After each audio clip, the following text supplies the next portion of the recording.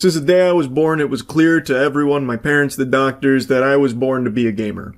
I have an entire channel dedicated to non-stop gaming, Moist Critical Gaming, best gaming channel on YouTube.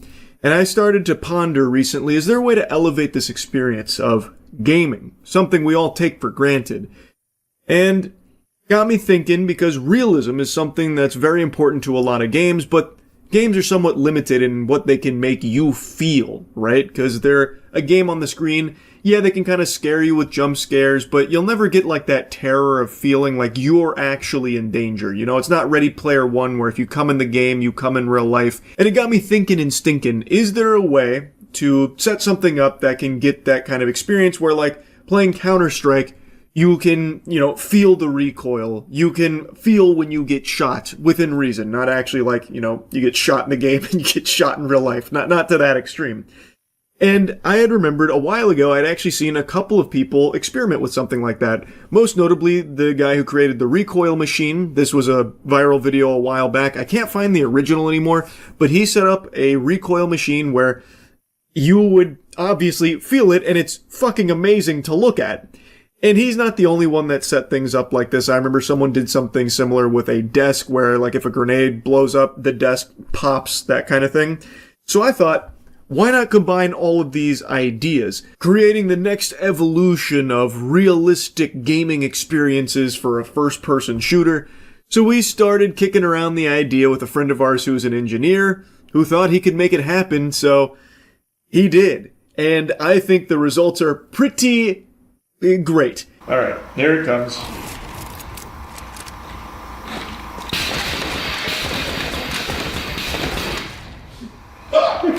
See, that's how games supposed to feel.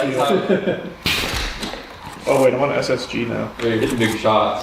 Oh my god. Yep, I got that too, by the way. Alright, give me the auto again.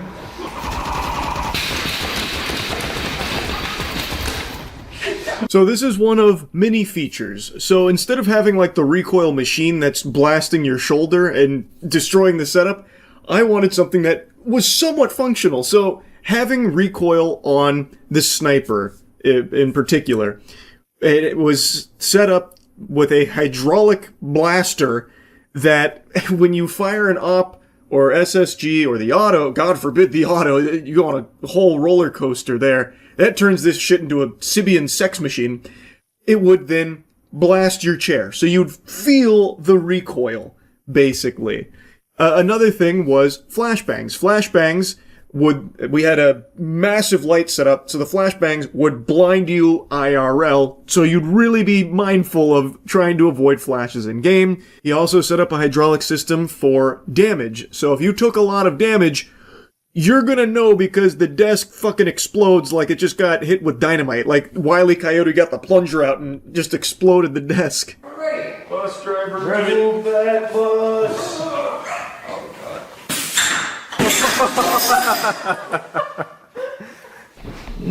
Cowabunga. I knew that would be it. Imagine you're watching Long from B and you just hear tink, tink, tink, tink. And then this. And then you hear your teammate explode IRL. You hear somebody just scream.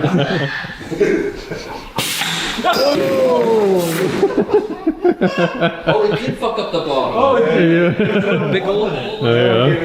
Yeah. So cracked the corner too. Yeah.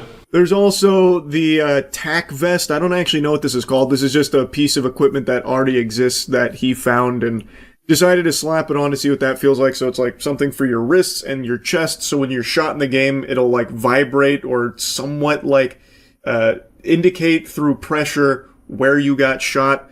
It's a nifty little thing, but it's more of a novelty than like an actual realism thing. But the hydraulic systems to the chair and the desk were fucking extraordinary. It really amplified the stakes, and the flashbangs were legitimately debilitating. So, naturally, after making sure everything worked, we took it into ranked. It's been a while. I'm home. Oh, there goes my Dust 2 rank. Does SSG make it go off as well? This is just going to be a dead round. This is just me on haptic feedback playing Counter-Strike. Oh my god. Oh, we forgot to put pyrotechnics in. The chair lights on fire when you're in a volley.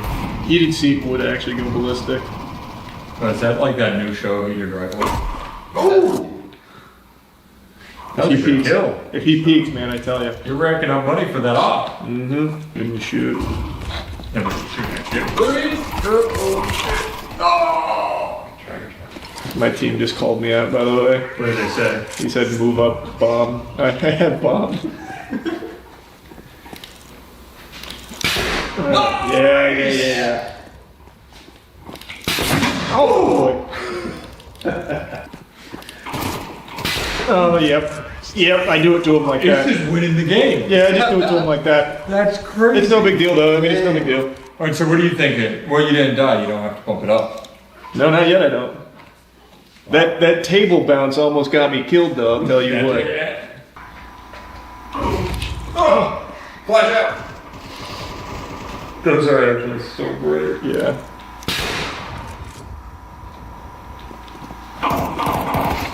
Oh, boy. Oh, I got What a shot! Two shots. I'll go in the hole. Because he's immersed. Yeah, I got it. Yeah, it's the immersion, baby. Yeah. Better! Matt, you might just start climbing today. I'm gonna tell you something. Oh my I'm god. gonna tell you something you don't want to hear, but I'm kind of doing it to him. Is this enhancing your immersion? You feel like you're in the game? I do. Like you're locking in more? Yeah, like I'm at the optimal distance, 10 feet away from the screen. I got my haptic feedback in my hydraulic chair. Charlie can just see a pixel move a little bit and he shoots. He can't even make out the full screen.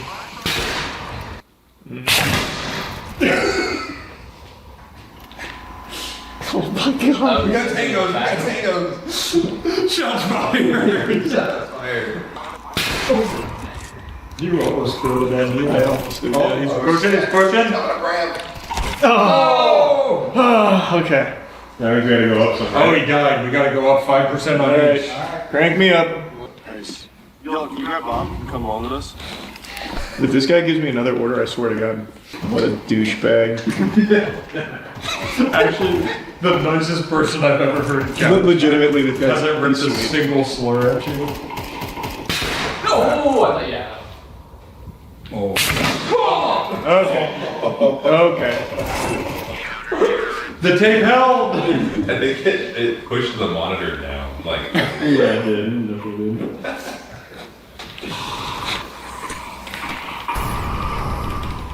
No, that timing is so Oh, sad. you're just lucky you didn't hit you with a sniper. Yeah, I got lucky that the Molotov cooked me a bit first. You want to go? Yeah, you can crank me up. I got it. Yeah, give me 10 more. Give me 10 more. I'm ready. That's fucking eagle work. Playing in an AMC IMAX theater today. Oh my god, I'm so bad at eagle peeking now. Holy shit, that was terrible. You ever played during the case opening frenzy a couple months ago? Nah, I didn't actually play. Just open gates. Oh, what a shot.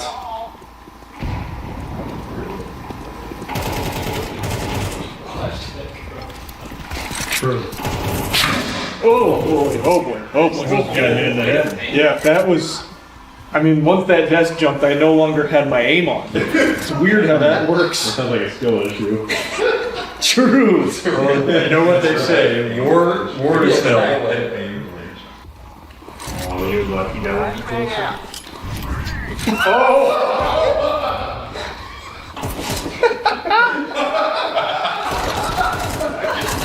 I can imagine this solo on that already. That's so fun. Oh!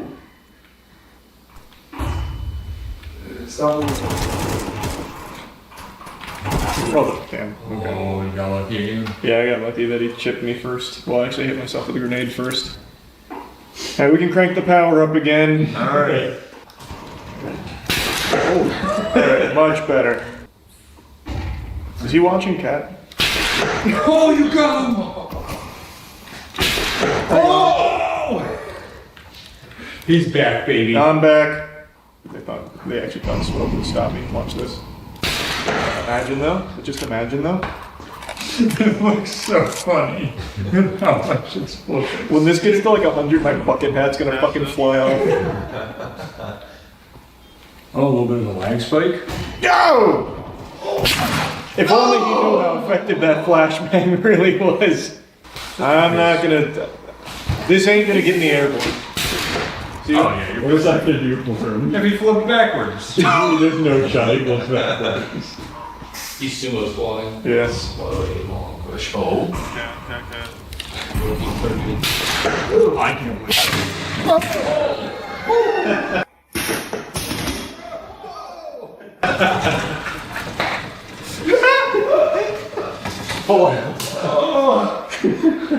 Smoke speed. Hard copy. It sounds like I'm. Oh wow. Oh wow. You're gone. Lock in. Oh, I didn't even see him cross. We won that game, by the way. I certainly cooled off after the desk kept blowing up multiple times and the monitor got all cattywampus and I was 20 feet away from the table. But, you know, it's an experiment and we did end up squeaking out the W. Matt then hopped into the hot seat. Didn't go as swimmingly. I will spoil a bit for you. It makes me jump every time. You should ask your teammates on mic, like, do you guys have your desk at 30% or 40%? What's the BSI on the chairs, guys? Alright. Anyone want to start the next game here? Yeah, let me give it a try. Give this one a whirl. This is crazy. This feels just like how I set up at home. With your wrist weights. Whoops. Now try leaning back. That's much scarier. Feels good though. It gives you a little whiplash. You're a pee-hole kind of guy. Not normally. I just bought a grenade, so. Trigger. Oh, there they are. Oh, Von Winkeldorf got me. Oh, glass cannon up. There we It's go. off time, baby. Fair time. Show them what you're made of. Give them a little warm up. Yeah. It really makes you flinch. Yeah, I heard you buy that off. Now they're afraid. My team has no comms. You ripped it off. You gotta hit your shots, man. That won't happen. There was a brief moment where it was just hanging from. it was deciding whether. Oh, is it stuck in the table? Yeah, I think so. Oh my god. Oh, it's on the table. Oh shit! That gets the blood pumping. All right. Don't you shoot that. Oh, they're voting to kick you, man. Shoot them all. Oh, You alright? No, they voted to kick. My How about we go into a death match or something? Well, we have no choice now. Overall, just two. Where's he up? Oh, That okay. sounded That one. Yeah, that one's definitely. That one got her. That's what he's looking for. Yeah, that's gonna get me up in the morning. You know what we should do? Oh, what a shot! Damn right I hit it. I don't miss these shots. You saw me in the ranked game. Oh my god, I'm cooking it on. I'm online. Oh my god! Yeah, you know I'm good for it. You know I'm good for it.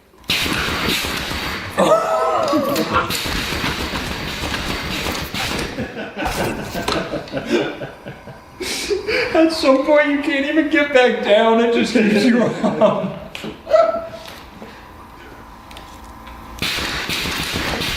Got him. Oh man, you're cooking. You just get used to the motion, now your aim's fine. I'm like getting seasick. Alright, crank it. Yeah, I think we just let's max it out and let's see what it looks Right. like. Alright. Do you want me as the guinea pig when you max it out, or are you? Yeah, you're already there. Well, I think he's gotta change it up to settings. All right, here we go. All right, get in there. You got it.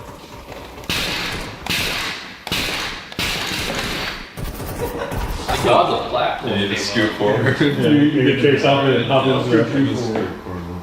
I'm in.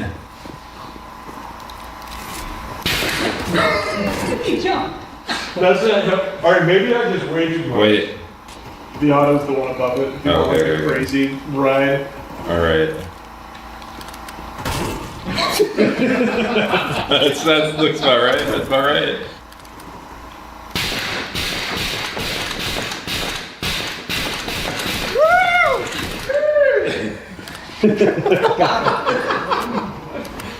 Yeah, I hit that wall pretty good. Yes! You should have brought a try here. Sure. Oh! Yeah, There we go. that a boy. Oh! He doesn't know how close he was. Does he grazed him? Alright, do you want to turn the desk back on? Almost at him. Oh, good shooting. It's that easy. She's not even zoomed. Okay. I love the stamps that we have. Yeah. Ooh. Oh man. It is like a sumo squat. I'm about to do some big shikos lifting my legs. I had her squirting. Alright, do you want to get the desk going again? Yeah, I'd say let's turn the desk on, let's crank it up a bit, and then I think we just finish off with That will be the end of it because it's gonna blow everything off. So you can, Alright. flash yourself for good measure. Yeah, You can't see the table coming. I'm gonna do what Matt said, flash and then grenade, but I'm not gonna auto it as well Yeah, because then I'm just gonna probably kill myself. Right. Alright. A bit of a flash in the corner.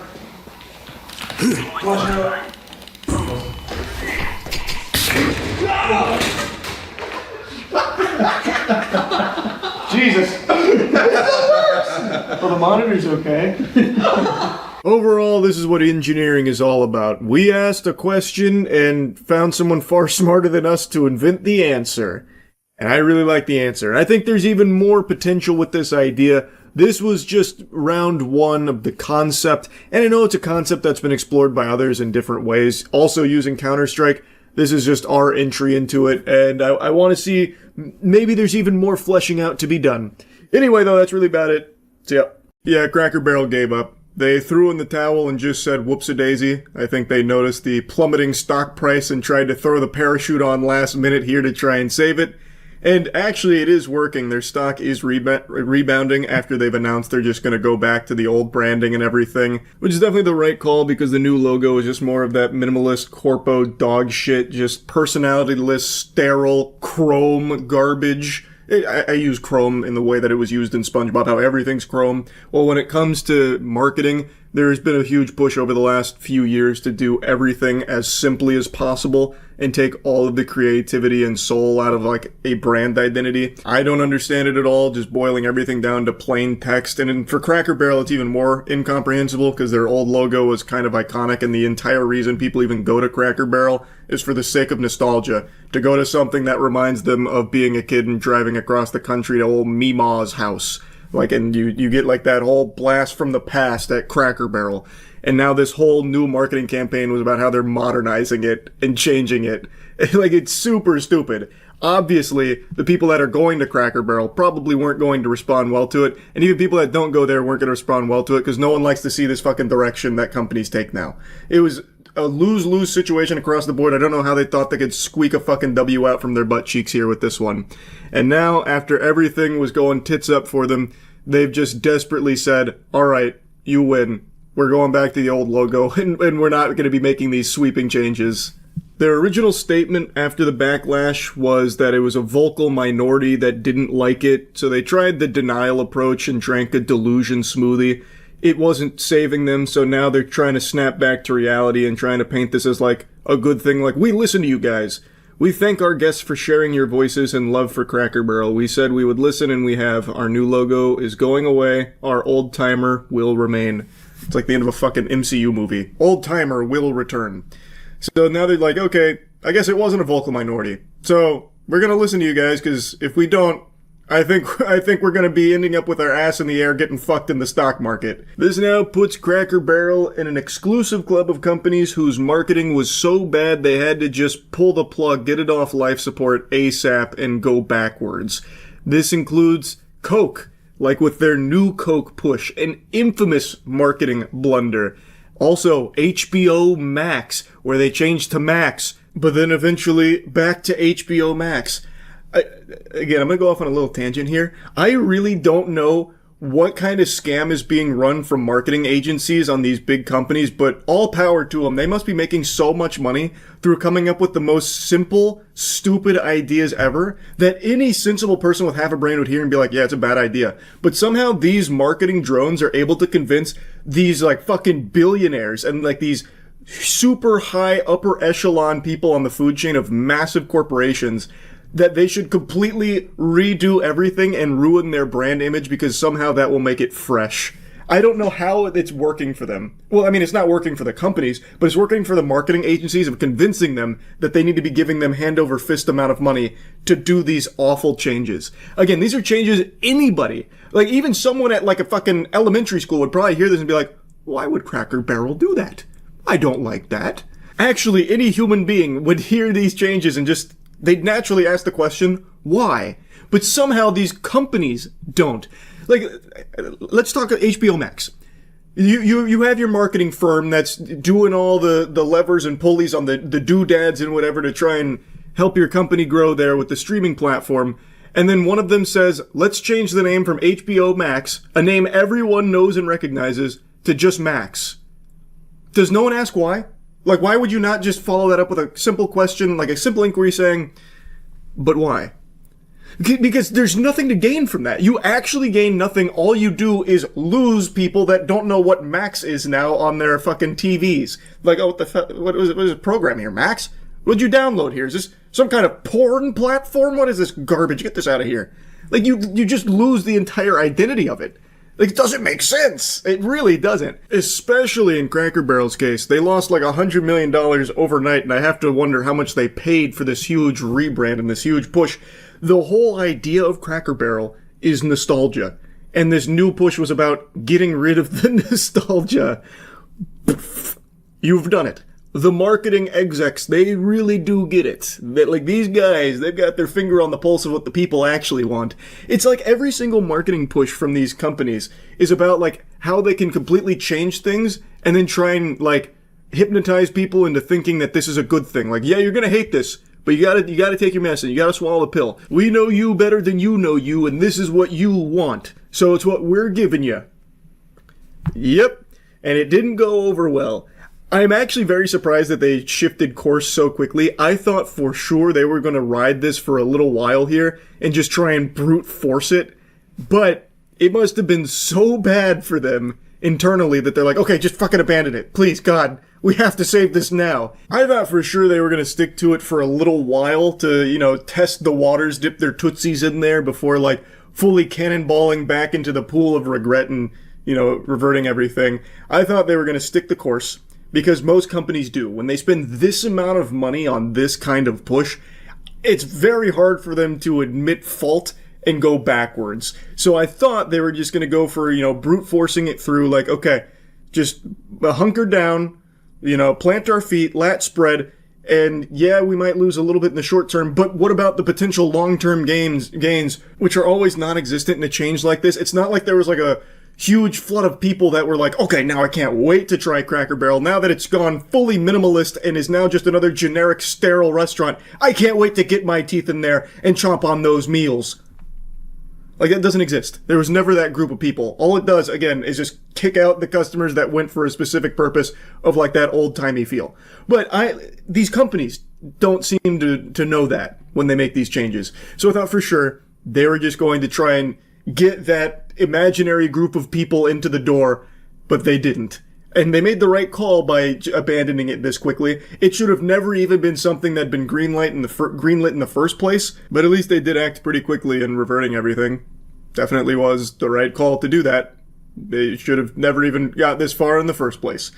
Maybe this will be like a lesson going forward that maybe a lot of those marketing agencies you're paying the big bucks to don't really know a fucking thing about what they're doing or what people are looking for out of your brand. I mean, I know that's kind of blasphemous to say in the corporate world, but maybe it's just a little food for thought. Oh, also, one more thing I wanted to mention. In the midst of all the Cracker Barrel hoopla, I saw some reports from employees claiming that they don't actually make the food at Cracker Barrel fresh. Like, it's not all made from scratch at some of the restaurants, which, I mean, I guess it doesn't surprise me per se, because a lot of companies make these claims about, like, how fresh the food is. We make it here. In fact, we got all the animals in the back and we go slaughter them there and make it so fucking fresh you wouldn't believe it. And it's like, yeah, that's probably not true. In Cracker Barrel's case, though, that was like a core component to their pitch on their cuisine. So if that is true, that's a damn shame. Like I said, I've never really had a problem with Cracker Barrel food. I've always enjoyed it. Every time I've gone there, it's been like good eating. I've never been disappointed or anything. But one of their big things of the new marketing push was like improving the food. So I don't know if that means that now they really are going to commit to making it all fresh from scratch at the locations or what. But I don't think all of this is going to lead to more customers going to Cracker Barrel, like a new wave of enthusiasts going there. Like, they listened, I can't wait to commit to eating at Cracker Barrel 3 times a week with my family. I don't see that happening. I think this will just be everyone going back to not eating at Cracker Barrel unless they're really feeling nostalgic or if it's something that's just really convenient on a road trip or something. I don't see this being like a huge eruption of popularity for the brand or anything, even though it did get their name out there in a big way, and I'm sure there are people that are happy that they did go back and listen to the feedback. Granted, that's not what they did. They weren't listening to the feedback. They just noticed that they were fucking floundering in the stock market. They were losing so much money. But regardless, there are people happy that they at least did go backwards, and they might try it once or twice. I just don't see it leading to like long-term explosive growth of Cracker Barrel or anything like that. Even though it is rebounding with its stock, I don't think anything's going to really change for this company going forward. Though I did mention that one of their changes in this new push that they've now abandoned that I actually thought was a really good idea that they should definitely still go through with is changing their chairs. Those chairs, they do not feel good on the old tuchus after a little while. I think changing out the chairs was a actual good idea. That is a banger. They should definitely still do that. Get rid of everything else they were proposing, except that. Get new chairs. Get some like real comfortable chairs to sit on. Because those seats they got there, yucky. They are just not comfortable. Anyway, though, I'll stop yapping about Cracker Barrel. That's really about it. See ya. Happy New Year, 2025 going to the rear view as we go headstrong into 2026 with a smile on our face. As of me making this video right now, we're about like an hour out from the New Year's Eve ball dropping in New York. I don't know why I said an hour out. I even looked at the time. It's 9:30 p.m. as of me making this, so pretty substantial rounding down. Doesn't matter. What does matter, though, is that ball, that sacred orb, convinces people to literally shed themselves of basic dignity and human instinct in order to wait for hours upon hours in the cold temperatures in New York, unmoving, unwavering, just so they can watch it happen in person. And the meta has been for a while, if you attend one of these, you wear a diaper, so that way you don't have to like lose your spot to go find a bathroom to relieve yourself.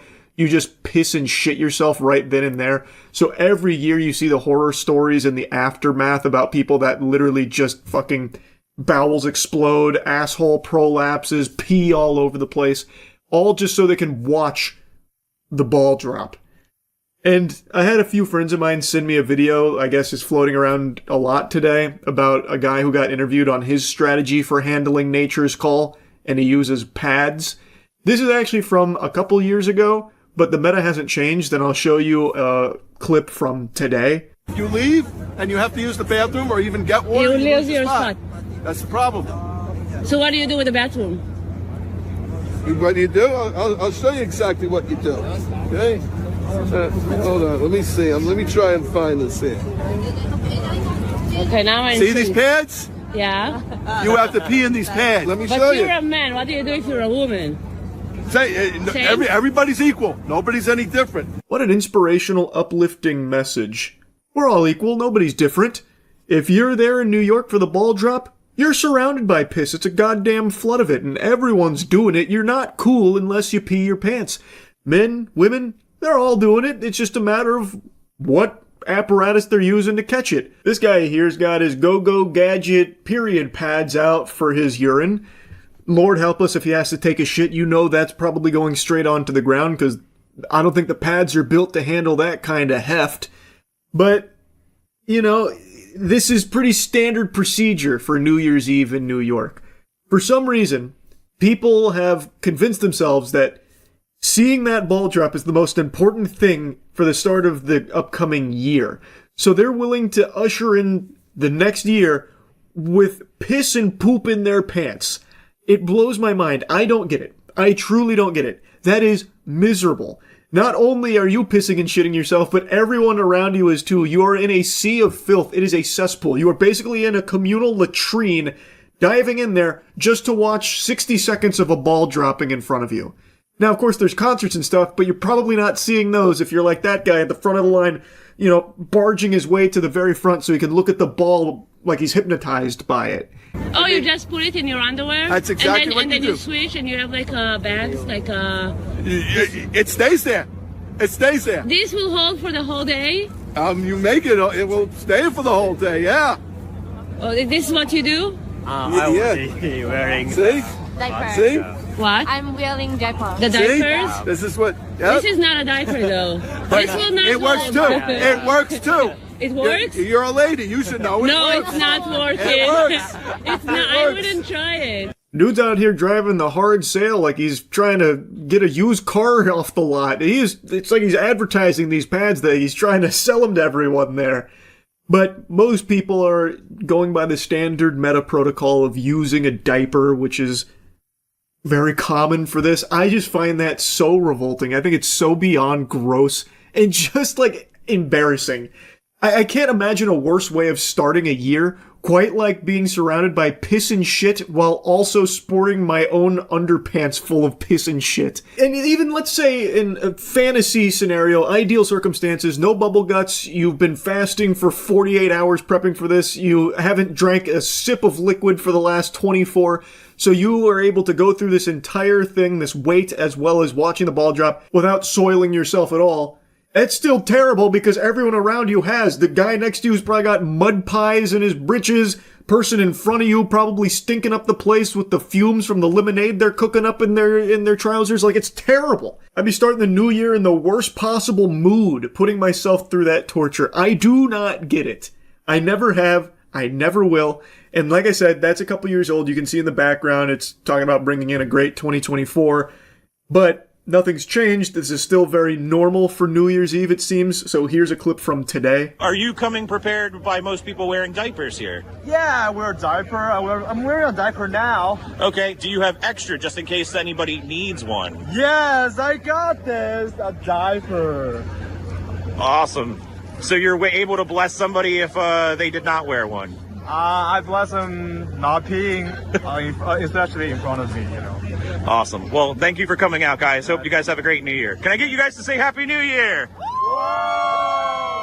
I gotta tell you, no one is happier about New Year's Eve celebrations than Depends. The executives at the top of the food chain of that company must just be the happiest people on the planet every time New Year's Eve rolls around. Sales skyrocket. But anyway, if people enjoy it, all power to them, I suppose. I don't personally understand it, but if you're out there right now, piss, poop all over the place, waiting for that ball to drop, Godspeed to you. I hope it's a cherished memory going forward. Hopefully it'll kick off your 2026 in the best possible way. For me personally, I think it's a lot more convenient just to hang around friends and family to start the year off right, being around people you know and love that aren't soiling themselves around you, attacking your senses with their waste fumes. But anyway, 2026, right around the corner. That's about it. So yeah. Primate, a new horror movie about a chimpanzee with rabies that starts killing an entire house party. Is it good? Kinda, I suppose. I saw that this film debuted with overwhelming enthusiasm and really high scores, so I thought for a moment that the trailers were deceiving and this wasn't a really simple movie. It's not just, a slasher film where the bad guy is a chimpanzee. There must be a lot of depth or something, a very complex onion to peel apart. After seeing it, I could tell you it is a slasher with the chimpanzee taking pleasure in just killing people having a house party. I'm a little surprised at how high the reviews are. I think maybe people just appreciate the unapologetic nature of just how simple a movie this is. Anyway though, this film is every horror cliche you could possibly find in a slasher put into here, but with a new Fortnite skin on it. And I gotta tell you, the new skin does make it more entertaining. It is actually very silly to see like an evil chimpanzee become fucking ghost face here. Like, even trying to scare and torment the people that he's killing. So there's a scene where he's got like an iPad that can like verbalize for him. So he starts spamming Lucy, bad, Lucy, bad, Lucy, bad, Lucy, bad, right before like jumping on her from the fucking top turnbuckle to like, you know, go crazy on her. But overall, the film doesn't do anything you haven't seen a million times before, with characters making the stupidest decisions. And I know I say that for so many horror movies, but it's because it's so common. In this one, I don't think a character even accidentally makes a good decision. Anyway, though, I've already kind of dove into the meat and potatoes without even giving you, you know, like the actual overview here. Obviously, we're going to be getting into spoilers. Here's your spoiler warning. So the movie is about a family that has a pet chimpanzee named Ben. Ben has been trained from the mother, who was a linguistics expert, to communicate with them. The mother has passed away, so now it's just the daughters and the dad. And one of the daughters is finally coming home after a long time away, and she brings her friend, who brings her friend, and they meet two dudes on the plane who are like your quintessential frat douchebag party, like, titties, a beer, yes! That is all they are. And they meet them on the plane. Then they go to Lucy's house. She's our main character. And Lucy's father is about to go away because it's an important deal that he's got to do. So even though his daughter's finally home, he can't really stay and celebrate. So it's Lucy, her sister, and Lucy's friends. And they have a house party because Papa's not there anymore. So they said, it's time for beer and weed. So they have a house party because the house is all to themselves. We meet Ben, who unfortunately got in a little bit of a tussle with a mongoose. And the mongoose had rabies. Then Ben escapes from his enclosure after murdering one of the doctors that was coming to check on him. He rips his face off. The gore in this movie is pretty impressive. Like, I know it's a lower budget film, but it actually looked pretty solid. It's not just some like super lazy, low budget CGI that you'd find on a CW show or anything. I looked it up. It's practical. It's an actor in a suit with an animatronic face for the chimpanzee. So it looks good. And it's not like, you know, very cheap suit or anything. You know, don't be picturing that scene from SpongeBob where he gets him in the sack and starts beating the devil out of him. Like, it is a decent looking film. And the kills are pretty brutal. Like, Ben rips someone's jaw off, like, straight off their face. Like, and it doesn't look like, you know, dog shit PS2 graphics or anything. And that's pretty much the whole movie. I basically described the entire story. It is, they were throwing a party because Dad was out of town, Ben's got rabies, and now he just wants to kill everybody. So they're trying to survive the night. And boy howdy, let me tell you, they do a fucking terrible job at surviving. They are worse at that than mosquitoes. And those stupid bastards fly into electric bug zappers. Like, it is crazy just how many awful decisions these characters make. So, for example, when they first start to recognize something is wrong with Ben, he's getting aggressive. He bites one of the sisters, and she's like bleeding out, basically. They jump in the pool right afterwards because they correctly deduce that Ben can't swim. So they get in the pool, and then Ben gets his iPad out and he starts just saying, dead, dead, dead, dead, dead, taunting them. And like trying to like circle them, and they're just floating in this pool for a while. Eventually, Ben like ambushes them, so he climbed over the top of the pool and then dropped on the other side to like scare them and like try and grab one of them, but fails. And he's just sitting on that edge, and the edge of the pool is right by a cliff. So the only guy here at this party decides he's going to be the big shot hero, and he comes up with a plan to push Ben off the side. And when he goes to push Ben off the side, Ben basically just flips him over instead, and then he falls to his death and has his head explode on a rock down below. Then Ben comes up and starts laughing, like maniacal laughter, like a comic book villain. Why would the guy think that the best choice would be to push the chimpanzee? The chimpanzee is 1,000,000 times stronger than him. That was only ever going to end in disaster. If him... I don't understand that plan, because they had just discussed that he probably has rabies, like that's probably what's causing this, and they know he can't swim, and they would probably know that water would frighten him, and he's on the edge of a pool, on the edge of a cliff. If he had instead just started splashing water at him, Ben probably would have freaked out and fallen off the cliff. But instead he decides to go for like a Goldberg spear on him, which ends with him dying. I don't know why he wouldn't just splash him with water first. But anyway, I don't need to get hung up on just how terrible the decisions were from the crew here on trying to survive. Like, every decision they made was counterintuitive to surviving. Like, if their goal was to be alive, they did everything in their power to ensure that couldn't happen. But I have to call out one inexplicable scene. So those two dudes on the plane that I briefly mentioned, the reason I mentioned them is because they did play an important role. While they were partying, one of the girls decides to give them a call saying, "Come fuck our brains out," like teasing them, and then leaves a message with her address.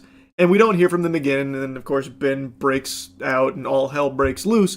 And then randomly, after, there's been some death around the area from Ben killing them, not just the one guy, but also one of the other girls got pummeled to death. Well, then those two dudes show up. They're already like plastered, but they like break into the house. They open the door and they're like, "Whoa, it's time to party. Who's looking for penis delivery?" And they're just walking around this house that no one is there. There's shit thrown all over the place, and they're just like joking around like, "Yeah, dude, they're probably upstairs waiting for us to come bone them. I'm gonna check upstairs, but you check downstairs just in case. We're gonna get super laid tonight." And they're just walking around this house like drinking their beer. These are strangers, by the way. They'd never met apart from like the 3 minutes they spent hanging out on the plane. And they break into this house with all the lights off. It looks like there's no signs of life, but it looks like there was some kind of struggle. And they're just wandering around aimlessly. One of the dudes goes into the girl's room. Well, multiple rooms, actually. And then he's like just hanging out on her bed.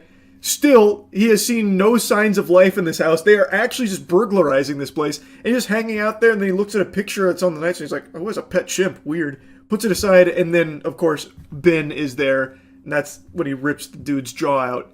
And then he also kills the other guy who was still wandering around the house. And then he eventually saw all of the girls in the pool, like, passed out on a flotation device because they had been, floating there for so long they got exhausted and fell asleep there. And he's like, "Dude, I found the chicks." Mind you, in order to even get to that area to see the girls in the pool, he had to walk through a minefield of broken glass because Ben had busted through a glass door. Meaning, he walked through the broken glass, thought nothing of it, then saw them unconscious in the pool and was like, "Yeah, they're here, the girls."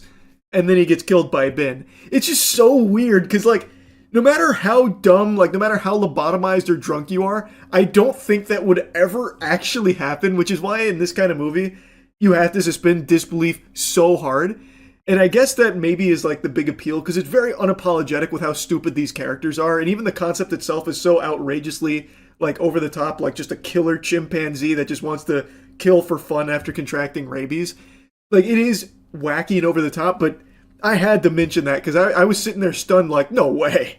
No way we're watching this right now. And it's also really inconsistent with how strong Ben is. Like, I'm sure many of you have heard the stories of, like, chimpanzee attacks and how brutal it is and how strong they are. Like, the one chimpanzee that ripped the lady's face off and, got shot 6 times and still didn't even go down. Like, it is incredible how strong these animals are. In this movie, they showcase that a little bit with Ben, sometimes, but then other times, like on Lucy, there's like 4 scenes of him just like beating Lucy to death, and she's totally fine. There's a scene where he breaks her wrist, like breaks her whole hand and wrist, and then in the next scene, it's fully healed for Lucy. She even picks up a shovel and hits him with it, with no issue at all.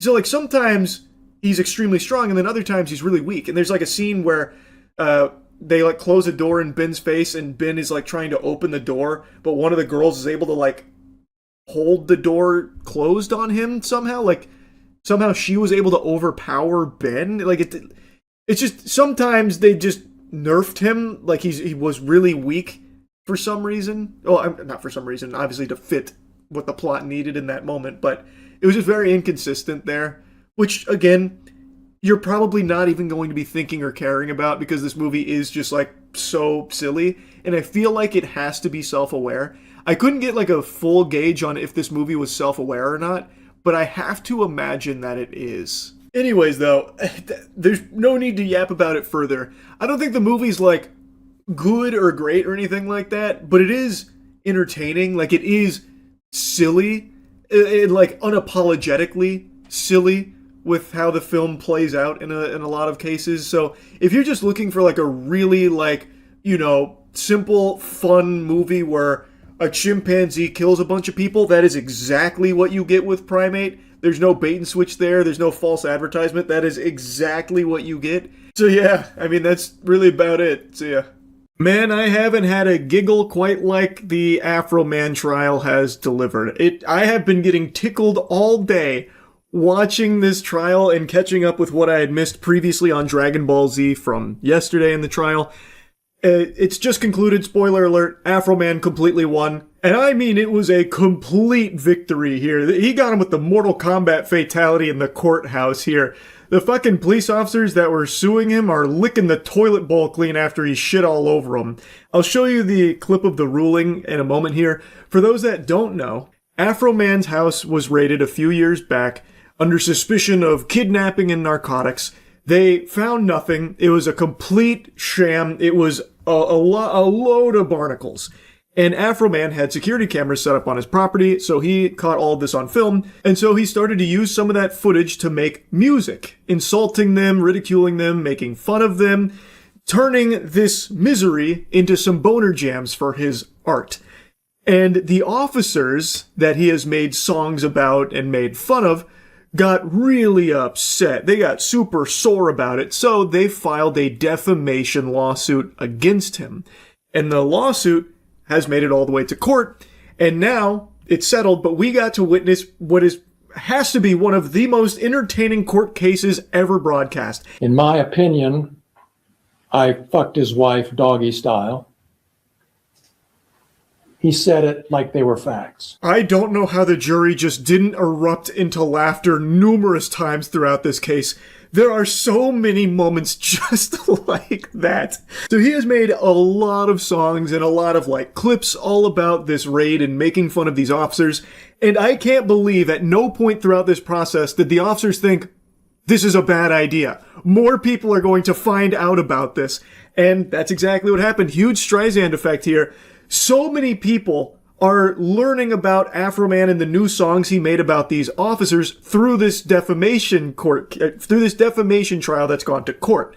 So now the songs are blowing up all over again. So like, will you repair my doors? Over 9 million views. Lemon Pound Cake is probably gonna start charting on fucking Billboard at this point. This one's going nuclear right now. And it's in part a large thanks to these officers being such fucking bumbling, drooling imbeciles that they actually tried to sue Afro Man for defamation because he hurt their feelings through making fun of them in these songs. I gotta tell you, sports fans, if the officers were upset before, they're inconsolable now. Unless they have a humiliation fetish, they're probably not feeling too great about how this one's gone down, because everybody is making fun of them even more so now. And honestly, this whole case is fucking ridiculous. Like, anyone should look at this and obviously not be on the side of the officers here, because this is so absurd.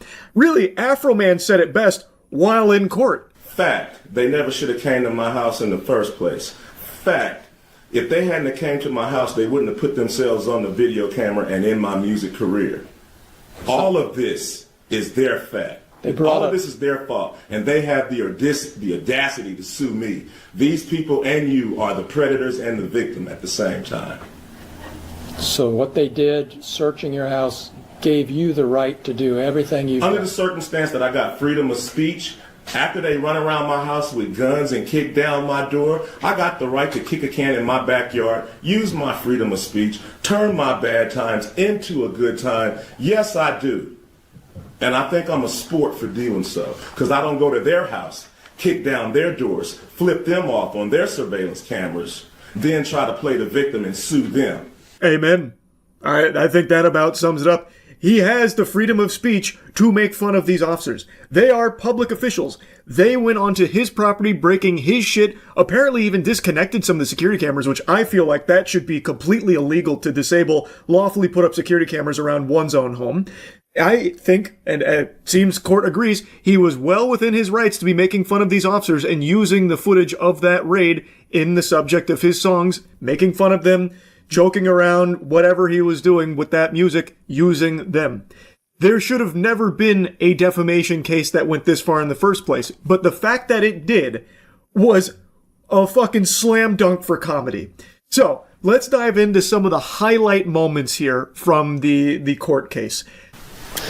So, you're claiming that is the defamation with your wife? Mr. Walter. You're solely being painted in a false light due to Mr. Walters saying he had sex with your wife. Mr. Walters does have sex with his wife. Mr. Foreman doesn't. Good catch on that. Yeah. So, you're claiming that is the defamation statement is that he said he had sex with your wife? Yes. Okay. And that's painted you in a false light? It's caused tremendous pain in my life. I'll get to that. We have to go through false light first. So does it paint you in a false light? Yes, that my wife is cheating on me with Mr. Foreman. But we all know that's not true, correct? I don't know. Fucking plot twist of the century. Game of Thrones writers could never. The subversion of my expectations during this segment cannot be overstated. My jaw was on the floor. So, I was already kind of giggly, kind of kicking my feet in my little chair when he was like, listen here, bub. Mr. Walters does have sex with his wife. Mr. Foreman doesn't. Mr. Walters, me, does have sex with his wife. Raw, if you needed to know. What you think of that, tough guy? Yeah. And then, when he's like, so, yeah, sorry about that, misspoke. So, the defamation is, Mr. Foreman doesn't have sex with your wife, and we all know that's untrue. And he's like, I don't know. The lawyer was stunned. Like, the lawyer just went radio silent, I think actually blue screened when Randy Walters, this is Randy Walters, by the way, I forgot to mention his name, star of Afro Man's hit song, Randy Walters is a son of a bitch. So he's now on the stand, and he had a crazy mic drop moment when the lawyer's like, and we all know the claim is untrue about him having sex with your wife, and Randy's like, I don't know. So it seems like he actually thinks Afro Man might have fucked his wife or something. So now he's on stand, and it only gets worse from here. It looks like he starts to get angry at his wife about the claim. Wait, you don't know if your wife's cheating on you or not? You want to go there? No, I just want to ask that question because you said we don't know. I just been with that woman since middle school. I know. I would hope she wouldn't. But you know what? Once somebody puts it out there for their fun and entertainment, it's out there. And it's a problem. So it's something we cannot verify the truth of?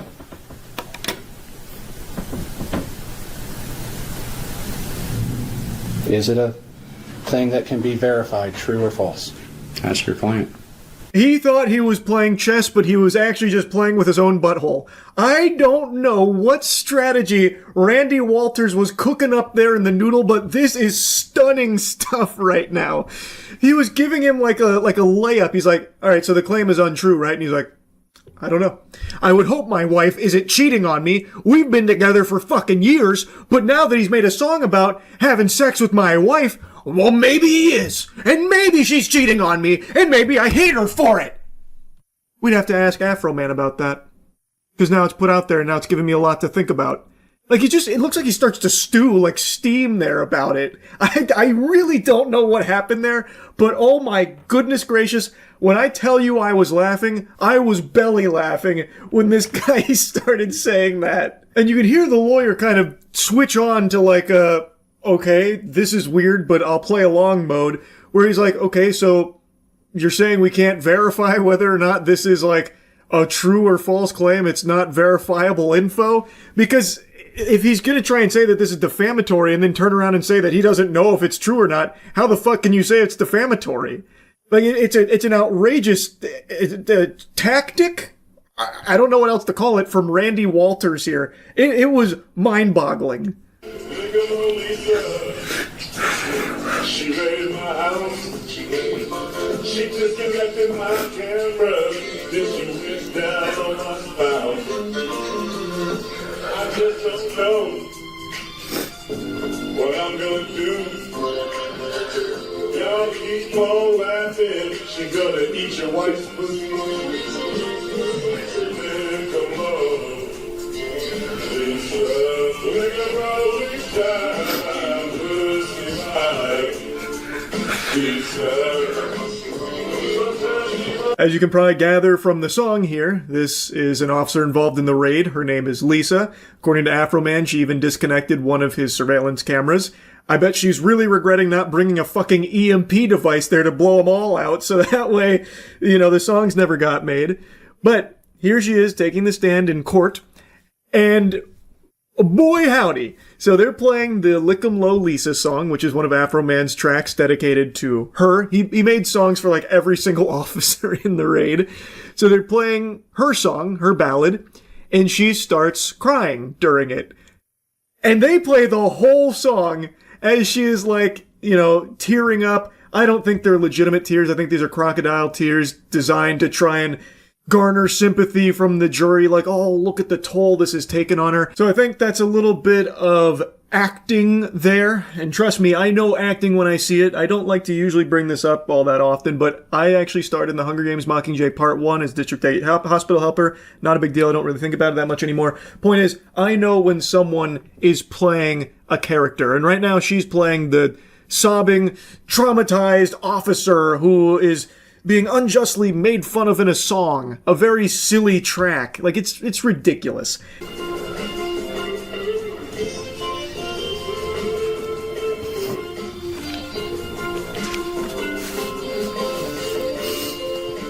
They play the whole song, too. They sit her right there like it's a fucking Fine Bros React segment, and they make her listen and watch the entire thing. I don't understand why, to be honest with you. I feel like he probably could have just played like the first minute, maybe minute and a half, and I think the message gets across. It's a song making fun of her. Talking about like how Lisa eats a lot of pussy and, not taking her job all that seriously. I feel like you probably don't need to play out the whole song, but the fact that they did is comedic gold.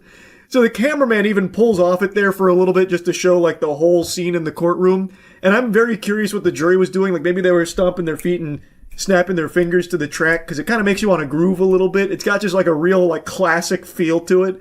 And then it pans to Afroman.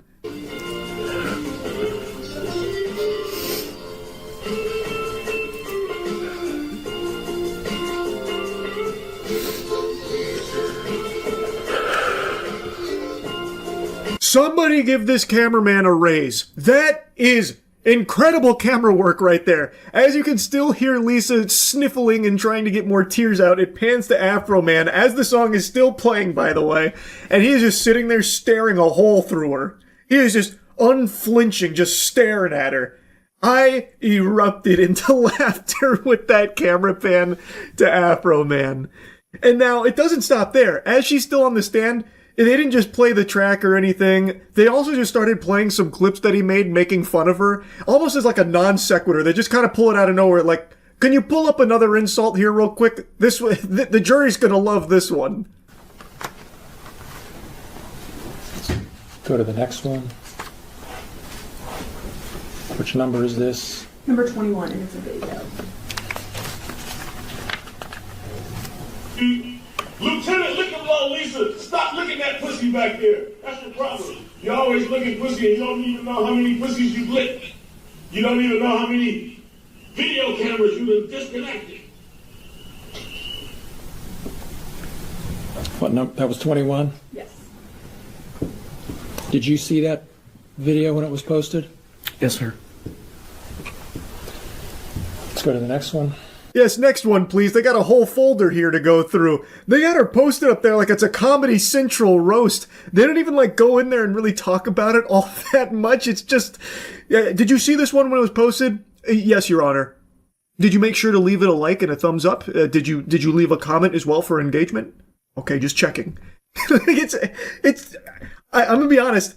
Like, I get why it's there, trying to show, like, you know, he's insulting her a lot or like defaming her by making fun of her a lot. But like, these are just short clips of him taking the piss.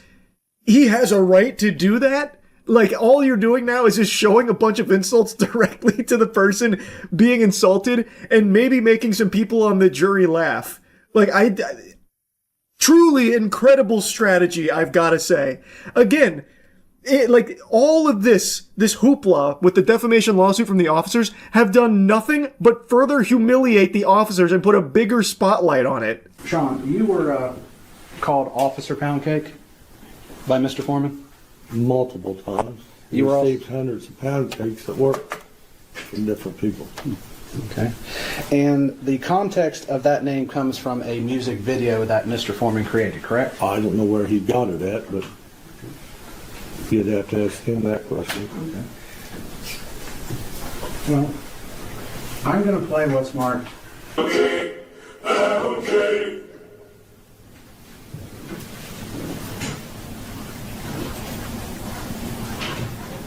About it there. So you've seen Exhibit D, correct? Mm-hmm. You would admit that you with the glasses walking by a lemon pound cake on the counter? Yes.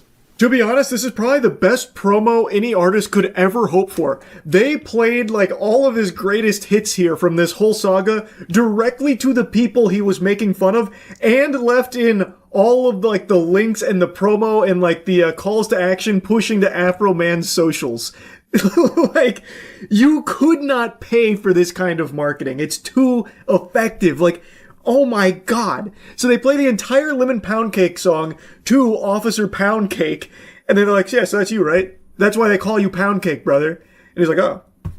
Like, this whole trial was amazing. And thankfully, it has a happy ending as well. The cherry on top of the Lemon Pound Cake. Afro Man won. The First Amendment won. In all circumstances, the jury finds in favor of the defendant. No plaintiff verdict prevailed. So the matter will be concluded with defense verdicts. Thank you, Mr. Klingler. Thank you, Mr. Osborne. Thank you to the court staff and the Sheriff's Department for security in the building. And we'll go ahead and stand in adjournment. You love to see that right there. So they were looking for a lot of money from this case from what I can see online. Doesn't seem like they'll be getting a single penny. Nothing at all here except for further humiliation. What an incredible defamation case. Fucking Goof Troop here really came after him. Didn't work out. Those officers were really upset about the songs, and now they got a lot more to be upset about, I think. I had to talk about this. This shit had me laughing hard today. So, anyway, that's really about it. So, yeah. There are few things as skin-crawlingly embarrassing as bad freestyle rap. It is this unmatchable cringe that I derive immense pleasure from experiencing. I love watching bad freestyle rap, and I'm sure you've noticed over the years because I've made probably like 20 videos now covering some terrible freestyles, and I just saw one from, I guess, like a corporate club get together on like a rooftop. I mean, imagining it's like a rooftop bar or something for something called the Amador Club in San Francisco. San Francisco, it's like you're on a trip. You got the rip when you hanging out with the rune like you high on the mushrooms. What? Because this is what we do. It's the love. It's the gift straight up from the God above when you hanging with your friends at the Amador Club, right? And when you got this, it's a flash. It feels like you've got this blush. You're so hot, like it's the gold rush. Because when you're here, you got the AI. It's so fly. And what's AI? A room's intelligence. That's what we come in. I was so sad that it cut off abruptly here. I want the director's cut. There's like 5 people filming on their phones. Someone has to have the full rap. Oh, it's so delightful. He's hitting this shit au natural, a cappella. This guy is dropping the stinkiest bars with his whole chest, full confidence, not even a single iota of a beat, very seldomly even hitting a rhyme. He can't even accidentally string together sentences that flow. It is perfection. when it comes to shitty freestyle rapping. He even said, AI so fly. Come on, that is divine, god damn it. I love this shit. This guy's up here and he's like, I wonder how it even got to this point. He's probably like, guys, Amador Club, gather around. I want to show you something. I got some bars for you. I might just fuck around and fart some poop with it, dry rubbing my cock until it starts shooting glue. Like, how do you even get to this point? Everything about this just tickles me.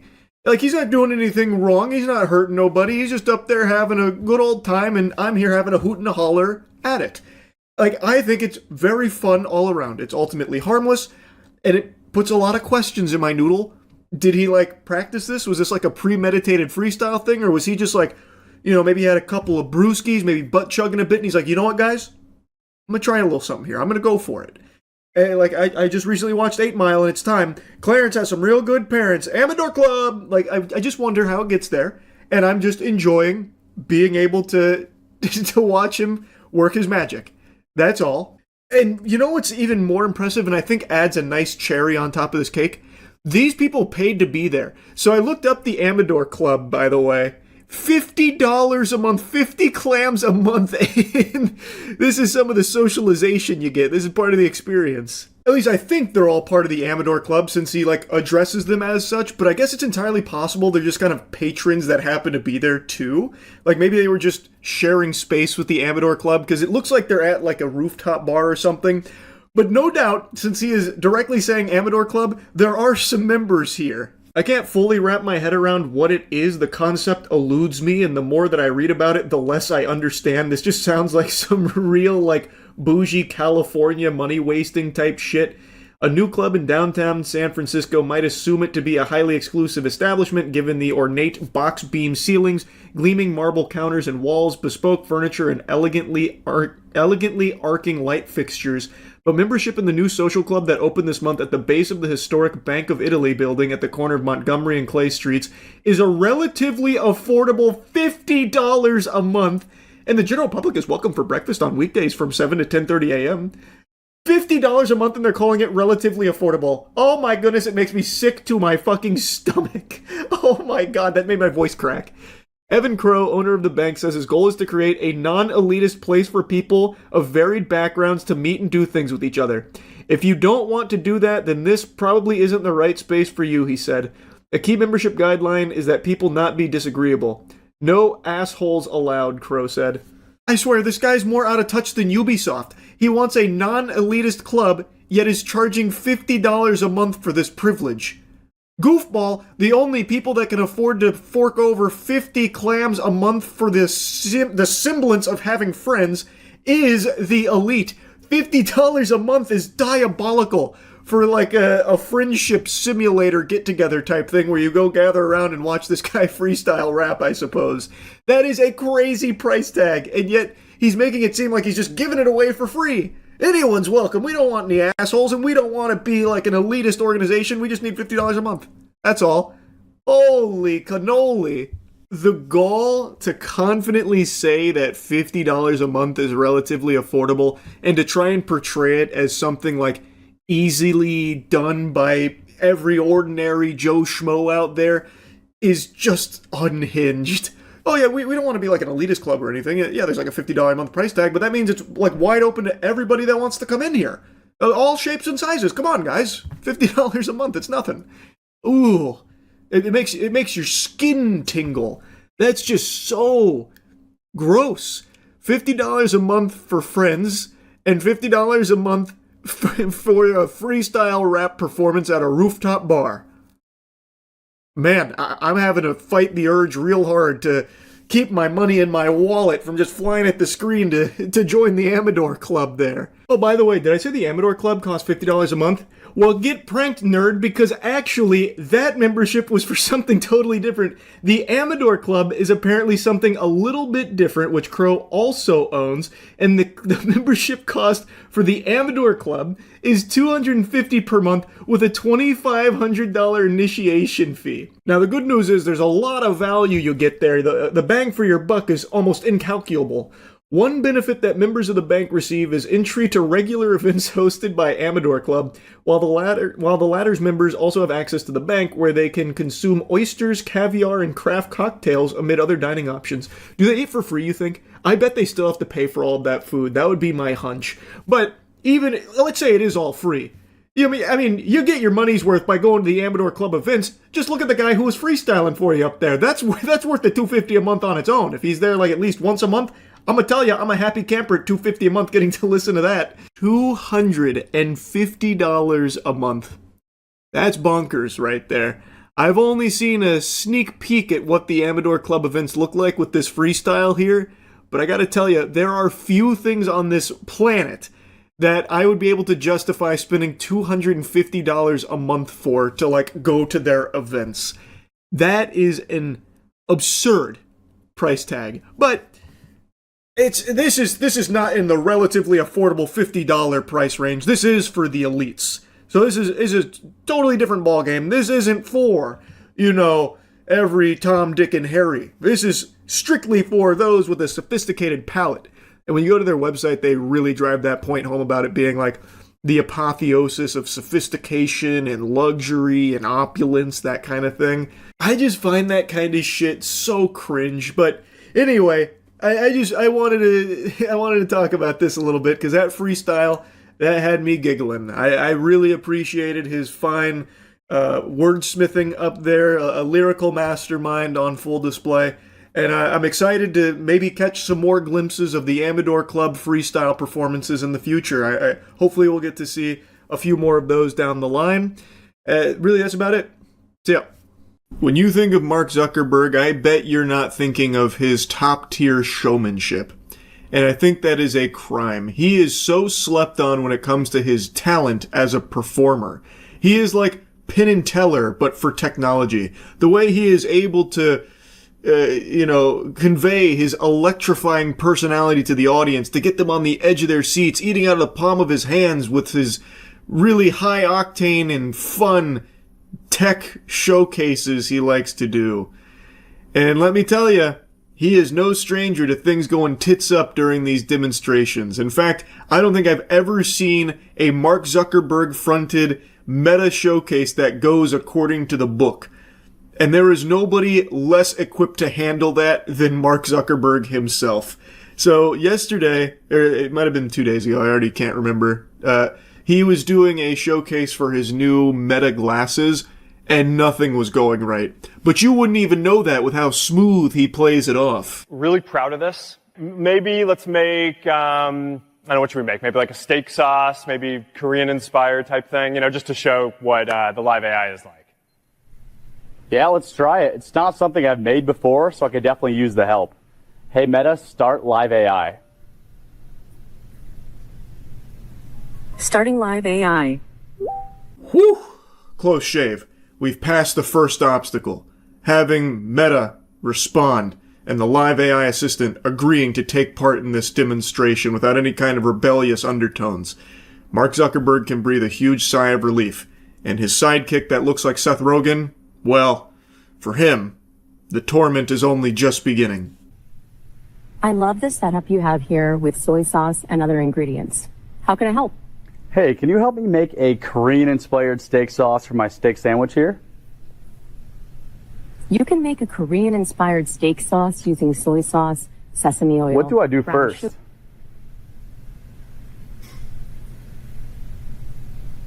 What do I do first? Extremely rude from Seth Rogen here to interrupt her, saying, "What do I do first?" She did not take kindly to that, so then she started not talking to him anymore. She gave him the silent treatment.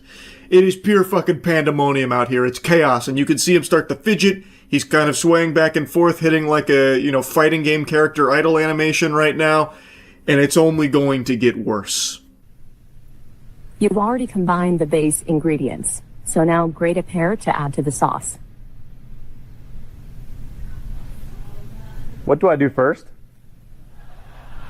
You've already combined the base ingredients, so now grate the pear and gently combine it with the base sauce. All right, I think the Wi-Fi might be messed up. Sorry, back to you, Mark. It's all good. Now, what you're seeing here wasn't part of the plan. I know that's hard to believe with how well it was played off here with, the Wi-Fi excuse. Very possible. Maybe it is all just a big Wi-Fi error. Naturally. Live AI got confused here, thinking that he had already combined all of the ingredients for the steak sauce, so it was giving him the final directive of grating the pear. But we weren't up to that step yet. I don't know... You know what? It's all good.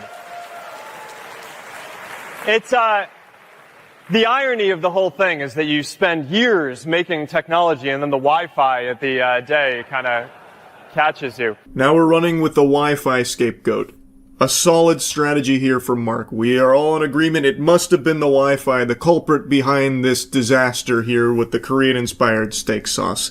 Now, a lesser man would have packed it up and called it quits, saying, "Fuck you guys, this Wi-Fi is not up to my standards. I will not sully my technology with this less than premium service. We're out of here." But no, not Mark Butt Fuckerberg.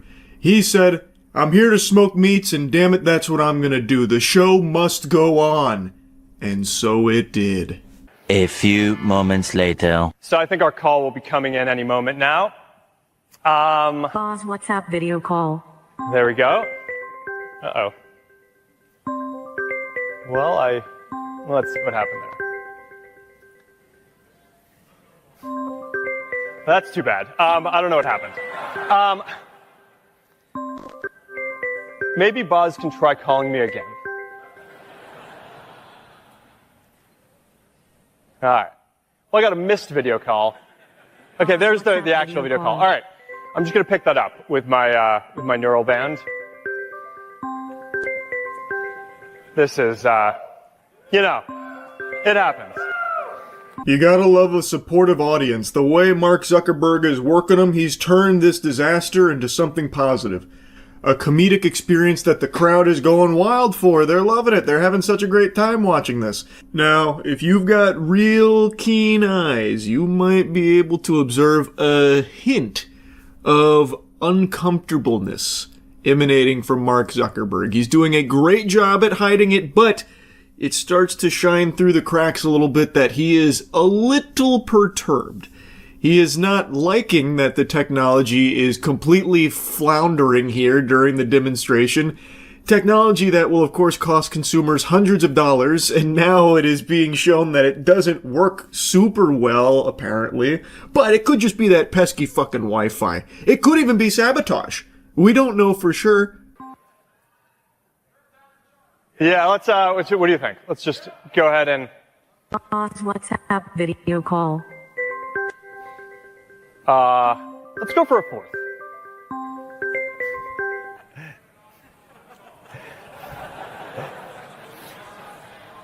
All right.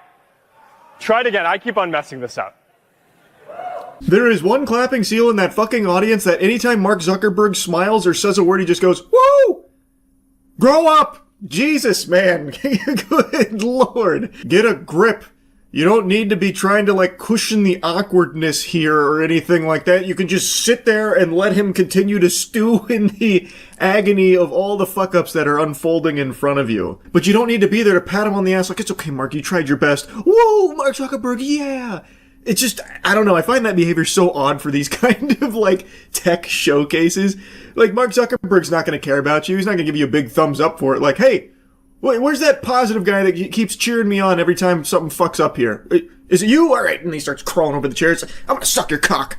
All right, now present your wiener. I want to give you a sincere thanks.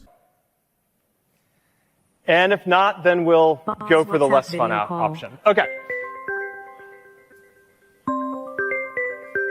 I don't know what to tell you guys. All right.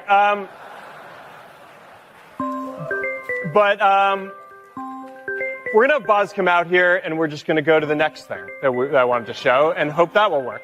I wonder what the less fun option was here. That sounded like an ominous threat. You gonna kill her, Mark? Is that what that was? You're gonna go back there and slit the AI assistant's throat or something? That was I don't know, it sounded so devilish. But he even took responsibility, saying, "Oh, it must be something I'm doing wrong. I messed up." And that's very big of you, Mark. He's saying, "No, it's not the technology's fault. It must be user error. I didn't consult the handbook. I didn't go through the tutorials here or the certification training to handle such beefy tech. It must be on me. And of course the pesky Wi-Fi that we all know, known to cause these kind of problems naturally. But good news, hopefully you've still got your hand on your wallet ready to fork over hundreds of dollars for this. They did identify these problems, and they have fixed them apparently. According to Andrew Bosworth, they fundamentally DDoSed themselves, which caused those hiccups. And as far as the video call goes, it was a never-before-seen bug. When the glasses went to sleep at the exact same moment, the device received a call notification, which apparently happened a few times. The bug has, according to Bosworth, been fixed, but he acknowledged the demo was a terrible place for that bug to show up. Yeah, unfortunately, just another awkward tech demonstration in the books for Mark Zuckerberg and the squad. I just had to talk about it because I've talked about all the other ones before, so this just fits kind of nicely at home with the rest. Anyway, that's really about it. So yeah. It's finally happening. David has been arrested and is being held without bail. It's been 7 months since a child's body was found decomposing in the trunk of his towed vehicle, and now authorities have arrested him as the main suspect in her murder. Her name was Celeste Rivas Hernandez. She went missing in 2024, and her body was found in 2025. She was 14 at the time of her death, according to authorities, and according to everyone's eyeballs, was in a relationship with David. There is a plethora of evidence about these two being in a relationship together, which is something even the most avid and ferocious of David defenders, when they pick up their shield, just kind of brush over. The fact that an adult was in a romantic relationship with a 13-year-old. I've seen them use excuses of, oh, he was homeschooled, you know, so he couldn't have known that that was bad. What the fuck? It's just actual craziness.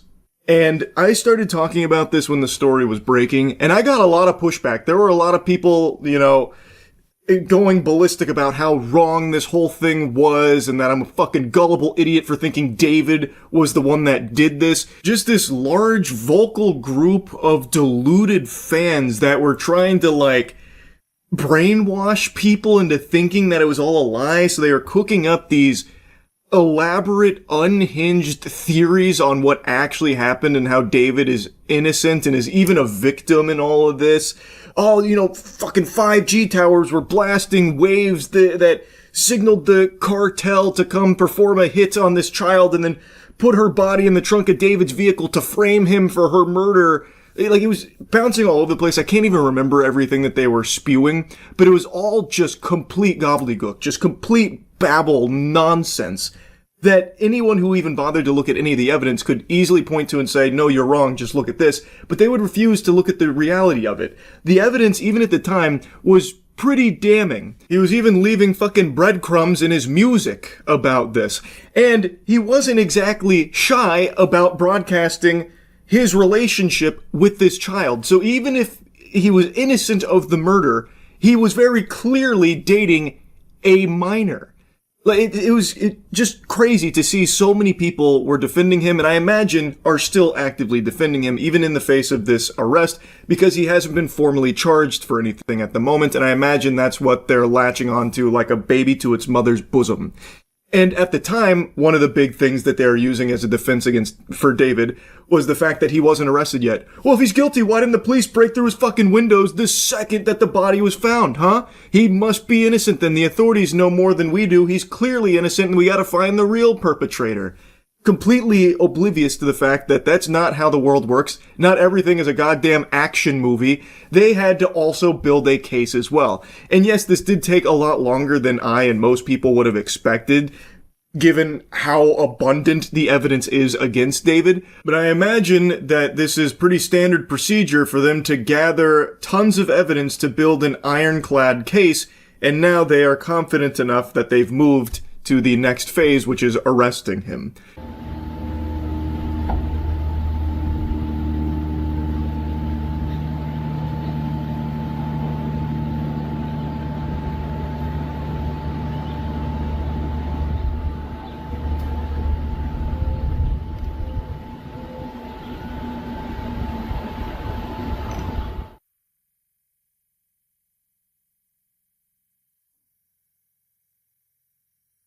Now, additional details around this arrest confirm that the arrest is not related to the grand jury that they were going through over the last handful of months where they were seeking an indictment there. This is totally separate based upon evidence that they have been gathering over these months here. This must be a long process, I suppose, but it doesn't seem like they were just sitting AFK waiting for the case to solve itself or David to turn himself in or anything like that. It's just a process that I guess took this long. All right. And so a lot of people wondering, so many things seem to point to him. Why did it take them this long to make the arrest? We know they're pretty methodical about how they do things, but.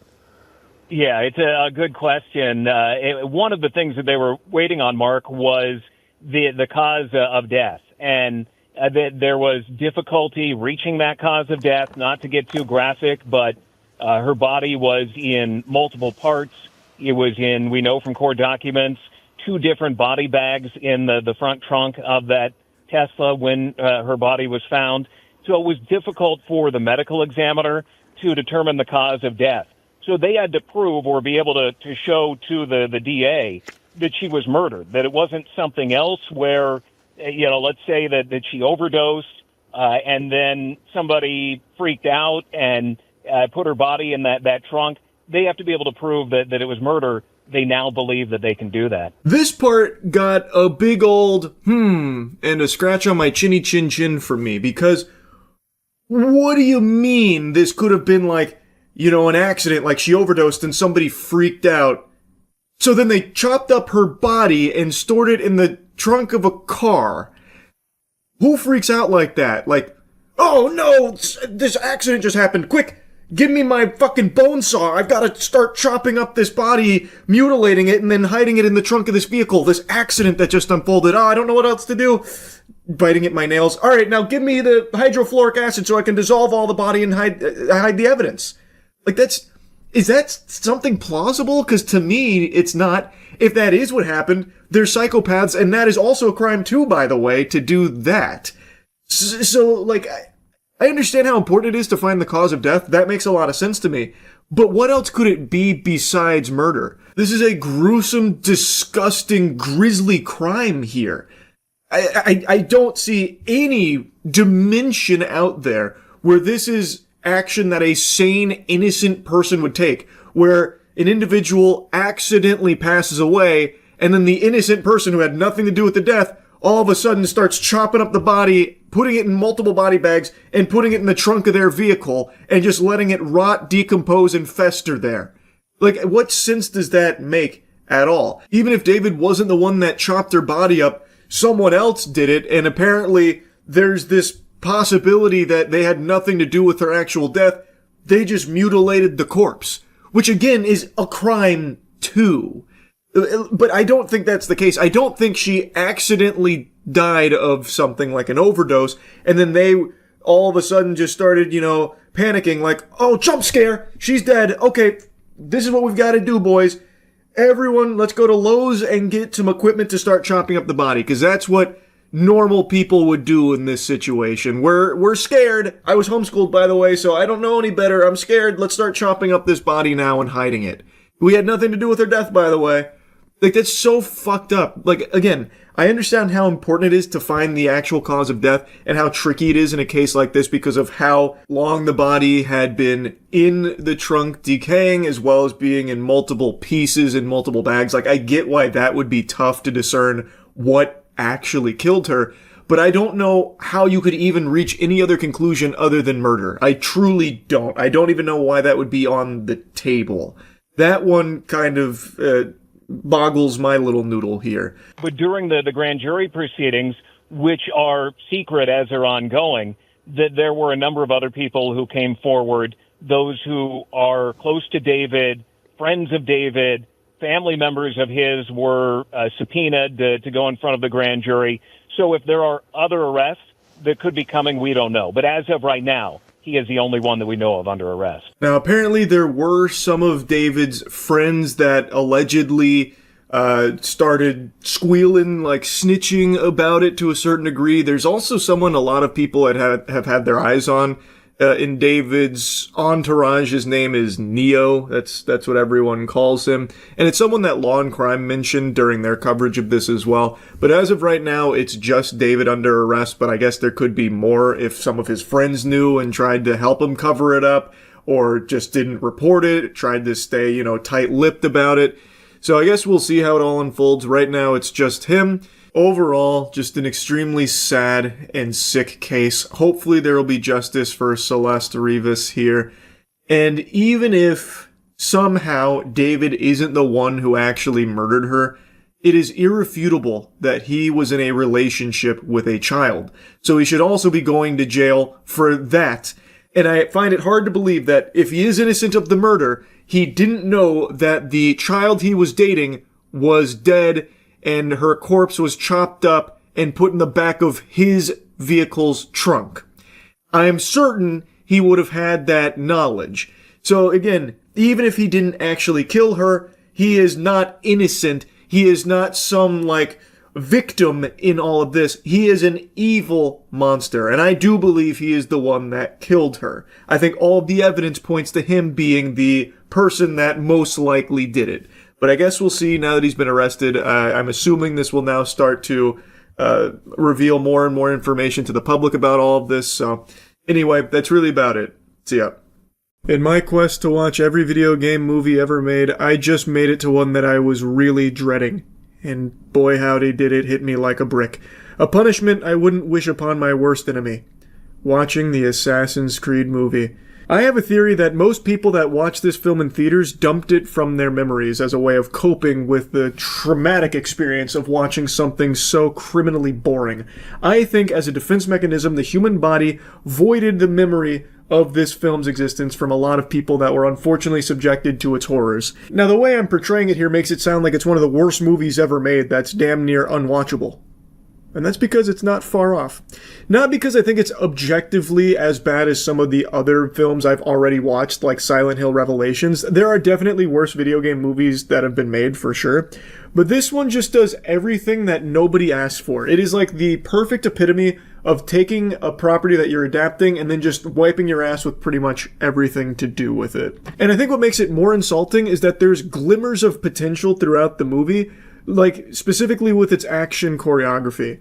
They do a really good job of capturing the free running and parkour of the games as well as the combat of the games in this movie. It's really flashy, it's really stylistic. They do a very good job and a pretty faithful attempt at recreating that experience in a movie. I was very impressed with that. But everything else around it is a complete disaster. By far, its biggest sin is how boring the movie is, and that's because instead of just, as the games would set you up, getting into the Animus, getting into the action, and you are in the Animus in the past doing all your assassin shit, instead of making that the focal point, instead it's mainly about this tedious chore of following our brooding, aggressive protagonist Cal, played by Michael Fassbender, around Abstergo as he talks to a lady who wants to end violence. She found the cure for violence. It's the Apple of Eden. Cal comes directly from the assassin's bloodline. They find him. He's very aggressive. He watched his father kill his mother when he was a kid, and then he ran away. His father was, of course, an assassin. He ran away, and he grew up to be very violent, and he fights people. And he was on death row. He was getting, killed because he killed a pimp. They make a point at making that, what he was facing the death penalty for. She was like, "You're very violent." And he says, "Yeah, you killed someone, didn't you? You're a murderer." And he's like, "Well, I killed a pimp." So because he murdered a pimp, he was getting killed on death row, and then the Templar come in and save him because they recognize that he's got the blood, and they need him to jack into the Animus so they can go into the past and find the Apple of Eden through him. And they have all of Abstergo set up with all of these other adjacent assassins in there that they've been exploring to try and find clues, but they need Cal. And Cal's just brooding, and he sometimes makes wisecracks, but he's just so boring. Everything that happens in Abstergo is a snooze fest. And it's really some weird decisions they made with the Animus itself, because instead of just lying down in the Animus, they make it a giant claw literally like my GamerSup's claw machine. It is a giant claw that picks him up and does this with him, like gyrates him around for all of his parkour maneuvers, and it like thrusts him into a wall as he's like going back to the past. I don't really get the point, and this movie is entirely reliant on lens flare to obstruct your view of its CGI. It's a huge budget film, but for some reason it seems really shy about showing you its visual effects. So that claw, you never even get a clear picture of because it is constantly like a fucking solar flare hitting your retinas. Like your peepers getting melted like that guy from SpongeBob when the bald head shines in his direction. I don't know why they would even bother changing the animus to something more intricate like that when they're not even going to show you it. And it also doesn't even matter. It does not do anything. It doesn't really change anything. It's just goofy and silly. It's like they really wanted to make like some deep sci-fi spin off the animus, even though it's already very like deep tech. I don't know. I really don't know what they thought they were cooking there, but they fucking burnt that dish for sure. But when you finally do get into 15th century Spain with one of Cal's ancestors, it's really fine. Like the parkour I said looks good. The action is actually pretty impressive. The story sucks. I don't think it's even worth diving into the narrative here. The story and the writing are atrocious. I think most of you know this by now. I am not the biggest Assassin's Creed enthusiast. I am one of its most adamant haters. I am a D1 Assassin's Creed not enjoyer. I am constantly screaming it from the mountaintops. I have not liked Assassin's Creed in about a decade.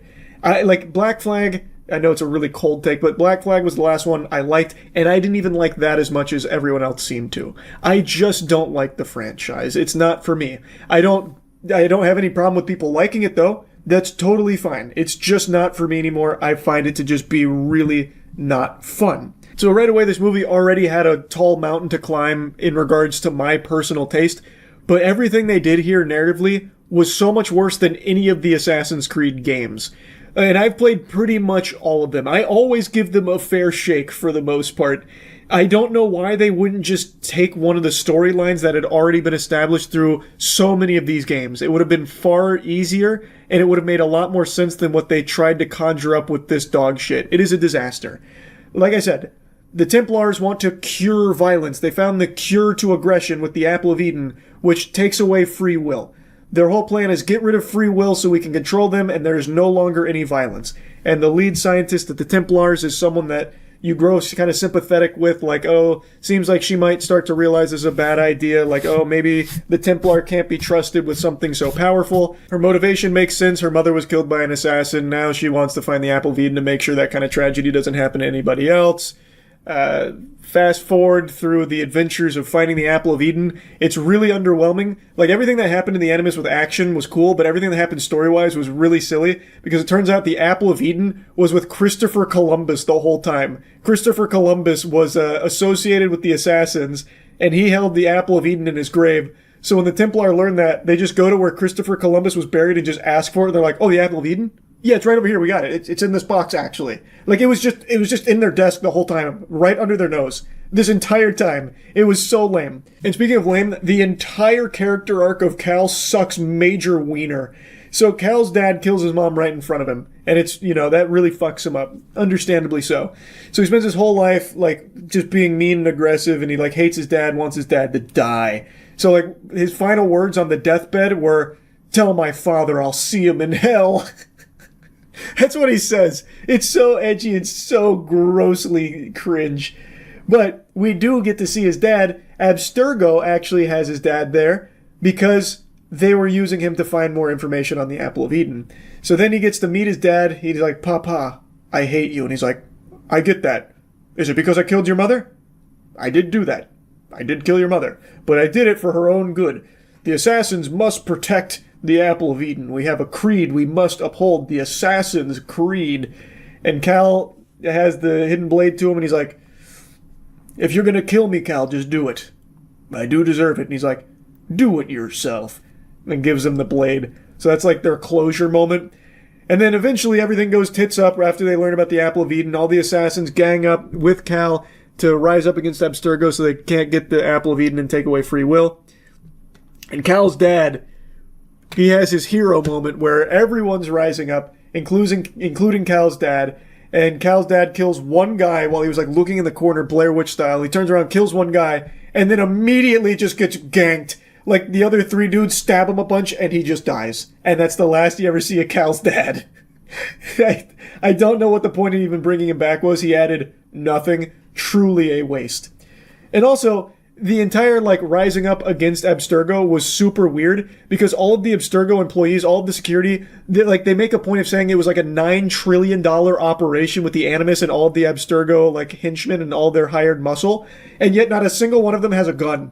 In fact, the only weapons Abstergo has are the weapons the assassins are proficient in: crossbows, knives, swords, and hidden blades. That's all they have. And keep in mind, the Abstergo employees, they are not assassins, they're just hired hands. Like, you would expect them to have some fucking guns, not a single gun.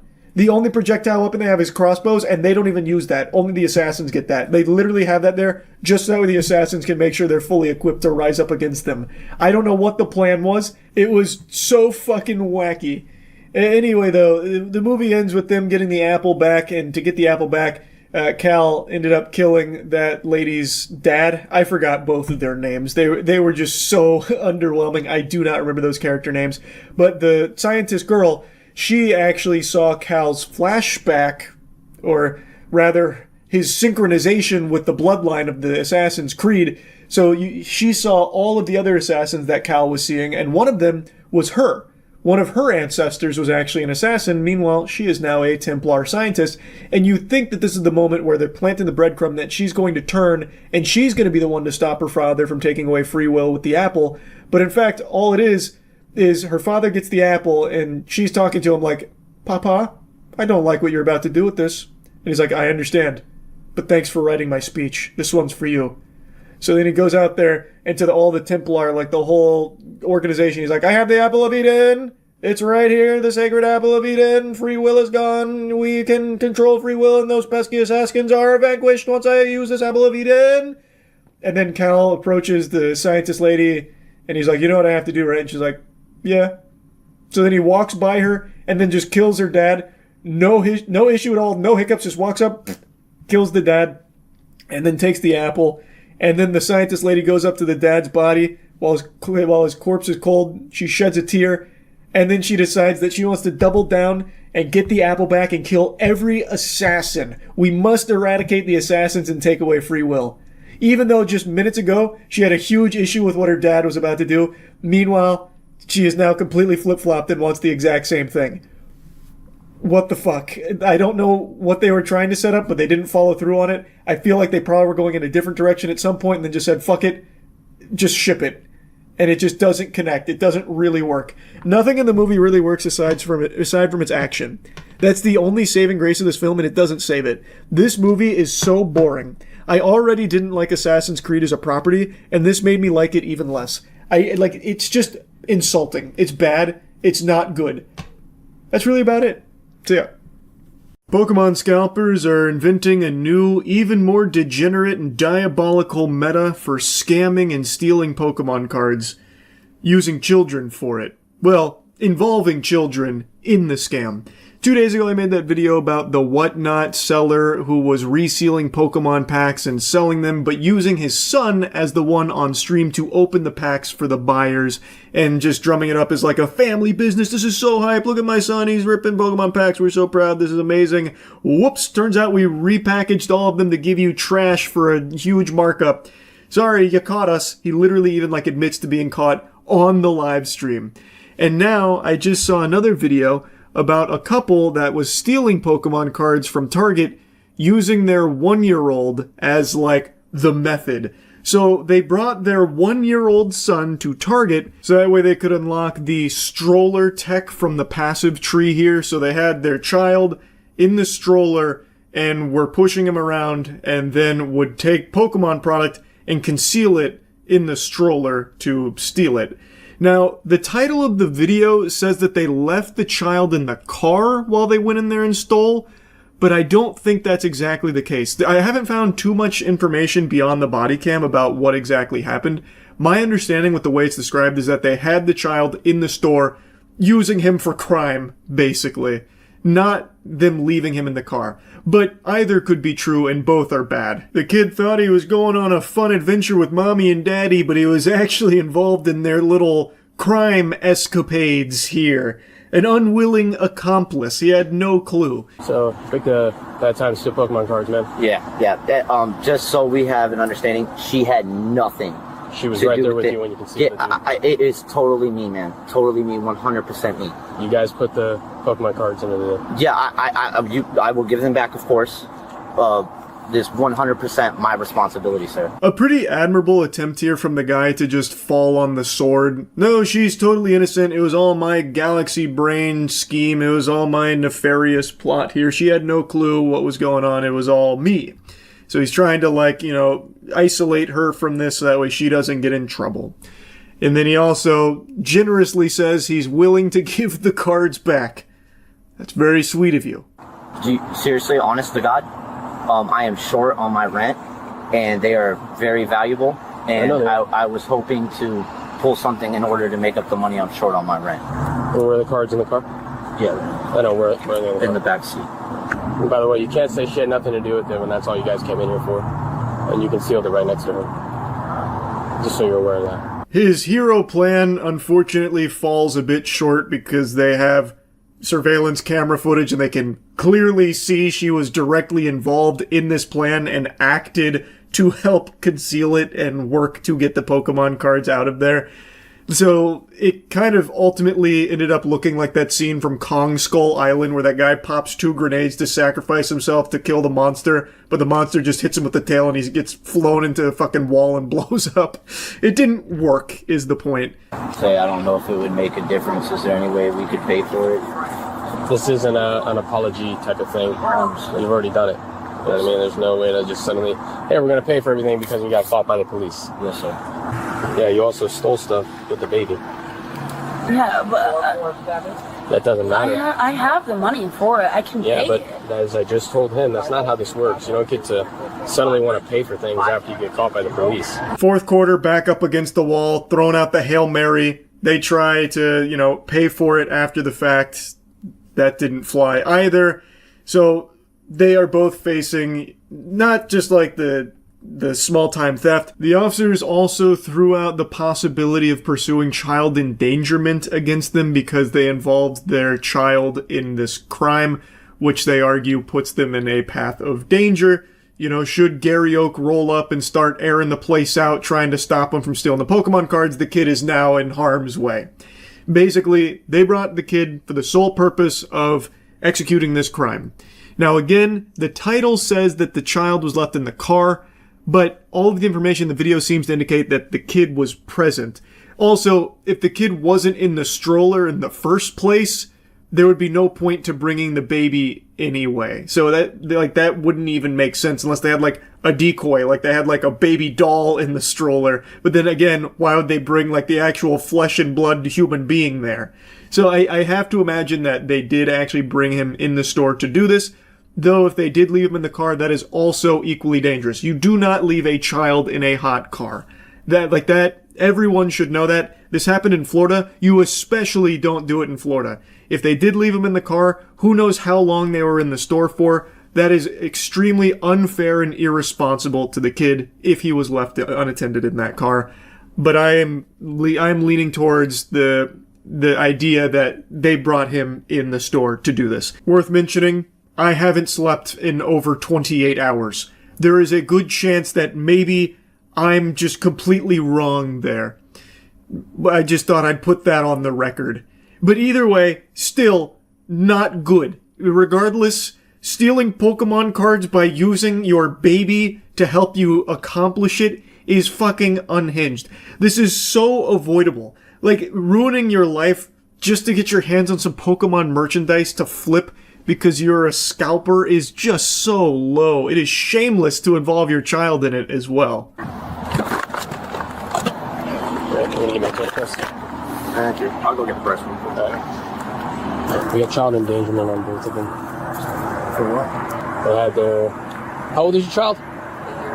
A year-old, then they used the stroller as cover for it. Decent human, you literally put your 1-year-old child in danger.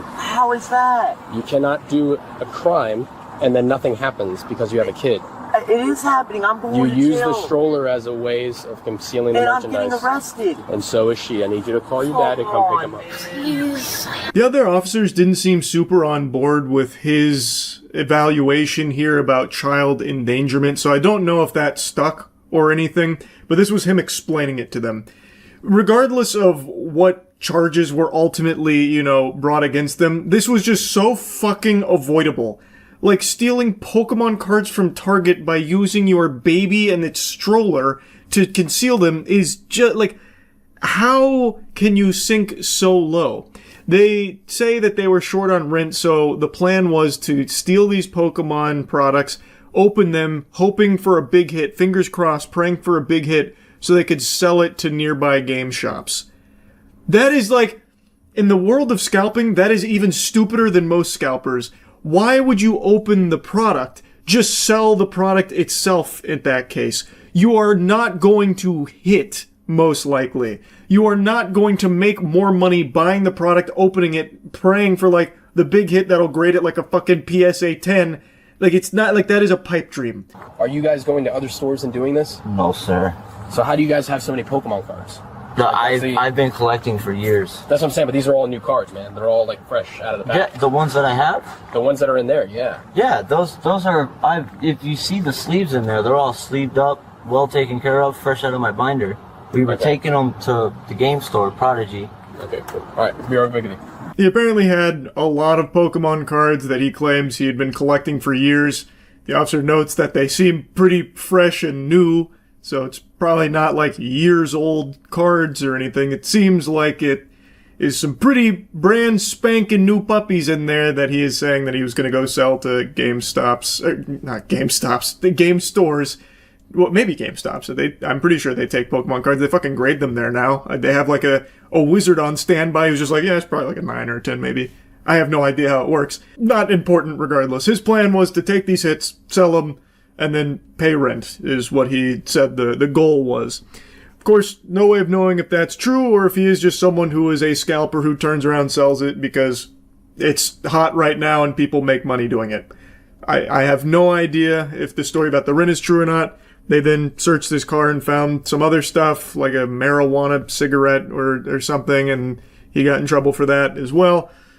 Big mess, all of which entirely avoidable if he didn't try and steal Pokemon cards from Target using a baby and his stroller to try and smuggle the Pokemon sacred cards out of the store with. Just super crazy, the state of Pokemon cards right now. It's unbelievable. That's about it, see ya. I haven't been able to stop shaking. It happened again. There I go. Killing again. Yesterday, there was a sweet, innocent man just looking to enjoy his birthday, celebrating his 40th birthday. And I murdered him. In cold blood. I didn't mean to. It was like Pegasus stealing Yugi's grandfather's soul. It was brutal. It was inhumane. There's a streamer named OniPixel. You've probably heard of him. He's a massive streamer. And yesterday, it was his birthday. And through a divine act of God, a sign that he deserved to be smited, I don't know, but through catastrophic circumstances, it led to him meeting me in the top lane of a League of Legends tournament. And the rest is history. Oh, if I get on Imiru Jinxie Dante's squad, I'm fucking happy. That's a banger team. I'm gonna have to go with Voice Critical. Give me. Fuck! Damn it! Shit! Ron, that's a very solid pick. That's a very. Damn it! Thank you, brother. Fuck! Alright, we'll make it work. If Bradley Martin is an actual ADC main diamond level player, we're good. We could be good. Pobelter's a fucking monster. We still got a really good chance. We had a really good chance. I genuinely have no idea if Bradley Martin was just trolling saying that he's Diamond ADC. That's the thing. That's the wild card. Leslie, I think we need you to step up to the plate and play jungle. I don't think we can have Ron playing jungle. This guy doesn't seem like he can read. I think he's gonna die to the jungle mobs. Like, I'm pretty sure we need you to jungle. You can clear camps, right? Hey, everyone. Oh god. Hey, hello. How are you doing, man? Yo, wait. So I've noticed here. Moist Critical said no when I picked him. Bradley Martin said no when I picked him. Foosball was crying, and then Cobblestone. I didn't get to see a reaction, but I don't understand what's going on. It was excitement. I was like, no, this isn't fair. Fuck, we ruined the tournament. We're gonna steamroll. Oh. Yeah, it was tears of happiness, Ron. Okay, yeah. Okay, I just want to make sure, because Brad said he's going to slap the shit out of me if I miss or we fuck up. If we lose, yeah. Because we're expected to win. That's the thing. We shouldn't lose. Okay. Let's Eric, go, boys. it's Leona Jungle. Eric, it's Leona Jungle. You can cook. What the fuck? Chad, I'm going full try hard. I may even. What do you mean? Ak, you can close your cam on Discord, bro. More FPS. Real quick, before you see the slaughter, I want to make it known that I went into this with the understanding that OniPixel was plat but washed. That's what he was advertised as. So I was expecting a real, Clash of the Titans up there, a kaiju fight. He is very out of practice, it seems. Okay, so if you're scared, just Bang, so I just Bradley, you have a single fucking dagger. Can you go back and buy another dagger at least? Hey, everyone! Hey, come back, guys. Let's learn how to shop. Wait. Okay, Ron, I need you to buy. You see the shop here? About the fucking yeah. Buy a D-ring. Buy a Doran's ring start. Doran's ring and 2 pots, and go out to mid. Flash on him, Fuzzy. Guys, Bradley. I stung to you. Oh my god. Kill him. Nice. Fight. Focus Sivir. Focus Arky. Focus Arky. I got the top. I mean, anybody. You're doing good, Arky. Keep it up. I may die. I have no abilities. I wasted them. I'm sorry, guys. You good? Are we good? Nice, good shit down there. We're good. I'm sorry, y'all. I didn't understand it. Remember, we did it.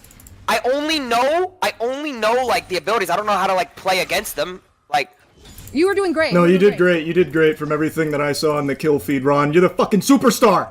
Thank you, brother. Oh my god, I'm feeling good now. Bet. Oh, I like this. I'm actually having fun. Hold on now.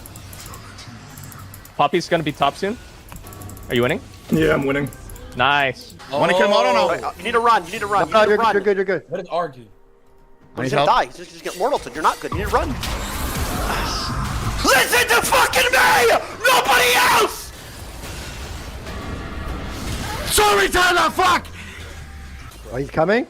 Come down then. If he comes. Oh. You need to run. No, you're good. What is RG? Oh, he's gonna die. He's just get mortal. You're not good. You need to run. Listen to fucking me! Nobody else!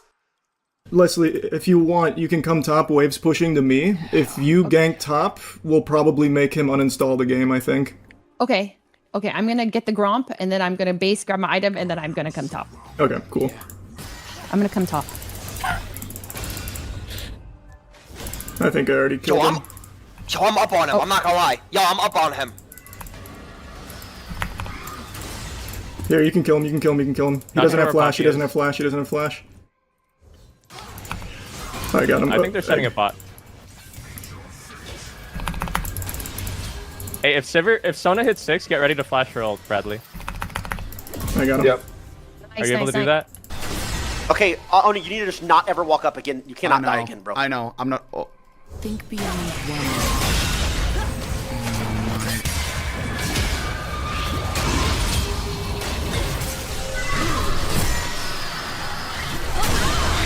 Fuck me in the ass. Alright, I have ult. Tell I'm getting fucked. I'm gonna try to gank you mid. Yeah, Eric, if you come through here, if you go long, come through here. Chad, I'm getting gapped. I feel terrible right now. I have no mana. What can I do? Yeah, you don't. I just need to farm, right? Yeah, I got 6. I think Poppy's down here. Actually, we can. Good gank, Leslie. Good gank. Okay. That was good shit. Hey, Ron, they're on you. Run. Oh no, that's not good, is it? Ooh, that needs to be calm. That needed to be calmed. Hey, yeah, that's my bad, bro. I'm sorry. Should I be looking at my mini map a lot more? Yeah. Or if you, yeah. If you see them approaching you on the minimap, it's a good signal to back Got off. it. Got it. So what's the best place I should go if they're pushing me? Like, should I just go back to our spawn area? Yeah, towards your turret generally. Oh, I'm fucked. All right, Arky, go at him. We're running him, Arky. Okay. Good job. He flash ulted. What? His teammate's coming. Keep hitting. Oh, never mind. That's fucking E-Rob. Big Eric. Nice. Let's go. All right, push his way. Arky, great job. Boss, you have to stop. Oni, you need to stop dying. Flash ulted me. Sorry. You have to get CS. It doesn't. You shouldn't even be in range. Okay. His teammate's coming. Oh, never mind. That's fucking Big E-Rob. Eric. Nice. Let's go. Right, push his wave. Arky, great job. Boss, you have to stop. Oni, you need to stop dying. Flash ulted me. You have to get CS. You shouldn't even be in range. Okay. Hit the tower one time. No, you're not. I got fucked. No, you're not. 3 of Should them. I come bot? Oh, 3 of them. Yeah. No. Careful, guys. This brother duo is very strong. Okay. I'm gonna tell you something. They are down a player. I am tooting inside of Pixel right now. Yes, Moist. Yeah, I want to play around Moist if we can. Dude, I'm feeling good. Walk up. Yep, easy, got you. Look at that. Okay, he's here. Just push. Go back. You gotta specify who you're talking to, bro. You gotta remember I'm stupid. Oh yeah. Okay. Hey. Okay. Yeah. My bad, bro. Well, if he's not near you, he's probably not talking to you. Hey, Yeah, but back I don't off know who's near me. Ron, careful. Hey, walk up, Bradley. Look. I'm coming. Should I use my R ability? Help on Poppy. Yes. Use your R. I'm trying. R. Okay. It's nice. That do not move. Nice. Nice. Good shit, Ron. That was sick. Yeah. Nice. Mord can take. Yeah, I've got this. Charlie, go, Charlie, go. Am I too annoying, Moist, or am I good? No, you're fucking perfect. You're beautiful. You're a beautiful man. That was amazing. Fuck on Los, he's dog shit. So you can go here. When you run, that's Mal's hard TP. Try and kill her and get out.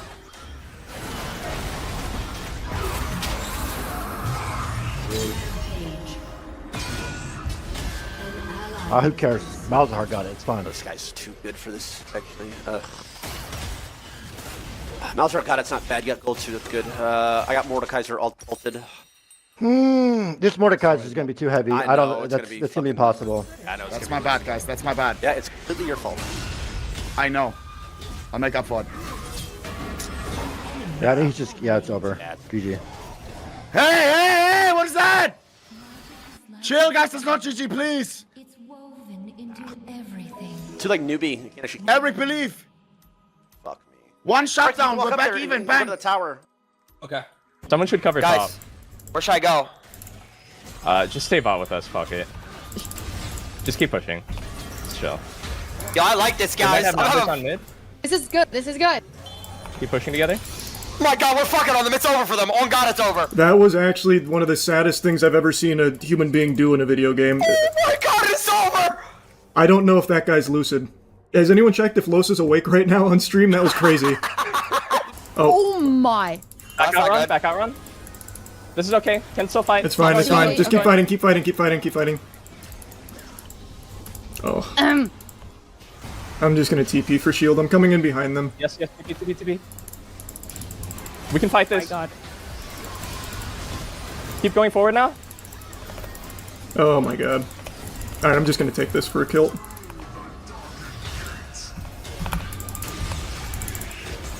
Okay, we're. Okay, Nocturne, he's inting. Nice. Mord go. Oh my god, nice, huge. Keep going, Charlie. We fucked them. Go. That's game. That's GG. GG, we end.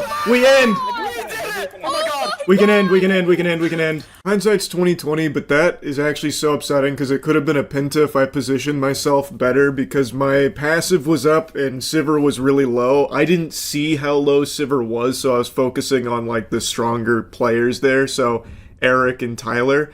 but I also could have killed Sivir for the Pinta if I had just spaced myself a little bit better near turret. I could have just gone a little more down, and I would have just got the freest Pinta ever, and I'm kind of upset that I missed it.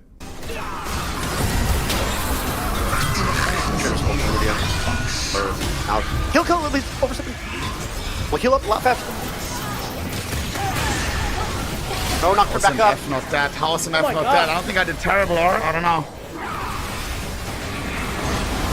We just have no damage shot. It is top cap. Oni, you can. Yes, say it. Say it, please. Oh my god. Oh, I'm sorry. What the fuck is happening? I fucked up, Los. I just take over the game. What the fuck is happening? I fucked up, Los. Game. Tell me it's not over. I mean, it's over. Yeah. I mean, we cannot win. You three are. Well, it's just me and Eric. You and Arky don't play the game. It's not your fault. I mean, tell me what you want me to do. I'll try. I know. There's nothing you can do, bro. There's nothing you can do. Yeah, there's nothing you can do. You pressed R correctly. That's about all you can do, actually, and you did really well. It's on me. It's on me. I it's just Oni. He solo lost the game. Played There's ass. nothing else we can do. I played fucking ass. Yeah. Yeah, just. Oh my God, we did it, yo! Oh my God! Wait, hang on. Just take turrets. Let's see. Maybe we can. It's gonna be very close, I think. Let's not end. Yeah, I think you're right. I got excited. Oh. Go take Dragon right now. Don't care about the end. Go take Drake. Okay, go into drag. Yep, drag. Bro, how do y'all learn We need to this? make sure they don't rush Baron here. There's so much mechanics here. Oh my God. I played this game for 16 years of my fucking life, Ron. My entire life. Slaving away this game. Okay? That's what it takes. Ron, I was afraid I was going to have to smack you again, bro. I don't think so. Hey, Pope, next item. Pope, next item, what should I grab? Spirit or what? You should go Pen. I think you should go Exploit. Void, probably, actually, because Poppy is a billion MR. Okay. 16 years of clicking around, bro. I've spent more time on the Summoner's Rift than I have in reality, Ron. That is what it's like. I really don't want to pull Baron. Okay. Yo, we don't have smite. You're right. Just walk forward. Yo, Los' bum ass is right there, bro. You can look Leona. Yep. You can look Leona. If you can hit anyone with an ult, it's good. I got Erob. Oh. I don't even know where I am on the map. Press space. Okay, Charlie's winning in there. Go. Yep, Go. I got it. Anivia. Don't dive into their Nexus stuff. Chill a bit. Oh, Poppy maybe. Nice. He's tanky. We can try for a bit. I don't know if we can end. Just hitting. No, it's gonna be tough. Oh no, we can get this. No, back. I think what should we do? I'm back. Feeling weird about this. Yeah, let's just back. Okay. Okay, just back. Oh my God, I'm actually goated. I just flashed the fuck out of them. It's exhilarating, isn't it, huh? It's like a drug. I love this. Mm-hmm. I love this game. Ron, back, man. Oh yes, sir. I'm a fucking peon. See, you gotta talk to me like that. Sometimes you gotta just Slap you? Come on. Sorry. My bad. Sorry. I'm sorry. Ready to fight? I'm just gonna grab Poppy. You guys can fight without that.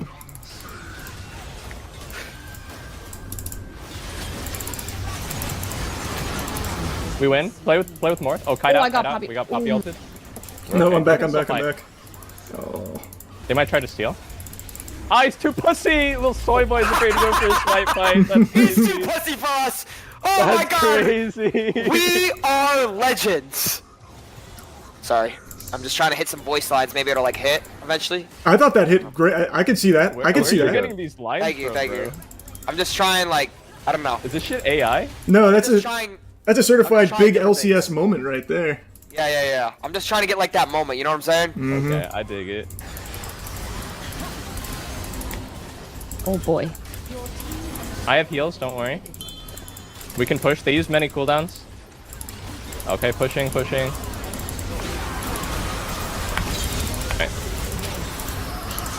Just kill these noobs. Nice flash. Oh, big ult. Nice. I got it. Nice, He good just shit. ended the game. They're ulting me. I got 2 ults on me. It's gone.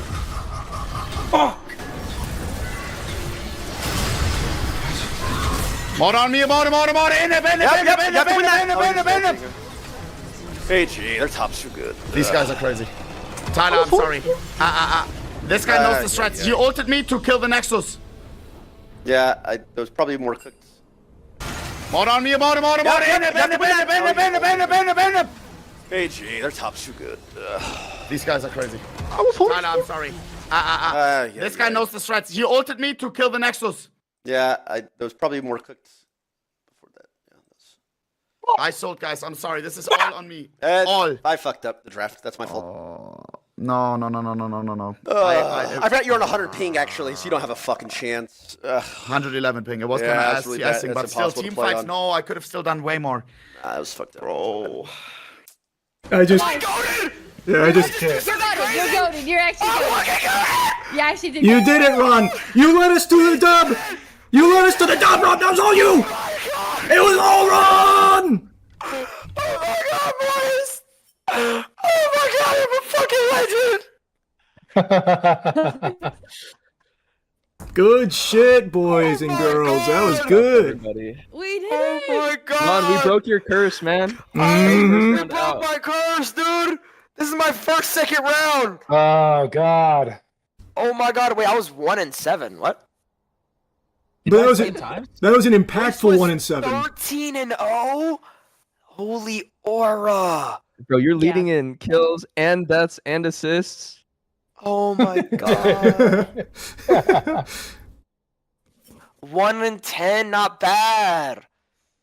Do we But know I have who we're pretty good gold. I'm pretty good at earning gold. You were good. You're a national. You did great. Like, literally, for never touching this game, unironically, you played super fine. Like, you did exactly what we needed you to do. Legit. Thank you, bro. Thank Yeah, that you, was bro. awesome. Thank you, Ron. Oh my god. No, thank you guys, y'all. This is where legends are made, y'all. Mm-hmm. You want that line to hit so bad, huh? It's gonna hit, bro. It's gonna hit one of these times. Oh my god. Wait, so they're out of the tournament completely? Yeah, and I'm pretty sure Pixel's never going to touch the game again. He had the worst time of his life up there. I don't know if League is my game, bro. How to uninstall League, bro? How to uninstall this fucking game, bro? Nah, bro. Oh, also, tell Oni happy birthday from me. let him know. Wishing him a great birthday. That's super sweet. That was fun. That was a lot of fun. You more ulted my birthday, brother. No, but like I said, man, it's just the birthday spankings. It's something we do over here, and we have a good time. We giggle about it. We have fun. Yeah, I have like a really good dude. You go, ooh, ow, ooh. He's been pushing me. It's only up from here. Ooh, So maybe that in kind of about, thing. 1 month. They're good bot lane, though. We killed bot lane. Hey, wait, yo, Tyler, but we could go duo queue? I'll never play with you again in my life. You fucking ass. I don't know why you guys send this fucking tournament. Waste everybody's time. Yo, listen, Tyler, if you ever want to play 2K, bro, I'll teach you the ways. Not playing 2K. Oh my gosh. See, this doesn't mean anything to you guys, but this is a big deal to me. People are I talking wanted for this to for win. months, by the way. For you guys, it's just like a Monday. Bro, I hate no, losing bro, this I so want much. to win, bro. I hate it so much. What a fun tournament. We lost in the second round, but it doesn't matter. We had that glorious game 1. We were the people's champions. And being honest, Tyler was fucking spitting there when he was talking about how much he hates to lose. I get that mentality completely. When it comes to competition, I get sweaty. I hate losing. Our esports teams, I'm devastated when we drop a game or lose a series. And even in like low stakes tournaments like this, I fucking want to win. Like, that's extremely fun. It really does not feel good to lose, even in something as silly as this. So I get it. And god damn it, this will probably be the only time I ever beat Tyler 1 at anything. Although this is an indirect W over him, I'll fucking take it. So yeah. Anyway, I wanted to yap about this and show some of it from yesterday. That's really about it. So yeah. Did you go outside today? Did you notice that the air maybe felt a little bit better? Maybe energized you a little bit more? It just felt a little lighter. Well, that's because Wes Watson, the Gadoosh god, is no longer breathing any of that free air, and it's looking like this might be curtains for his time outside of a prison cell.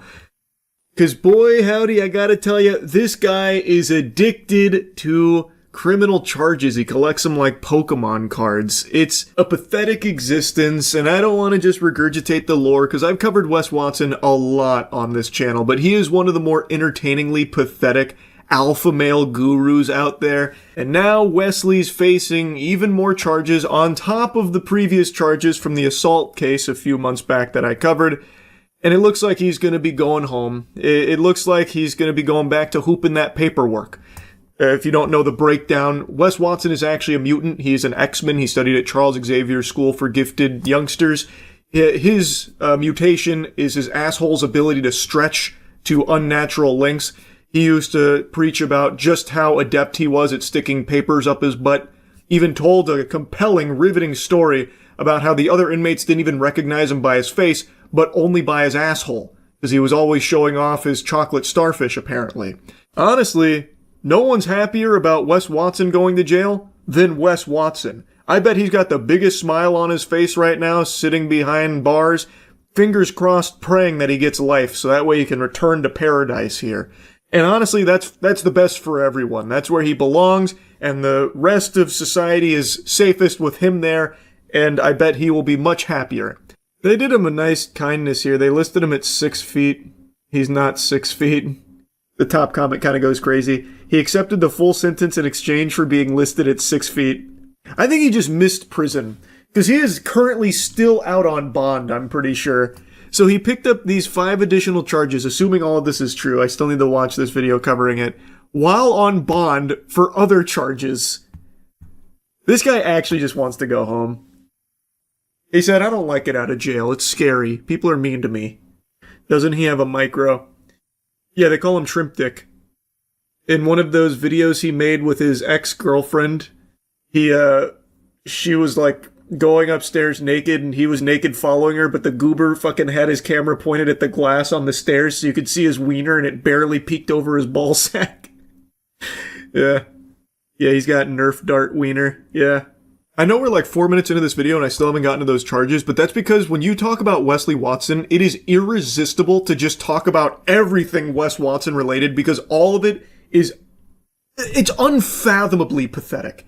Like, it is just, you can't help but just vomit out all the Wes lore. He is just that much of a clown. Truly irresistible. The only thing more irresistible is good hygiene. All of you should be practicing good hygiene, so make sure when you take a shower you're using Cheeky soap. It's the best soap in the universe. Go to usecheeky.com right now. Get yourself some of the best soap out there. A woman, the same one that he proposed to just the other day. He beat her down. He held her captive. So you guys remember just the other day, I showed you Peggy putting a ring on this girl like an asshole, only knowing the girl for only a month, right? Well, that same girl that he got down on his knees and put the ring on is the same girl just a couple days later may be the one to put Peggy in prison for a really long time when I tell you this story. Yeah, it's not an exaggeration either. The new information here is extremely heavy. What he's done is completely unforgivable, and hopefully justice will prevail. I think this should be a life sentence for Wes Watson. We're going to dive in here. John Bravo went through the specifics of the case. There are 5 felony charges that he is now facing, in addition to everything that is still ongoing from the assault, and they are horrifying. Peggy Watson, that woman beating piece of shit, was charged with 5 felonies in the state of Florida for beating the shit out of a girl like the coward we all know he is. And the next day, he was in court thinking he's going to get out on bail, $115,000, right? Well, what happened was, the piece of shit, I think he paid it, thinking he's going to get out. But then, the judge from the other case with the monster revoked his bail, so I'm hoping that asshole wasted his money and he's still sitting there. Now, I know I talk about Wes Watson like he's some harmless bozo loser, and he is a bozo loser, but he's far from harmless, actually. He is genuinely just an evil piece of shit. He is a woman beater. He is just an unhinged lunatic. So, John Bravo is covering the Wes Watson case, the ongoing charges right now. So he's reporting that Wes Watson maybe tried to pay the $115K to get out on bail, but the judge from the previous case with the assault came in and revoked the bail. So there's a chance he is still just sitting in jail at the moment, which would definitely be for the best. The defendant confronted her about her whereabouts as she had not disclosed. She had gone to the game with her friend. The defendant, which is Peggy, began yelling at the victim, explaining he paid for her boob job, that she was disrespectful for having her boobs out, and that those are my boobs, also accusing her of cheating on him. So this is where it all started in this new case. A woman that he's been seeing went to a basketball game without Wes's permission. He didn't know she was going to a basketball game with her friend, and she wore a top that showed too much cleavage for Wes Watson's liking. So he then blew a gasket, had a fucking conniption saying, like, I paid for those boobs. Apparently he had, like, paid for her to get a boob job, and he's like, those are my boobs. You're showing my melons. Those are my honkers. This is disrespectful. So he starts fucking freaking out and going ballistic about it. Now, if you're unfamiliar with Wes Watson, this is actually a very common thing. This is his mentality. The women around him, he tries to literally buy them, so he gets them expensive gifts, and when he does that, he believes it's a transactional exchange, and now he tries to claim ownership of the women. He is a genuine piece of shit. He buys them things and then says that they're his property now, basically. The woman is. It's scary. The defendant began to rattle and shake her by grabbing both of her arms forcefully. He continued to push, grab her by her hair, and slam her on the floor. The defendant then dragged the victim by her hair on the floor and later pinned her up against the kitchen table. He pushed and grabbed, manhandling the victim's face, causing a scratch to the victim's right cheek. The victim stated the defendant forcefully pinned her back against the table, causing her back to bend and hurt. The defendant began yelling at the victim, I'm going to kill you. I'm going to kill you and your whole family.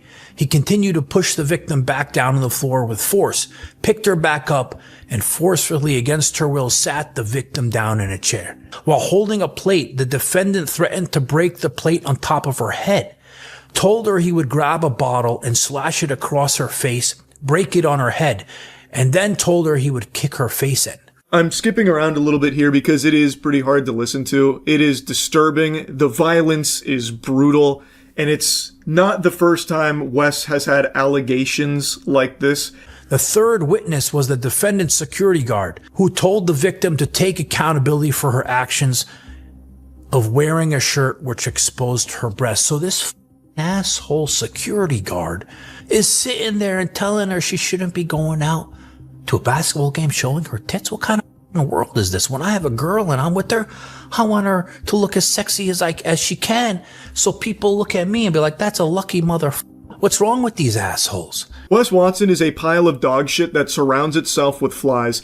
Everyone that associates with this guy and everyone he keeps in his circle is just as much of a scumbag as he is. So the security guard is now blaming her for Wes Watson brutalizing her. He's saying, well, you should have thought about what you were wearing to that basketball game. You brought this on yourself. What a fucking deplorable freak. This security guard here, by the way. How many times do you think he showed Wes Watson his asshole? Maybe that's part of the initiation process, and now he feels like a strong brotherhood connection to Wes, that he has to suck his small cock at every opportunity. It's unbelievable to me how anyone could witness what happened here. There are witnesses, he is one of them, and then say, well, Wes was in the right. You did wear clothing that Wes didn't really deem appropriate. So did you think about how this is actually on you? The defendant did not allow the victim to utilize her cell phone or to call anyone. The victim was forced by the defendant to tell her cousin she got the scratch on her cheek from derma peeling. Further, the defendant told her if the police were to have arrived at the residence, she needed to tell police she slipped on the rug at the residence. Throughout the altercation, the victim stated the defendant held her hostage and would not let her leave. The victim tried to leave the residence, but the defendant feared she would contact police, and due to being on parole, he could not allow it. The defendant continued to verbally abuse and yell at her. The defendant further stated, if I go to jail, something bad is going to happen to you, all your friends, and your family. The defendant further implied he would have girls jump the victim in order to ruin her reputation. The defendant further told the security guard, make sure she doesn't run, and had him stand by the door in an effort to keep the victim from leaving the residence. This is called false imprisonment. This is another charge that he's facing as a result of this. As mentioned by John Bravo at the beginning, he is facing 5 new charges. These are very serious charges, and as you're hearing from this case here, extremely brutal ones. This is an absolute menace. Like, this is someone who should not be back into society at any point. Again, all of this is while he still has that assault case that's going on, which, in case you don't remember, was also extremely brutal. He ran over and soccer kicked a man who was already on his hands and knees hunched over. That could have killed him. And I believe his intent was to kill him right then and there. I bet he thought he was going to go over there with like a Mortal Kombat fatality, like he's kicking a fucking field goal on this guy's skull. Luckily, the guy didn't die. But I think it's pretty clear that Wes Watson has no problem with the idea of killing someone. And now he is beating this woman and threatening to kill her, and is now even having his security guard make sure she stays locked up here so that way she can't contact anyone. So that way he doesn't get in trouble while on parole. This is a complete madman who is out of control. So that asshole security guard and Jose both took part in this shit. They should be getting charged too, those pieces of shit. I completely agree. They should also be facing some charges, and I hope they're in the process of cooking that up. They're not just complicit in it. From what I'm gathering here, they were enthusiastic participants in all of this. Again, the security guard is even blaming the woman here for everything that's unfolding, so I bet that vile rat was jumping up and down celebrating when Wes gave him the task of making sure she stays locked up in there. I bet he was just sitting up there, giddy, just waiting for Wes to get home to give him a little kiss on the forehead, a little peck right there. A little good boy from Wes and a pat on his tush. Like these guys should also be facing charges. While the victim was seated in a chair, he lifted the chair with such force, he dropped the victim on the floor. The incident of physical abuse lasted approximately 40 minutes, but led into the following day.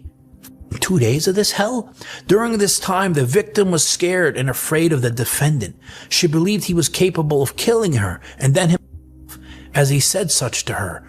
The victim stated the defendant does have firearms in the residence, but was unsure how many. And then they show here, wow, so it's listing all the different injuries she had. And like I said, I seen the ones on her face, but I didn't see all this shit. This mother, he's a monster. Look at this shit. Wes Watson is a monster. He always has been. And yes, I make fun of him a lot, and I clown on him a lot.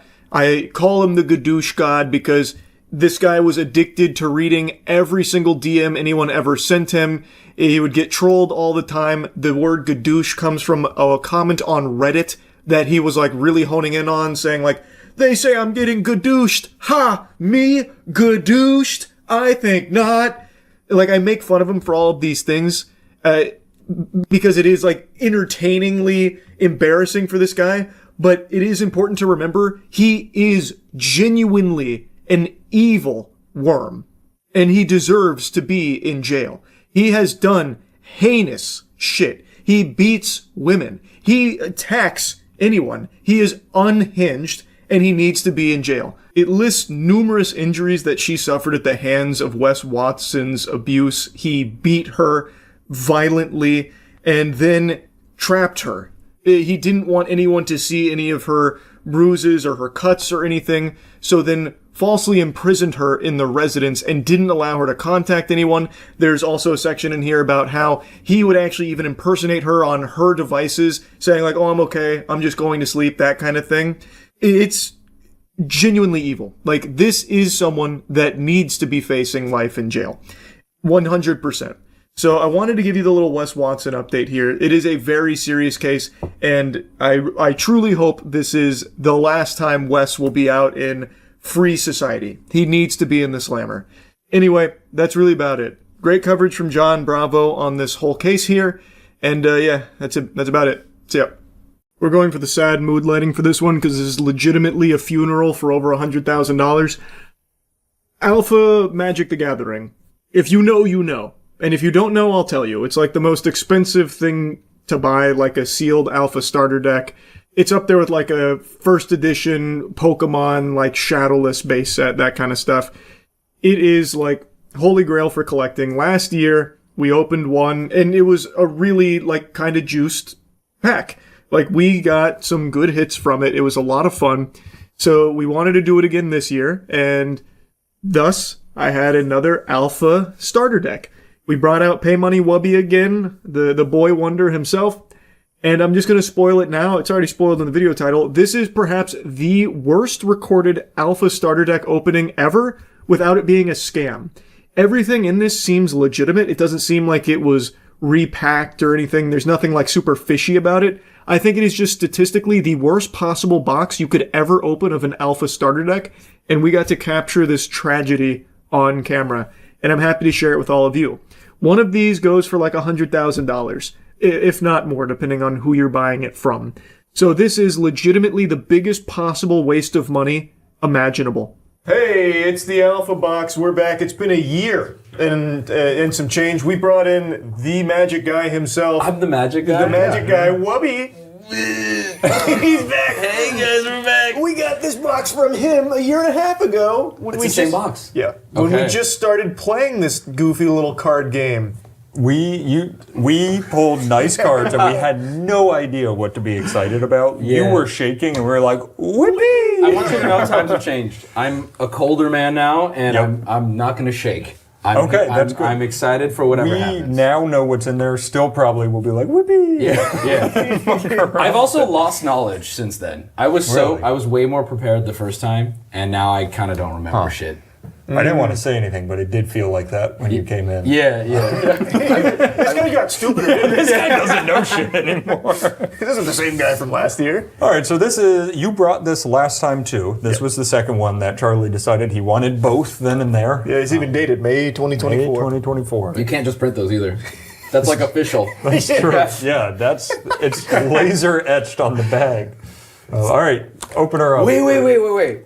While exploring their barn, can I say that? Yeah. While exploring their barn, I found smelling salts, which I've never done, and I'm gonna make everybody do it before. We need to lock in. We gotta get excited. Go ahead. Me first. Well, you've never done them. You go first. I need to see how deep to put my nose in. Oh no, just guess. Well, that's crazy. There's no wrong answer with smelling salts. Ooh, and now nobody else do it. These are not that strong as far as smelling salts I could get in there. You could. You smelled stinky instead of pain. Yeah, it felt stimulation. Is it not supposed to smell stinky? It's supposed to like stimulate you. You do it for like a big lift or like he said on hockey shifts. Oh God! That one hit harder. They're activating. No, it's not bad. It's not bad. Legitimately hot. It feels like I shouldn't breathe that. I want more. Yeah, see, he's already getting used to it. Ooh, hold on. It locks you in though, right? It's opening his fucking. How much can I do before I start to die? It says 2. Oh, I'm kidding. I want to do one more. Should I not? Is this crazy? No, you can do smelling salts. You can smell till the cows come home. It's making my eye twitch. It kills some brain cells, not too many. Isn't that funny how that's the reaction though? Like, it's good though. Ooh.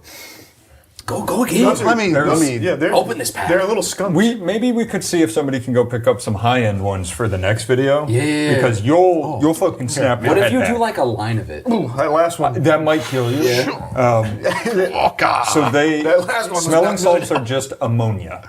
So it like smells. happy. Yes. So your brain goes, you shouldn't be fucking smelling this. Yeah. I didn't want to breathe it. Hey, what do you do with cat pee? That was a really fast association. You smell it. But no, like the really good ones, you'll feel like there's like fire going into your head. We'll get some for you. We'll get some. We will not let you leave here. Every single thing we do while you guys are here, we're going to start with some smelling salts. Everything we filmed, just keep. Oh man, charades later is going to go. Everyone has a bottle. All right, let's get into this now. We've got the fresh, sealed Alpha starter deck. It doesn't look tampered, right? I think we can all agree. Oh, I don't want to. He's on a magic card right now? Yeah, no, don't be careful, because this could be a sleight of hand thing. Well, you know tricks now and shit? Oh, yeah. You should do some with this. That's a good idea. I know a trick. I'm going to be real, okay? This looks good to me, but I don't like saying that because some nerd will tell me I'm wrong.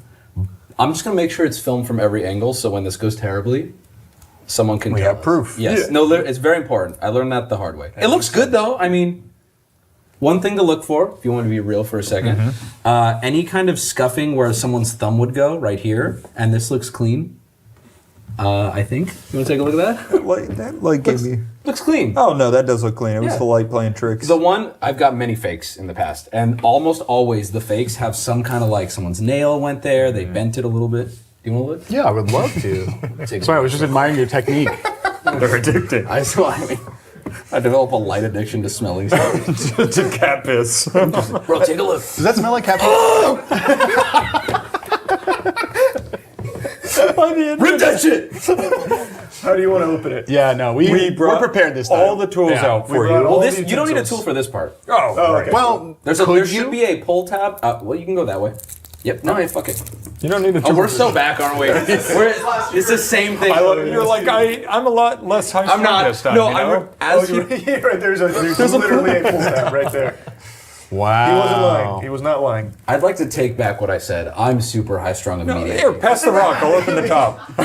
He said throw it. I mean, it's like. Yeah. I truly thought he was going to throw it. No. See, There was looks scratches, like there's right? like a scratch going up. Okay, so yeah, that looks like that's bad. No, that can. We should have lined this up with the plastic. That is. When I looked, I did see the scratches through the plastic. Scratches? Are we sure? There were two. So there's dents on the cardboard, and you want to see that there's also dents on here. But it is possible to dent the cardboard without denting That's this. fair. That's a yellow flag to me. Yellow flag. He's going in. He's going. Wait. Did we look up the order? Did anyone do this? Oh, that'd be. Last time There's you like just 12 knew it. people in this room right now, and everyone just went.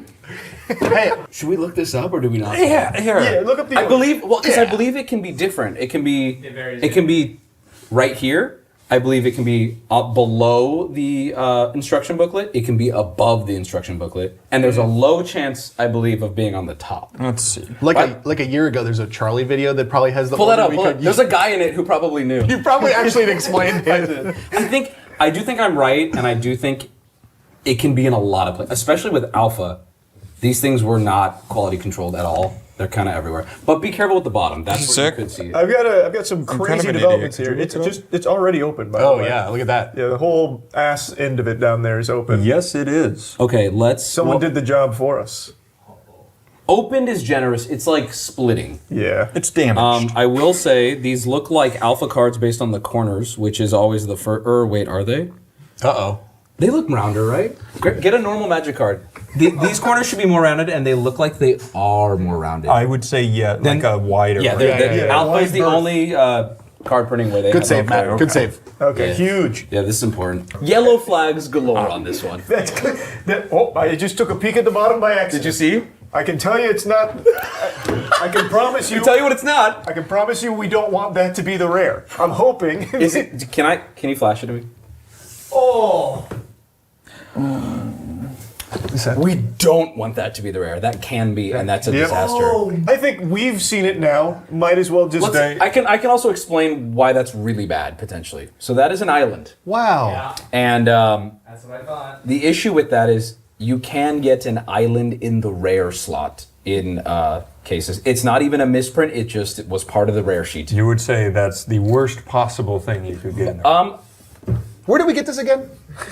Yeah, well, there are some people who value those rares, and they consider them island rares, and they do buy those at a premium, but I still wouldn't say that's a good hit, because it's not a Lotus. That's a good point. It's pretty much nothing, actually, is what I would say. There is one grading company, I believe, that grades those as rares if you have proof that you pulled it in the rare slot, which does put a nice label on it, which can be... Does it look like the plastic is pulling so tight it's almost bowing, or am I crazy? Yeah, but I mean, this is what, 30-some years old or something? Yeah, So it's just old. The thing, like, there are real Magic savants who I want them to see this wrapping right now, because they will, in a They'll be glance, able to they'll tell tell right us. now. That's why I love doing this live, because it'll get to them while it's live. Yeah. But we'll find out. I just want the whole thing documented. Listen, I've been scammed so many times. I'm not the authority on this. It looks fine. I don't know. Yeah, I don't. I trust you. This source is about as reliable as you can It get. literally is. Well, at the very least, we know he would never do anything. Yeah. You're going to try and open it with that? Oh my God. Would you guys like to? He talked a big game before Yeah, he sat down. do you want me to? Yeah. There was already dumped smelling salts The on it. precision of a surgeon. We got a I'm rare glad you guys are island. here for this one. You were off camera last time. Well, we're gonna filter in some more friends. We have a ton of people here. Gonna That's watch okay. They're good, I think. Yeah, they're fine. You guys are good, right? Did you get it? I'm very I confident. don't see it. Here, I got most of that side. Be sure to spill this. Yep. The fucking vacuum is nowhere. Oh my god. Oh my god, he's just doing it. This one copy. Okay, careful now. We don't want to spoil. I will say, top of that card is shit. But that's understandable. Let's get it And out. remind me what we're looking for in commons. Llanowar elves. We're looking for a lightning bolt. We're looking for sinkhole. Sinkhole. Dark ritual. I thought Dark Ritual was demonic tutor. Demonic tutor. Yeah. Okay. And All right. Here's Lightning Bolt. Okay. Wow. We are That's not looking for tap symbols, which we don't have. All right. That says tap. That's good. great. That's very That's good. great. That is good. All right. Do you want to do 3 and then pass? There's a lot of commons. Yeah. No. Let's do one each to get it heated up. There we go. And in I believe in one card, the audience at home will be able to tell the entire common. Real quick. You also have a bunch of smelling salts on your side. Oh, look at that. Thank you. It's weird. There's 1/4 of this table without smelling salts on it. That is odd. Do you want to fix that? And it's a boring corner. Yeah, that corner doesn't have fun. Go ahead. Okay. Did you get the? There's a little salts over there. No, that's fine. Swamp. Garbage. Okay. All right. That's normal. Yeah. We can okay. use this as a coaster too for the rest of the good cards. All right. Rip it. Yeah. Give us our first something. Lightning bolt. Sorry, that was really bad. This is looking good so All far. right, wait. Yeah. Talking a big game over here. Okay. I am. And I'm going to rip this lightning bolt now. You ready? You see Oh. how these look? Okay, only the top card was damaged. Perfect. This top card is quite fucked. And haboom. I have a question. Pestilence. Would you say that corner is like cut off? Where? This one? Uh-oh. No, that's normal. Oh, that's okay. These cards look homemade because they almost essentially were. If you are from BGS, these look wonderful. That's Our good. grizzly bears. That's so good. That's cool to see. I mean, these look nice though. That's it. We're holding alpha cards, guys. That's true. Yeah. That's true. Hopefully alpha cards. They don't look as nice as the Avatar cards. No, I know. Where's Aang? Yeah, Okay, this is a little weird. That's weird. That's strange. Keep doing it. Okay. We'll keep going 1 for 1. All right. That's a good card on the bottom. I picked it up we while I know slid it. We know what it is. So we don't mind. We know can- what it is. It's The impossible. Black Lotus could be this card, or it could now be sandwiched on the. All right, so thing. bottom card is now fine to rub Bottom to our card heart's should be an content. uncommon. Oh yeah. I wouldn't rub it though. Yeah, I won't. Yeah. Ooh, Maybe rub it a little. That's a force. it's a forest with a pathway. I feel like we're playing. That's basically a shitty Llanowar board Elves. game. Haboom. Wow. I'm going black. Ray's dead. If he pulls a grizzly bears, I'm question marking. Oh yeah, that'd be crazy. No, it's Okay, we're good. We're off. All right. Anyone else want to filter in here? This is a rough Yeah, start. we're not doing we so need a fresh hot. set of hands. This is okay though. Yeah. We're okay still. This is commons. I remember when we switching- did the last one. are we We had some switching cool lobs? stuff right now. If you pull swamp, you gotta hit the salts. Yeah, I think that makes sense. I think that's fair. I think I have to hit the salts and then pull the swamp, I thought. Should we make him hit the salts or? He did just sit at the table. Where is it? Give it to him. We're very careful. Please don't get them on the We don't, table. it damages the. Did someone get smelling It's salts on the really table? bad Could have been for the anyone. table, It yeah. could have been anyone. It smells like a cat peed. Oh yeah. That smells like cat piss. Yeah. Yeah, it doesn't hit that hard though. You see how you just tanked it? It just There's your stinks. toy Yeah, bag. It just smells bad. It's just stinky. Oh, an island. bro. Fantastic. Well, we're getting all the lands out of the way early. There's lots of lands. I hear that this is a rare. If that's a land, I squeal. Fog. Okay, fog's good. Fog's better. We like fog. Playable Fog's a card. beautiful card. You can use fog. Ryan beat me with fog once. Fog. I love Fog is fog. Ryan's go-to and everything. Boom. Oh, yeah. A swamp. You took my card. I'm sorry. Oh god. I got a black theme going here though. It's okay. We're gonna turn it around right here. Yeah, this is where we start to get serious. Well, that's not bad. It's a fur. What the hell am I reading? He's a guy. The furloon. Yeah. Furloon Minotaur. Herloon? Herloon Minotaur. He's got it. It's a Herloon Minotaur. There's a jacket with him on it. How nice. That's It's like $300. Is that more or less than the card? More. Ooh, I didn't even announce the card because it's bad. Yeah. So here you go. What was it? That doesn't matter. Phantasmal Danny. Terrain. Yeah, Danny, we need your Mono blue enchant land. Danny boy. Denny. Give him the salts. I'll do the salts. Based on how we are, I think we're both doing salts. Speed at which you're dealing salt. Now you're good. That's Go my, on. that's my No, yeah, I've done those occasionally. Yeah. Yep.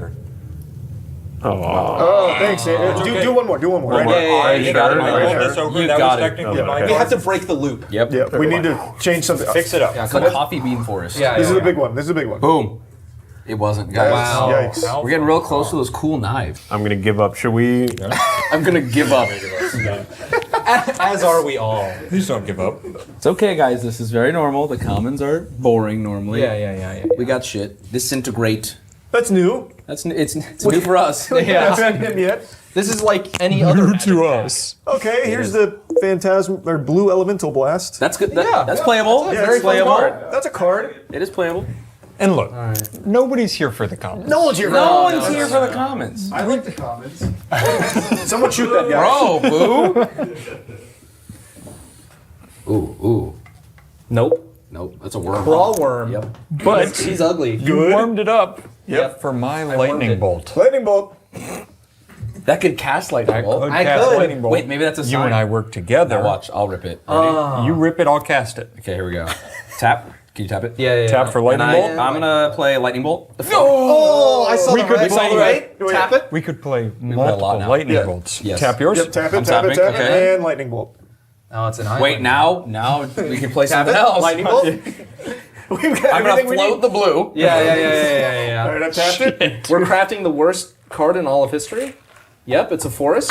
We are ramping. Maybe we're casting a commander. We're ramping as hell. Are we not doing enough? I don't. We need to filter in more. Yeah. people. Let's These get hands a are- flip out. Chase. Chase. And Zach, come on. I haven't given up a spot. Someone should. Yeah. Someone come take my spot ASAP. Come here, sit here. I warmed it up. Now, if you reach into here, there's smelling salts. So. Yeah. They've been really lucky for us so Zach. far. Okay. Zach, come to my seat. Okay. Pretty bitch. Ooh, yeah. Careful on the table. That was an inhale. You ever been to Corpus Christi? That's what the water smells like. Oh, Jesus. Shouts out. It's just piss. That's really it. You like that? Yeah. All right. Give And he's flipping and.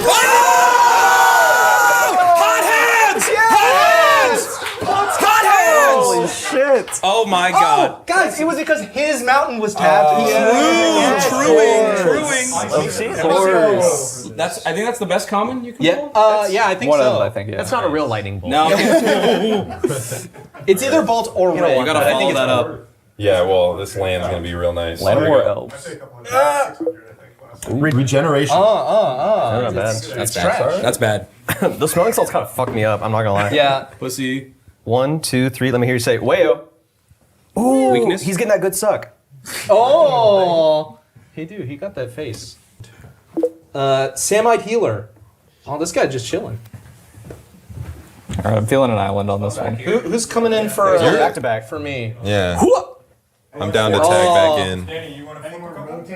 I'm summoning a Carlos for pulling some cards. All right. Oh boy. And I jumped on it. Oh, damn. Two It's forests. a forest, guys.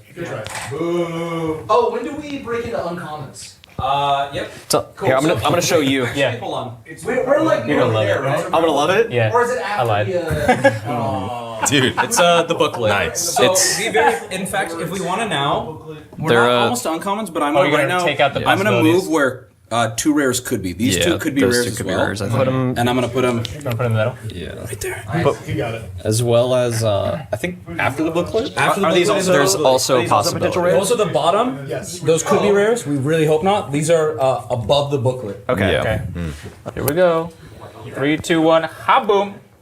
Wow. His plans. I think that's 4 lands in a row. Yeah. So only good things. Yeah. I'm just gonna. Flip one of those. Giant spider. Big spider. He does not fly, but can block flying creatures. Is that a common?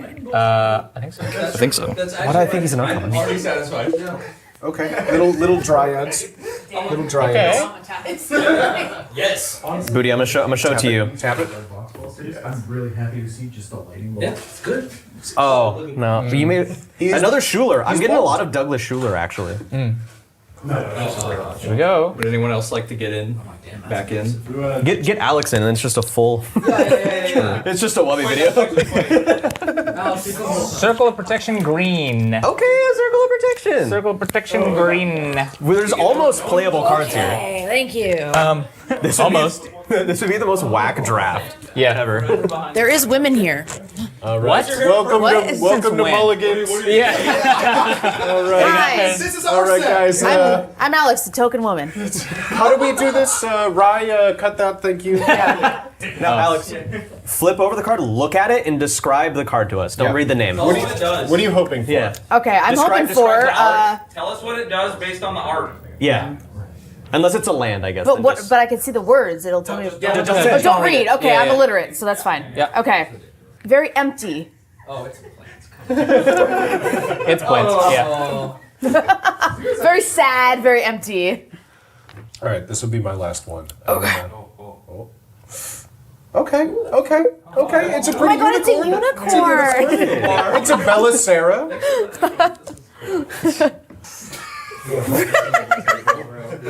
Would a greedy person pull this? Earthbind. Oh! Hey! That's hard as fuck right now. That's the kinky one. I'm hard as fuck right now. People cosplay I'm so that. hard. I gotta rotate out. Anyone else? Oh, but I never got salts, man. Wait, come here. Booty, why do you gotta bring it? I was. Yeah. Carlos almost got away with it. He did not do it. I was trying to put it on her like she got away with it. I'm full. I don't. Are you trying to quit? Is this monster? Yeah. I'm just. It just stinks. Oh. It's just. It's not good.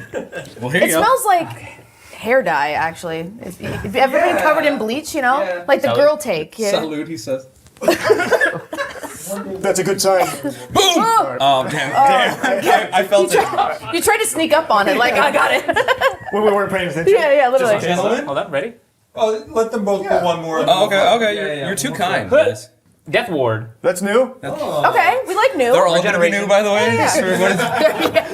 I would hope they're all new or something's wrong. Okay, let's Roll see. something big for the Last for one. our chair. Yeah, right here. Yep. Let me add to that. Okay, yep. Two more mana. Yeah.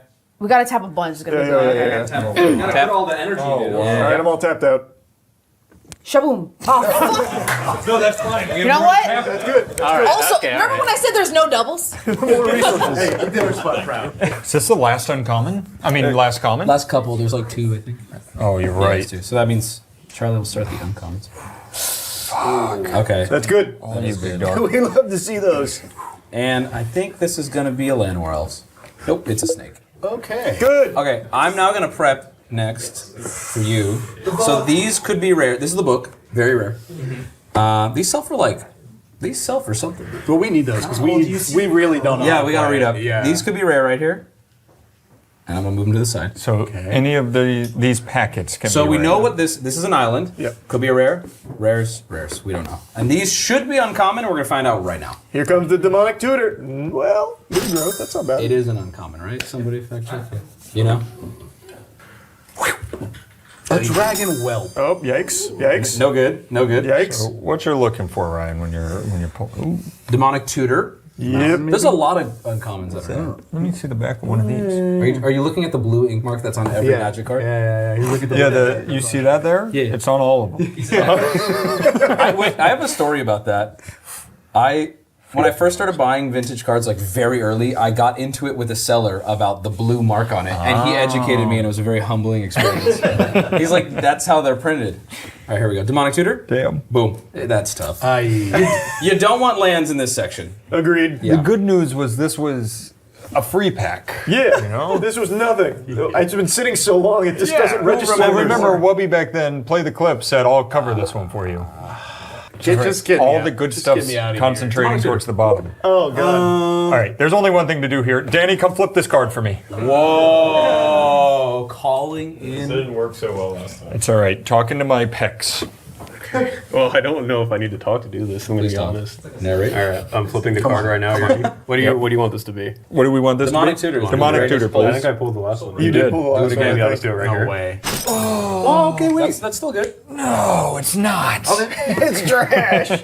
Spoken like someone who's played against that before. Yeah. It's tough because you recognize the card, you get excited, but it's like, I don't think there's value there. Yeah. All right, here we go. Demonic tutor. Boom. Gloom. Doom and gloom. That's a really bad omen. How we're all feeling. That's a good omen. Here, let me get in here real quick. Get in. Please rip it. It's not good. Ooh, little jade. I summon Drew. Okay. Can you redeem this chair? No, I can't, but I might on accident. Demonic tutor. Is this the last one? Because I'm locked in for this You're one. locked in. It's the last one. I'm locked It's in. a tutor. It's a tutor. Do it, Matt. This one. Do it. Please. Man, this is less fun when you don't hit it. Wow. Maybe don't upload this one. Well, here's the thing. It's about the rares. Okay, so Yeah, we're here for the rares. It's about the rares. I say, can I lead? Yeah, please. I don't have to Please flip, do. but let's just start by getting rid of what we know, which is the Yeah. island. Rare island. So this, hopefully not. We're praying. I'm gonna leave this. Sure. We leave that for last? We'll leave it. Well, we'll see. We're Yeah, gonna start these that's files and true. see where. Let's start. You want to start here? Yeah, let's start there. I like Do you want to start? No, you start. It's Okay, so calling your name. let's. If this is a rare, we hope it's good. If it's not a rare, that means we can flip the rest of these. Yeah. Or if it is a rare, we can flip the rest of these. All right, here we go. Wall of Air. Is that uncommon? I think that's uncommon. This is worth fact checking. I think so too. This is worth Zach is Wall we of have Air. Clicking coming. My boss just spent all of their money on that. He's googling how to Job return applications, Florida. Uncommon. Uncommon. Okay, good. So that means Which means that's a demonic tutor. this is an uncommon if you Yeah. want to flip it. Which means this is nothing. Yu-Gi-Oh! Oh, God. Uh-oh. You did say nothing. That's Siren's call. We said it was nothing. So that brings us to these two. Yeah. Whoever wants to start. I I think that skill check gets to flip one together. really hope this is a rare. Me too, because Actually, we need this to be a We rare now. need this to be a rare. Ready? Go. Oh. Unsummoned. That is an uncommon. I think believe. so. Which means we got a rare island. No way. that's good news though. Unless it's one of Someone had those to do it. rare. All right, Someone had to do I'll it. flip the last just get us out of uncommon. here, Yeah. boss. Just take us out. Really wipe that on the table. No, that's this. Yeah. That's Oh no. Good. This is good. Charles. This is where we want to be. So that means here's one of our rares, everybody. Now, here's the thing. All of this is moot and is not hurtful if that's a Black Lotus. Exactly. Yeah. Or if it's just anything. That we recognize. Okay, I'm not going to Anything- look at it. I want good reactions. Make sure it's on camera, bud. Are we happy? Oh my God. Holy Wow. shit. That may be the worst alpha booster that is possible to open. Hey, when we were all here to share it together. That's exactly right. great time. Gentlemen, Yeah, that's exactly Gentlemen, right. I was happy History to was be made. here. History was made. Gentlemen, did it. It was the salts that got us there the whole time. Hey, yeah. the next person opening an alpha deck, you're lucky. We got this one out You're of the way. talking to before you. us in a year. Yeah, that's true. Us. Our next deck is going to be great. You brought the other one with you, right? Oh yeah, it's always with me. Yeah. Hey guys, this was really bad. Yeah. In case we didn't realize. That was not Yeah. good, huh? No. No, that wasn't good. We made $600 back. Yeah. Chipping away at the investment. I think I'm just going to put that in a deck. Yeah. That was good. Hey, that I would was, play this. And we were here. All right. Let's just delete the footage. Do we upload this? Or? This does feel worse when you don't get anything. Yeah. Let's fake it. Wait, We've talked about this before in like esports and stuff. We've found scientifically we have more fun when we do well Yeah, you gotta win. than when Winning we is don't. more fun, Yeah. usually. All right, well done. Hey, that's one less force field out in the world. You're welcome. Yep. Your deck is worth more now because of us here today. So Wow. Yes. Yeah. I'm going to go cry. That was good. Hey, thanks for being here. Yeah. Man, dude, the wind got sucked out of this room. Oh yeah, you just got freaked off. What are some of the most dangerous combinations on the planet? Dynamite and a lighter, opioids and alcohol, Charles White and a basketball. But what about obsession and a weirdo? That is a recipe for disaster. A deranged individual becoming obsessed with someone or something, that is boogeyman shit. And I'm not talking obsessed about like, oh, I'm obsessed with working out or something like that. I'm talking about the obsession where it becomes like a full-blown fixation and genuinely a full-blown red alert mental disorder that spirals out of control and has oftentimes in the past led to some fatal outcomes, like with stalkers. Most notably, the one everyone always goes to is the Bjork stalker, Ricardo Lopez. He was the one that filmed himself blowing his brains out after forming this obsession with Bjork and trying to assassinate her with a letter bomb, trying to murder her. It's frightening. It is genuinely scary. And last night on stream, I learned about a new, potentially dangerous, obsessed weirdo where someone became fixated on a child from Fairly Odd Parents, a character named Hazel. And this obsession has become so strong that now they are sending threatening emails to the voice actress that plays this character on the show. And I've seen a handful of people saying that it's not that big of a deal, just point and laugh at this weirdo and move on. He's probably harmless. Just pop some popcorn and clown on him. And I just think that that's not exactly the way of handling someone like this. This is someone that needs to be reported, like genuinely to authorities. This is someone that is like actually unhinged. This is a potential maniac, and I don't think it gets taken seriously enough when it comes to this kind of shit. So anyway, I'll show you what we went over on stream, and then we also went over some other big examples of people just like this guy that have in the past gone on killing sprees as a result of their obsession with cartoon children. You saw a super creepy email the voice actor for Hazel in the new Fairly Odd Parents cartoon received? Fairly Odd Parents voice actress Ashley Crystal Hairston shares disturbing obsessive email from fan fixated on character Hazel. Ashley, the last time I sent you a message, you ignored me. I really did not appreciate being discarded like that, so I'll try to reach out to you again. You do not have to respond, but I implore you to at least listen to what I have to say. But if she doesn't respond, you feel discarded and get upset and then send another email. It's a lose-lose. You're not even really giving her permission. It's the illusion of choice. I'm going to assume you did not read the DM I sent you. But on the off chance you did, I apologize for using racial slurs. So I'd just like to reiterate that I am completely in love with Hazel. She is perfect in every way.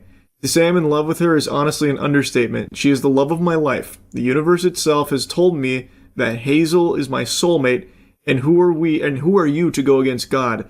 This immediately has the DNA of that guy who killed his sister over his love of Clementine from The Walking Dead. Anyone remember that guy? It was this Nicholas Prosper. It was his sister that he murdered, right? I'm pretty sure it was. This is some very, very, very disturbing shit. We talked about this on stream a while ago. But he became obsessed with Clementine from the game. A child, by the way. And I think it was he let his sister play the game, and he was watching and then didn't like a decision that she had made. Why did you kill Larry in front of Clementine? That kind of thing. And then killed her. It was actually his whole family. He killed all of them. What? Oh my god, what? It's been a while since we went over it, but I thought it was only one person that he killed. It was his whole family? Yeah, you're right. The Prosper family murders. 18-year-old Nicholas Prosper murdered his mother, Juliana, his sister, and brother. And yep, all three had been killed by a double-barrel shotgun. He also intended to commit a school shooting. And so his father survived. On September 16, 2024, his father, Ray Prosper, shouted, "I still love you, son. It's not your fault, okay?" That's just heartbreaking to hear, man. I couldn't even imagine being a parent and having something like that, where your son is a fucking evil monster. It must be the most difficult thing in the world to come to terms with. And now your whole life, everyone that you've loved, your wife, your kids are dead because of your son. That's just an entire brain breaker. Prosper shared a pre-recorded video where he referred to The Walking Dead online at 6:22 a.m. and disposed of 2 mobile phones, believing this would protect a group of pedophiles he talked to on Twitter. At one point, Prosper abandoned the bag containing the shotgun and ammunition in a bush at a playing field. At 7:55, Prosper left his hiding spot, walked down Birmingham Road toward a passing police car, which he flagged down with a raised hand. Prosper believed that all schools in the area would be locked down, so his plan was foiled and decided to surrender. That's how they caught him. He was charged with 3 counts of murder. This video, like, he had a YouTube channel dedicated to his love of Clementine. Like, it was all documented. It's on Living. It's completely fucking crazy. Like, it's unbelievable. It's beyond disturbing.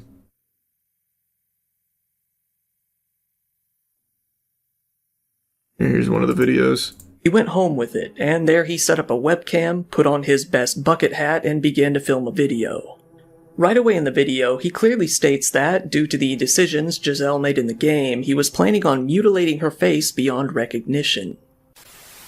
On June 30th, my sister decided to make the only correct choices in episode 1 of season 1 of the Walking Dead games, and for that her face will be mutilated further than necessary. After mentioning his sister, he turns his attention to a video he saw on YouTube. This was gameplay footage of the Walking Dead game recorded by a channel called Living Echoes. It's just fucking horrifying, man. Sick, twisted, evil people out there. But point is, this is giving me that exact same energy. This feels like the exact same guy. This is dangerous. Genuinely is dangerous. Like, it is wacky to point and laugh at the freak, but this is a genuinely dangerous, unhinged person. What I'm trying to say is that to see you, Hazel's voice actress and co-creator, ship Penguinz0 broke my heart. She's my wife and I love her more than anything. God hates you for getting in the way of Hazel's and my love. Soon you will feel the universe's wrath. Hazel is mine and mine alone. I love her, and she loves me. I will never forgive you for the hurt you have caused. I suggest you take down all the Penguinz0 posts you made, the interviews mentioning it, and stop shipping them if you want a peaceful life.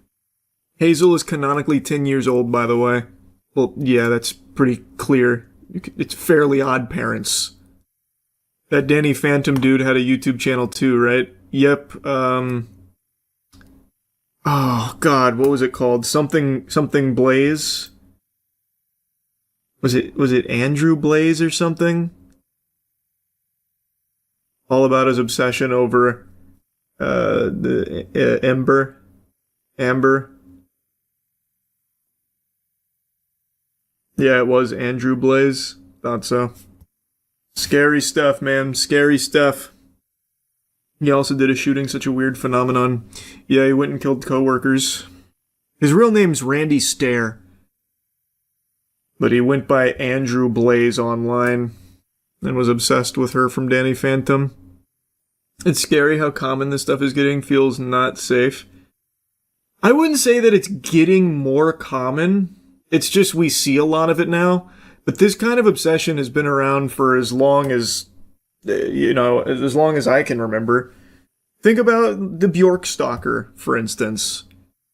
But if you're talking about like the phenomenon of people getting obsessed with fictional characters like in cartoons and shit, I guess that's a little newer since cartoons are a little bit newer. But those kind of people have always existed. It's fucking scary. And they seem to always get obsessed with children characters in the cartoon. Clementine, Hazel. Well, look what the cat dragged in. AI!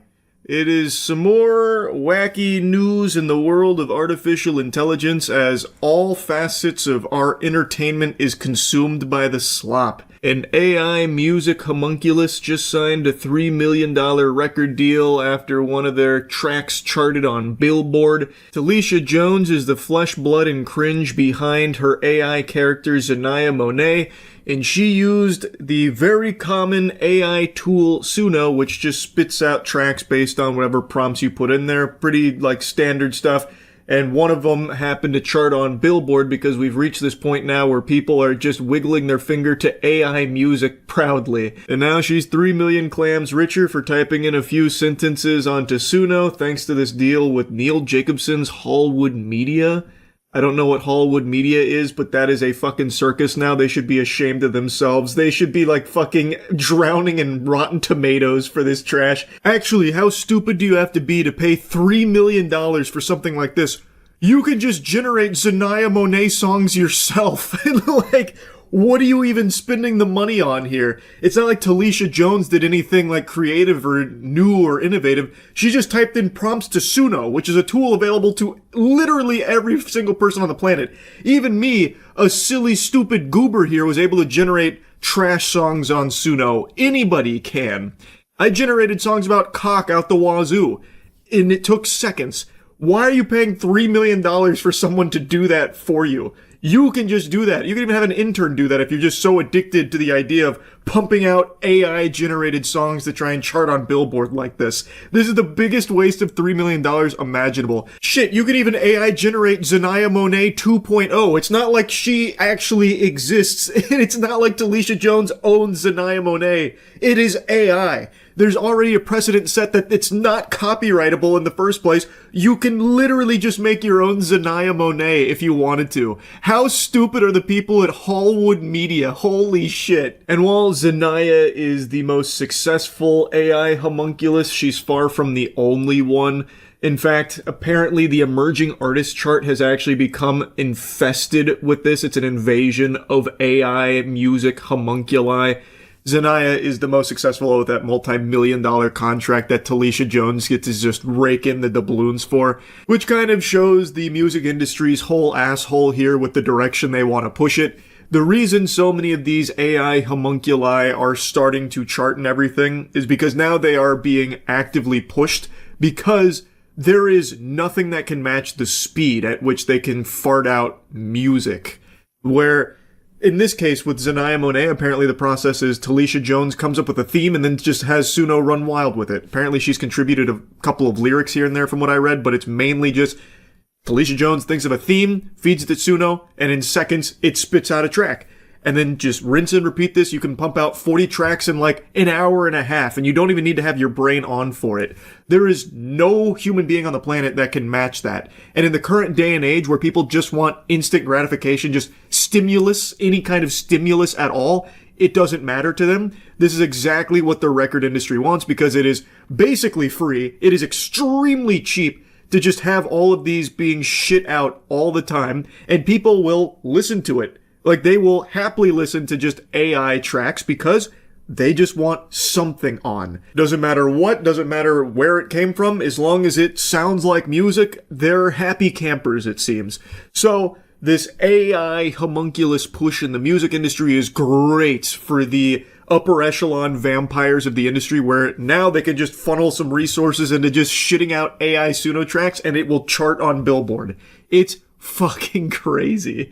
It is so sad how quickly this is all just going straight into the dumpster. I legitimately think we're getting pretty close to the point where music industry is going to just stop hiring human beings altogether, because what's the point anymore? If people don't care if it's like actual art or anything, if they just want the noise, well, AI is significantly cheaper and significantly faster. If you have a human being signed to your label, it's significantly more expensive. There's significantly more human beings you have to hire to help work on it, audio engineers, stuff like that. It takes a lot longer to produce like an album, whereas here, it's a couple $100 for a subscription to Suno, and that's it. And then you have endless albums that you're able to churn out at lightning pace. You could churn out one a day if you wanted to. And since people are willing to consume it, they don't really care if a human being produced it, I guess. They don't care if it's like actual music or art or anything. They just want the noise. Well, you're not going to beat AI in that department. So I do truly believe that we're not far off from it being mainly the Billboard charts dominated by AI tracks. I think it's getting to that point. And I'm not even talking just like AI assisted tracks. I'm talking like Zanaya Monet level, fully AI generated music charting on Billboard. And that sucks. That really fucking sucks. Oh well, I guess. Jesus Christ. Big stinky. That shit is awful. Anyway, just wanted to talk about this a little bit. That's it. So yeah. I just wanted to briefly give you the latest information in the David case and the murder of Celeste Rivas Hernandez. I know I've made a couple videos yapping about this, and it's a really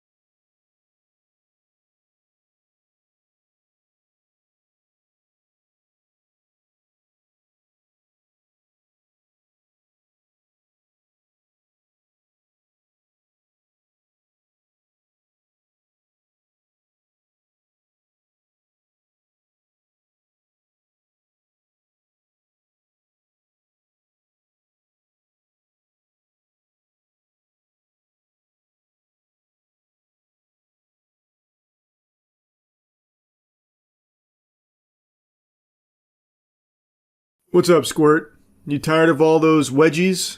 Are you over being a knuckle sandwich magnet? About time, finally. Way to take a stand. Here. Got the remedy for you right here. Dunked on, little dork. Stupid dweeb. Yeah, I've evolved.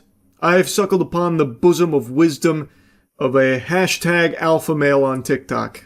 This goober actually tags the majority of his posts with hashtag alpha male. And this guy, he is breaking the magician's code. He is just giving you the keys to the kingdom, letting you know how to be an alpha male. And it is invaluable knowledge that I'm going to do you a kindness that not many others will do. And I'm going to open your third eye to it. I hope you're ready for enlightenment. No money, no respect. No money, no good food. No money, no good clothes. No money, no house. No money, no car. No money, no friends or relatives. No money, no relationship, no love. Understand what I'm telling you. Let it sink in. Now get the up and motivate yourself. Whoever tells you money ain't they're fooling you. They're just losers like you are. So get up and be a winner. Alright? He unironically ends all of his videos like that, with one of these, and then like the lion's roar that sounds like it's fucking MGM intro at the start of a 007 movie. And I also love this video right here, because I thought it was going to be a haiku at the start, or I thought it was going to transition into something motivational, but it just goes, no money, no car, no money, no house, no money, no food, no money, no friends, no money, no family. So fucking motivate yourself to get money. He doesn't even like pretend to give you any kind of like pointers on, well, how do you, maybe get some money or something perhaps? Where can I start accumulating some of this money? I want food and family, but I guess I can't have that without money. This is deep stuff. This is very profound thoughts that I don't think a lot of people really stop to consider. Money buys things. And some of those things you need to live. So no money, no stuff. I don't turn the key to start the beast. The engine revs itself because it's scared of making me wait.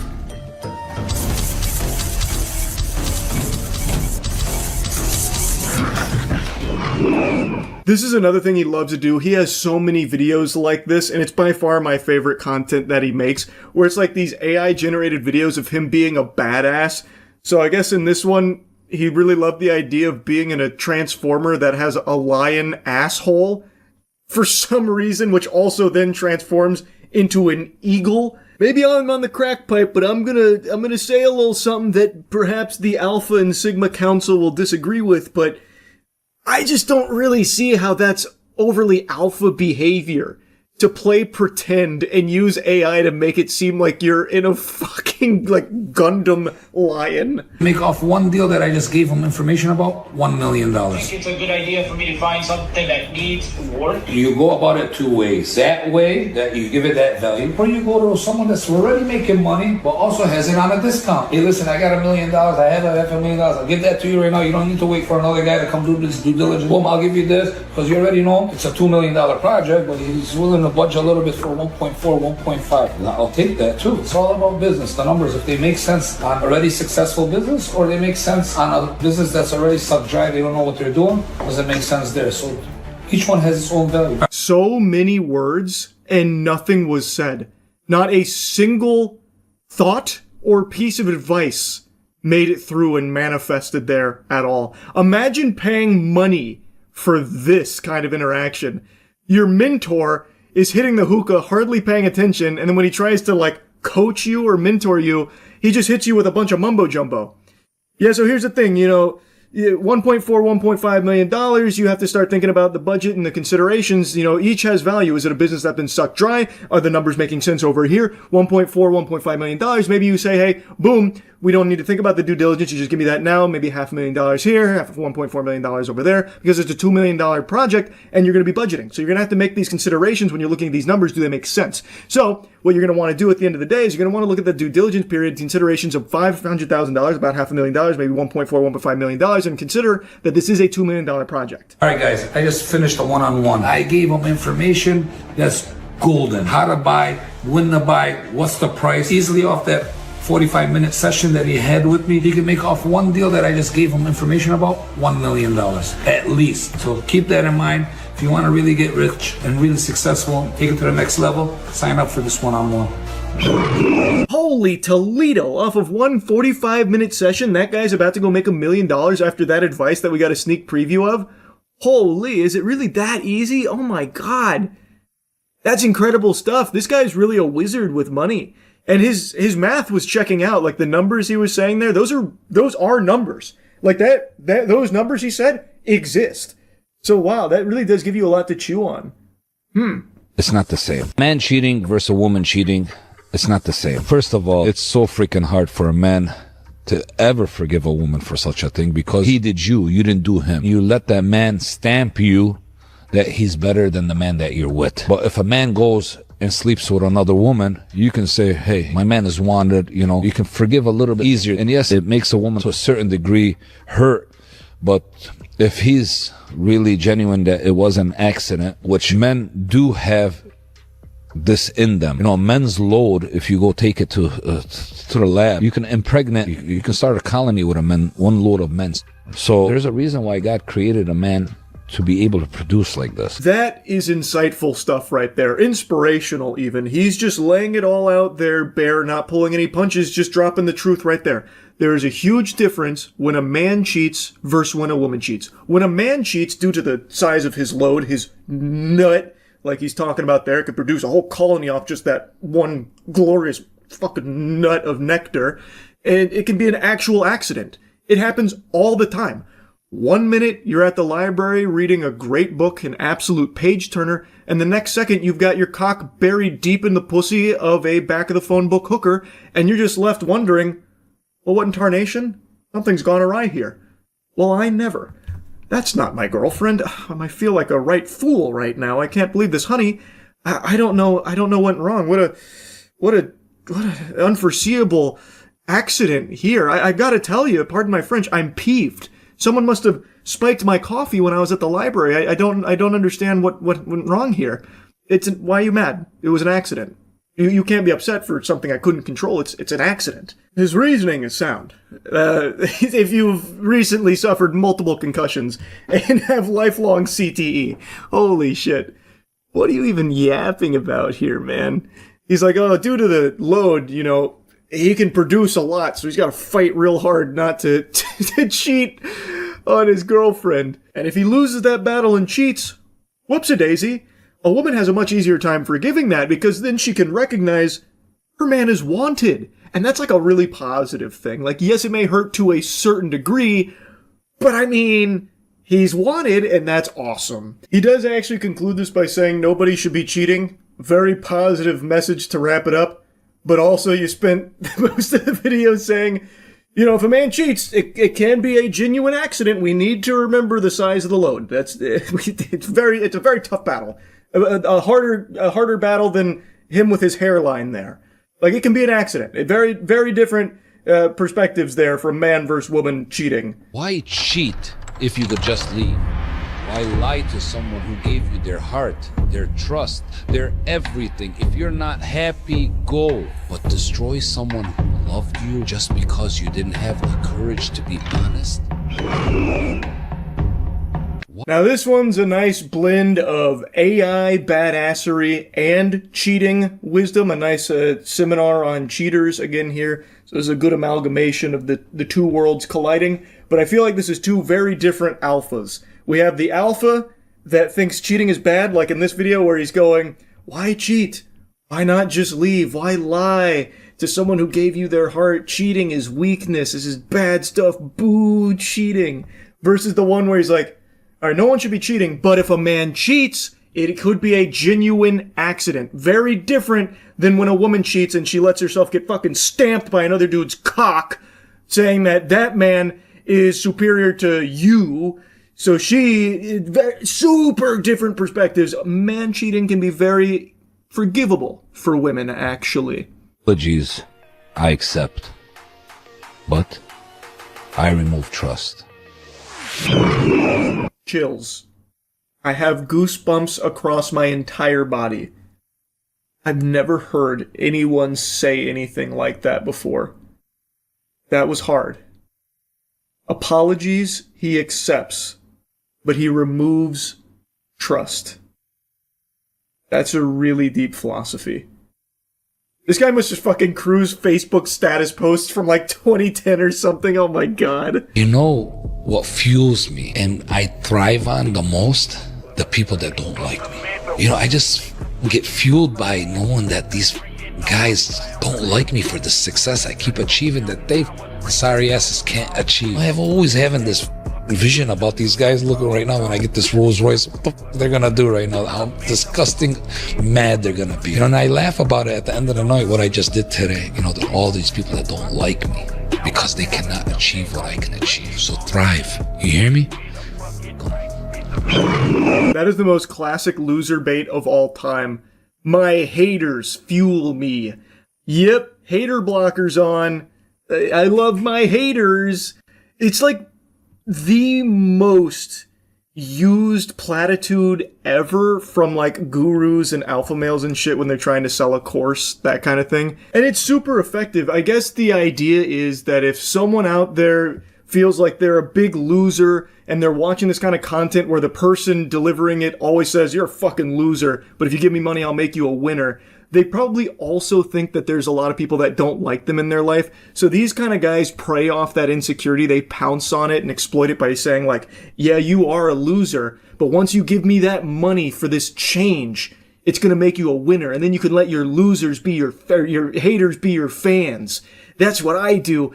The haters are my fuel in my engine, and my engine is a fucking transformer lion that I'm riding inside of as it jogs me over to my office building where I'm fucking my secretary.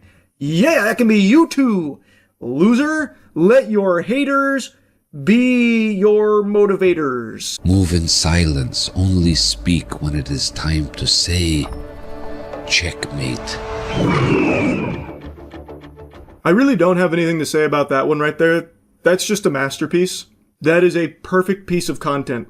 If you live your life like that, I hope you're ready to be CEO of a Fortune 500 company with billions of dollars to your name. Anyway, I'll go ahead and leave you with that little nugget right there so you can really put that in your pipe and smoke it. Only say words if the word is checkmate. Damn! That goes ballistic. Yes, that's really about it. So yeah. For the last decade, Xbox has kind of been like the James Corden of gaming consoles, where it's a joke that's just sad. It doesn't make you laugh. It just makes you feel bad because Xbox used to be such a juggernaut. And it's no secret, Xbox has been struggling harder than me trying to reach something on the top shelf of my kitchen. They just have not been able to find their footing. They haven't really been flourishing in the gaming space for quite a while. And now it's looking like they're just getting put in the dirt. It looks like they're going straight to Valhalla.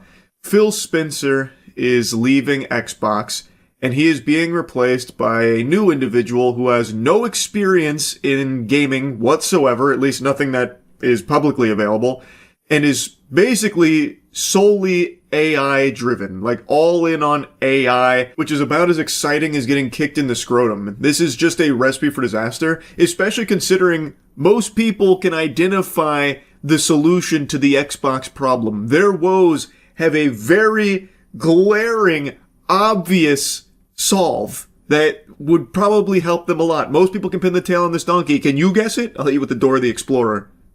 More games. There was a time when Microsoft shut down more studios than games they released in the first half of 2024. Microsoft has become more known for shutting down studios than they have releasing games. So the Xbox problem is no games. How do you solve that? Games. Like, there's just no reason to own an Xbox when there's nothing that's really coming to it. So now you have someone who's in this position that doesn't have any relationship with games, like, in their history. So this problem is still seemingly going to go unsolved. For all of Phil Spencer's faults and, like, the missteps with Microsoft, it's pretty inarguable that Phil Spencer at least knew games. Like, he was in the games industry for decades. And even though, of course, he made some very some real wacky, insano-style calls, especially with, like, fucking Redfall. Lord help us all, heavens to Betsy. Sometimes you'll still wake up with cold sweats remembering that disaster, that blunder. But even still, he at least had so much experience in the games industry, which this new leader does not. So let's kind of go through the whole thing. We'll start with Phil Spencer's departure here from Microsoft. He actually made a Twitter post about it saying, "It's rare in life to know when a chapter is closing, but after 38 years at Microsoft, that moment has arrived for me. I've made the decision to retire and begin the next chapter of my life. It's a milestone that's given me a chance to reflect on the incredible journey I've been fortunate enough to share with so many of you." Now, also, Xbox President Sarah Bond is leaving as well, so both Phil Spencer and Sarah Bond are no longer with Xbox. Well, will soon be no longer with Xbox. It's a sweet, concise message just letting everyone know that he's sailing off into the sunset, and I think it makes a lot of sense here. He's been in this industry at this company for many decades now, many moons, and he wants to do something else. Totally understandable. I also imagine that the last few years at Microsoft here haven't been the most fun with everything that's been happening with Xbox, and Phil Spencer's been the face of Xbox. And recently, that face has been getting shoved in the toilet and they're flushing it. They're giving him a swirly because most people point the finger at Phil Spencer for all of the Microsoft and Xbox decisions that have been very poorly received. And he's been shouldering a lot of blame. I have to imagine that doesn't feel good, especially when there's a good chance some of those decisions weren't from the old noodle of Phil Spencer. It could have been calls made from elsewhere that maybe he didn't even agree with in the first place, but since he's the face of Xbox, the public would eat him alive for it. So I really do find it very understandable that he wants to step away from Xbox at this point in time and explore other aspects in his professional life outside of Microsoft. I'll quickly just dump my take in here. I also think a change in leadership at Xbox was warranted. Just look at how things have been going for Xbox for over a decade now. There's just been a huge problem with delivering games from so many of these studios that they have there, and things just haven't really been, the smoothest. So I do think there needed to be a leadership shakeup and, maybe a change in direction at the company. But I think the new captain of the kickball team here over at Xbox that they have chosen just doesn't make a whole lot of sense for a gaming console whose biggest fucking problem is not having games. Now with Phil Spencer gone, and in his place steps Asha Sharma, who is currently the president at Microsoft's Core AI product, previously with Meta and previously with Instacart. No gaming background, but it seems like a strong focus on AI in her career recently. So now she's taken the Xbox Iron Throne, which is leaving a lot of people very skeptical, because why would you hire a CEO of a gaming company who has no experience with gaming? It's a really weird fit. Now, there is a message from Asha Sharma. There is a memo that went out where she tries to kind of get ahead of like the AI stuff. So the first part of her message is talking about, how excited she is and thanking Phil and his leadership in the studios. And then she goes on to say, "My first job is simple: understand what makes this work and protect it." That starts with 3 commitments. First, great games. Everything begins here. We must have great games beloved by players before we do anything. Unforgettable characters, stories that make us feel, innovate gameplay, and create excellence. And basically going on to say like how important great games are. Second, the return of Xbox. This is something Phil Spencer also said once or twice, if I remember correctly, and every time that this comes up, the return of Xbox, they make it sound like it's a fucking Jedi coming back, yet unfortunately it still hasn't arrived, taken the scenic route. But she's highlighting the importance of bringing back, the former glory of Xbox with a recommitment to core Xbox fans and players that have invested with them for over 2 decades, celebrating the roots and renewed commitment. And then third, the future of play. We are witnessing the reinvention of play. That, to me, just feels like a bunch of mumbo-jumbo buzzword nonsense. I don't think there's a reinvention of play. People still just want to play good games. I don't think there's like a huge change in how they want to play those games. It's just the desire for games, which have been severely lacking with Xbox. To meet the moment, we will invent new business models and new ways to play by leaning into what we already have. Iconic teams, characters, and worlds that people love, but we will not treat these works as static IP to milk and monetize.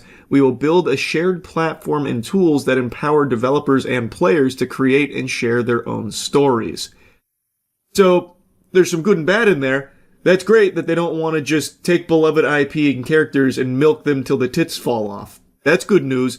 But that last sentence about developing a shared platform and tools to empower developers and players to create and share their own stories gives me the same DNA that Roblox and Fortnite have kind of pitched about, like AI to make your own games in their game, which isn't very exciting to me. But maybe it is to a lot of other players. I'm not really sure, and I don't really think that'd be like the best direction to go. As monetization and AI evolve and influence this future, we will not chase short-term efficiency or flood our ecosystem with soulless AI slop. Okay, I mean, that sounds good, but I take it with a huge grain of salt considering it's coming from an executive who is extremely intertwined with AI. So I would be shocked if she actually does have this view of soulless AI slop being the enemy, considering her professional career for the last few years is all about AI in general. So I guess we'll wait and see there, but it'd be wonderful if the focus isn't on just farting out AI slop at Microsoft. That'd be great. Games are and always will be art crafted by humans and created with the most innovative technology provided by us. The next 25 years belong to the teams who dare to build something surprising, something no one else is willing to try, and have the patience to see it through. We've done this before, and I am here to help us do it again. I want to return to the renegade spirit that built Xbox in the first place. It will require us to relentlessly question everything, revisit processes, protect what works, and be brave enough to change what does not. Thank you for welcoming me into this journey, Asha.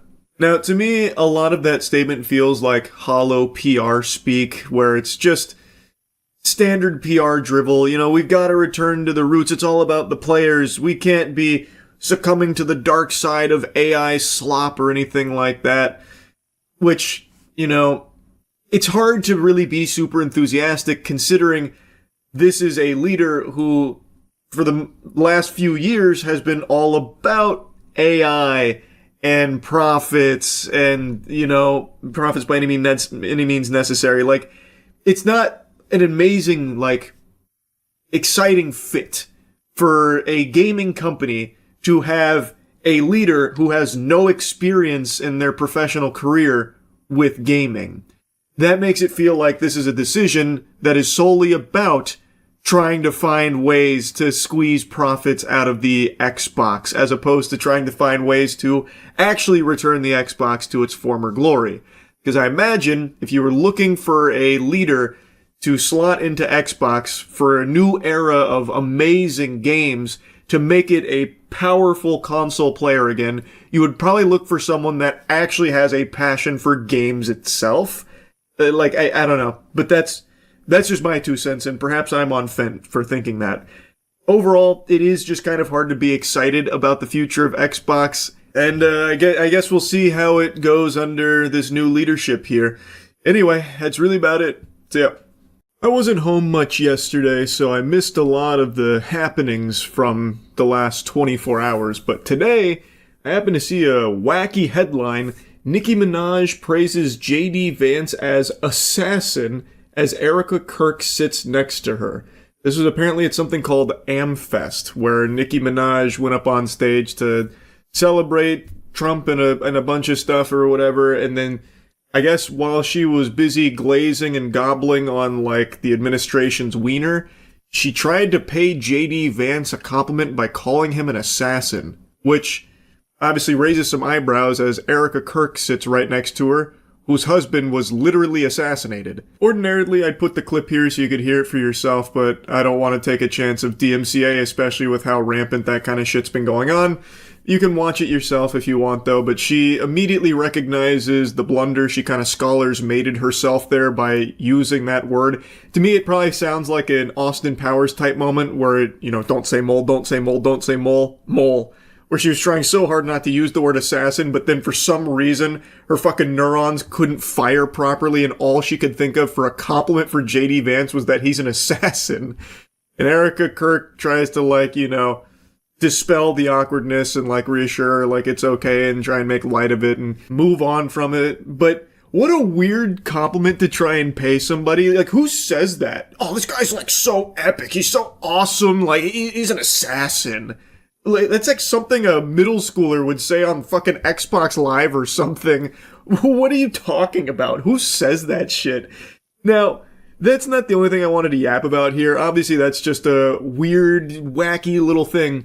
But Nicki Minaj's presence at an event like this is so head-scratching to me because she herself is not a U.S. citizen. I don't know how many people know this or how many people just forgot. She herself talks about not being a U.S. citizen and that she is literally an illegal immigrant.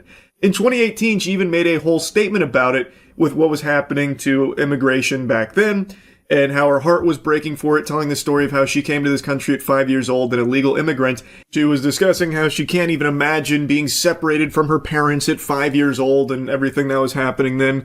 And since, she still has not become an American citizen. In 2024, only a year ago, she once again opened up reiterating, confirming she is still not an American citizen, despite paying so many millions in taxes and all that. So her going on stage yesterday and being like, the president is dashing and handsome, it gives me the same feeling as someone who's trying so hard to avoid getting in trouble by trying to butter up the person that can really fuck them. Oh, you're just so smart and striking. Devilishly talented, by the way. Did I tell you that? Honestly, I'd go as far as to call you a god, even an assassin. It feels like she's so over the top. Maybe she's worried about getting deported herself or something. So now she's trying to suckle the titty here of this administration and hide in its ranks as, a public figure. So now she's just stuck looking like a fucking imbecile. Yeah, this administration is perfect. Frosted Flakes, they're great. Yeah, who just said Epstein files? Someone shoot that guy. Yeah, us U.S. citizens. All of us, my fellow U.S. citizens, we gotta stick together. We love U.S. citizens like me, am I right? That kind of thing, she's cutting fucking WWE promos. But I think there also might be another explanation here. Again, just another game theory. Maybe she's not looking to protect herself. Maybe she's fishing for a pardon for her sex offender husband. Since Trump likes to hand out pardons like they're fucking Girl Scout cookies, I think there also might be this play from Nicki Minaj here to try and get one of those for her husband, Kenneth Petty, who is literally a registered sex offender. Maybe she's trying to make it so he no longer has to keep re-upping that and getting in trouble when he refuses to do so, like recently when he had to go under house arrest for failure to register as a sex offender. So perhaps maybe she's trying to get in their good graces so she can then float the idea to Trump about pardoning Kenneth. After the never-ending circus that has been the Epstein files, especially the most recent shenanigans here, it should be painfully obvious that the government is more than willing to bend over backwards to protect sex offenders and the most evil, heinous people on the planet imaginable. So it's not a far-fetched idea to think that maybe Nicki Minaj is making a play like that to try and get that special treatment for her husband. But yeah, anyway, I just found it to be a really interesting fit here. This is one of those situations, the call's coming from inside the house. This shit feels a little odd because she herself is fundamentally the exact opposite of everything Amfest was presenting based on all the other clips I've seen. She is an illegal immigrant, she's not a U.S. citizen, and her husband is a sex offender. I don't know, sports fans, maybe I'm on the crack pipe, but that doesn't exactly sound like the ingredients, the recipe to a perfect fit for the conference she was attending here. But, what do I know at the end of the day? I just wanted to yap about it. That's about it. So yeah. Occasionally I get some really interesting emails, and a couple months ago I got a crazy one out of the blue. It was a couple reaching out from Australia with a once-in-a-lifetime collection, and I mean that legitimately. What they had is something that pretty much nobody has anymore. And they wanted to talk to me about helping them get it graded and sold because in Australia they were having a really hard time over the last couple of years. They had a nearly complete set of alpha cards from Magic the Gathering. Even if you know nothing about Magic the Gathering, you have probably heard of the Alpha Black Lotus. It is one of the most expensive cards in the world. Only 1,100 of them were ever printed. And if it grades it at 10, they have sold for millions of dollars in the past, but even graded all the way down to a 6, they have sold for life-changing amounts of money. And this couple, they had an Alpha Black Lotus, and it looked to be in incredible shape from the pictures they showed. But of course, I'm very skeptical, especially in the current card market where everything is fucking fake. Everyone is scamming. You can't trust anyone, not even your own mother. So I, of course, raised a big eyebrow and took everything they said with a grain of salt. But it was an incredible story, and I didn't want to let an opportunity like this slip through my fingertips to be part of history. I, of course, wanted no part of, like, any money that they would make from selling the cards. I just wanted to help out and just be able to see them and do what I can to help them. But I wanted to make sure that I wasn't having the wool pulled over my eyes here. So I asked if I could have a trusted professional in the industry go through a process with them to verify the authenticity of the cards, which of course they agreed to. So I reached out to Tolarian Community College on YouTube, a massive Magic the Gathering channel, an incredible guy as well. And he put me in contact with who he claimed was the best in the business for it, Missouri MTG. And Missouri MTG spent a long time going through a very grueling process with them to ensure that these are real alpha cards, because if they are, we're looking at a collection that could potentially be worth millions of dollars. And I'm happy to say, it turns out it was all real, so we started getting everything in motion over the last couple months to get them from Australia to America with these cards so we could grade them here and have even more layers of authentication to ensure truly these are the real deal, get them graded, and get them sold, and also just share their story, because it is truly something special, and I'm honored to have even been a small part of this journey with them. Now, of course, many of you know I have an entire channel dedicated to Magic the Gathering, Dungeons & Dragons, and other TCGs like One Piece. So we did this in collaboration with Drew and Ryan and Zach of Skill Check. So we brought in all the bells and whistles here to really make a pretty big production out of this, because with no exaggeration, this is truly a once-in-a-lifetime thing. My video here is not going to have everything that the skill check video is going to have, like with the actual going in person and grading type stuff. So if you want to see like the full complete package of this experience, go to Skill Check Show, the YouTube channel. I'll go ahead and put a link to it in the description. Yeah, they had no idea, and he just like blows the dust off the folder. There's a Black Lotus in this. It's been something that we haven't really wanted to tell people we have. It feels a bit scary to be like, yeah, this is in our house. You're looking to sell it, keep it. What's the plan? I am so happy for them. This opportunity to get closure on that situation. Because I think this is a grade that will truly blow their minds. I'm thinking there's a really good chance they're all 10s. Brother, you're holding history. I know, I'm shaking a little, I'm not gonna lie. Crazy. Holy shit. That's how. Oh my god. 3, 2, 1, go.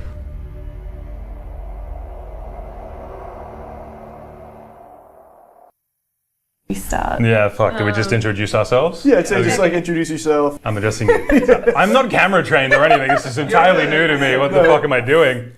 I'm Tyler. This is Dana. It's so awesome to be meeting you guys. We obviously reached out to you about these cards that are from her dad's original collection back in the 90s, whenever these came out. And we were having so much trouble getting them graded, and we said, okay, I'm just going to try to reach out to Charlie and see if something happens. And it did. Yes, so my dad, he is very much a nerd. You could kind of say he's played like every nerdy. Yeah, if you saw downstairs in that house, he's got every single thing. We actually did take some B-roll of it, of like, he has like shelves and shelves of every single like board game, card game, everything you can think of. Yeah. it's like ever and he existed. so happened to play Magic, which is very nice to get us some alpha stuff in the future. So this is the hot stuff. Yeah, but then we have like almost a full alpha collection Yeah. of like just the random stuff that's not as valuable but still really cool. It's not complete, but there's still missing. My brother did grade like. Yeah, we had some stuff graded. Yeah. So there's a Bayou and a Counterspell and stuff that was graded. Yeah. But we didn't bring that with us. So the goal with the collection is to get it graded and find a buyer for it. You're looking to sell it, keep it. What's the plan? I think well, the goal is to sell it, right? Sell it, yeah. It's kind of all we've been left with inheritance. Yeah. So basically, like this was the inheritance that they were left with when her and her brother, when her dad passed. I kind of refer to him as like Gollum a little bit. He was a giant. He collected everything. Yes. And all in his basement, just kept everything there. He has this giant basement that is just full of every single game you can imagine. I mean, it sounds like it's a pretty good thing to have here to sell. Depending on what it grades at, that's life-changing money. We've been trying to sell it for like 2 years, trying to find some way to get it overseas to grade it or find a local buyer, but we haven't really found like a fair opportunity. This opportunity to get closure on that situation, find a buyer, and also kind of like show off the stuff that he was super passionate about is really cool. You mentioned that it's nearly a complete set of alpha, and then how many of the Power 9 cards are in there? It's 3 Power 9, it's Time Walk, it's... Geez, what Mox is it? I've forgotten already. Mox Opal? Sapphire. No, it is Sapphire, you're right. Sapphire. Yeah, Sapphire, Time Walk, and the Lotus. I think those are the only technically Power 9, so I think he might have sold some of them in the past. There was a story that my brother heard that my dad, he had a second Lotus, but he'd sold it for like probably nothing back in like the early 2000s. To a friend. I think he would have just sold it for like, I don't even want to say what, probably like 2,000 or something like that. Yeah. Oh. Yeah. Can we pull out real quick the Power 9? Yeah, sure. So Soul Ring kind of cool too, right? Yeah. Is Soul Ring not Power 9? It's not Power 9, it's on the reserve list, which means that they never printed again for standard. It's Commander Legal Power 9. That one's a hot one. Yeah, that's a hot card. Yeah. And then there's just a bunch of like, Mana Vault's kind of cool. I think he belongs him. there. You want him? I love him. The art on Alpha is crazy, dude. Yes, I love it. Yeah, those are probably the coolest cards. And then we have just like a bunch of the duels, right? Missing. Of the collection, these 3 are Power 9. I thought Soul Ring was in there. Apparently it is reserve list, but these are incredible. Yeah. So I guess the Alpha Lotus alone, that can easily be more than 30K. Yeah. You said you've already graded these before, the Counterspell? Yeah, Counterspell and stuff, and we weren't even really expecting anything crazy off them, but it came back at 7? I think most of them were 7s. I think they got one that was an 8. I don't know which Yeah, one I think was. it was just 7s and 8s. But mostly This is the stuff we got graded already. Yeah. So can you, real quick, can you look up like the last sale of a PSA 7? It's really hard to find. Like it seems like there's 1 or 2 sales a year. I saw, when you sent me the email, I looked up because I was just curious like what this recent sales were. I think I saw an 8 go for like 75 or 80. The internet wants to feed me the biggest story, which was the PSA graded 10, which sold for $3 million. Yeah, that's all. They're just like the Post Malone one. That's just what it always says. That's the only thing it ever says. Let's see, in 2022, there was one sold and reported for $87,000, rated at a 7. Okay. Yeah. And I think the price has probably only gone up now that Magic has exploded even more. I think comfortably, if that will grade it a 7, I think that's already like 4 times what the offer was previously. So yeah, like, absolutely. Yeah. And the conversion to us is like sounds way bigger in Yeah. Australia. Yeah, it's pretty sad looking at when Australian dollar converts to US dollar. Man, that is so cool just to look at. Yeah. Holy. I mean, as far as condition goes, like it doesn't look scuffed or anything. Like of the close-up videos you sent, like I didn't see any like I've been whitening or gaslighting myself anything. into being like, it's a 10. You got it. I mean, you have to. You have to. Every card is a 10. Cool. I like that one too. I just like the art to that one. It's so weird how there's like manufacturing defects as well, because this whole time we were like, oh, that's I know. That's a scuff. But no, that's on every single Alpha Mox Sapphire. It actually tells you that it is an Alpha Mox Sapphire. Oh, yeah. It has that. Should also mention these are all 100% verified as like real, authentic alphas. This isn't like, they're not pulling the wool over our eyes here with fake cards. This is like the actual real deal. So you guys on your own went through like an authenticator as well, right? Yeah, so we just had like a really well-known vendor in our country kind of go over them and check them out for us, and then you sent us Jeremy's contact. That's right. And he was super helpful and made it super clear like what would and wouldn't work. So I had to get one of those like little jeweler's loops, and we couldn't figure out how to use it. And we ended up having to use a scanner, and then we were like scared to put it in the scanner. Yeah, dude, oh my god, I forgot about that. Putting this in the scanner, like closing the lid on it. So scary, man. Oh my god. Yeah. And then I think at one point he was like, "Can you take it out of the sleeve?" And we're like, "No." I refused to take it out of the inner. I was like, we could see. It's fine. I'm not taking it out of the inner. No, I don't know too much about like the actual grading process, but from the documents that you sent me, it seems to pass a bunch of the tests. There's obviously like the little white specks on all the alpha cards that we originally were like, oh no, they're all damaged. It's just what they look like. Yeah. Like, these are not going to get 10. So do either of you play Magic? Yeah, we were big Magic players. So we got big into Magic off of Lord of the Rings. So like when the Lord of the Rings set dropped, we were like, okay, we're gonna buy in. We had already played a bit of Arena and stuff, and just digitally, but we had never really gone full into paper. Yeah. We were really big into like other TCGs. Like we played most of the Bandai games that were released up to that point: Dragon Ball, Super. Played like Digimon. We did competitive Pokemon for a pretty long time. The issue with Magic always felt like we just wanted to play the standard 60 card format. Yeah. And Magic always felt like you ask about Magic and then they're like, no, you don't play standard in Magic. You play something else like Commander. But then we started in Lord of the Rings, and then we all went to dinner with your family, and your dad was just kind of like, oh yeah, I have some pretty cool cards from back then. Never even told us about Yeah, they had no idea, and he just like blows the dust off the folder.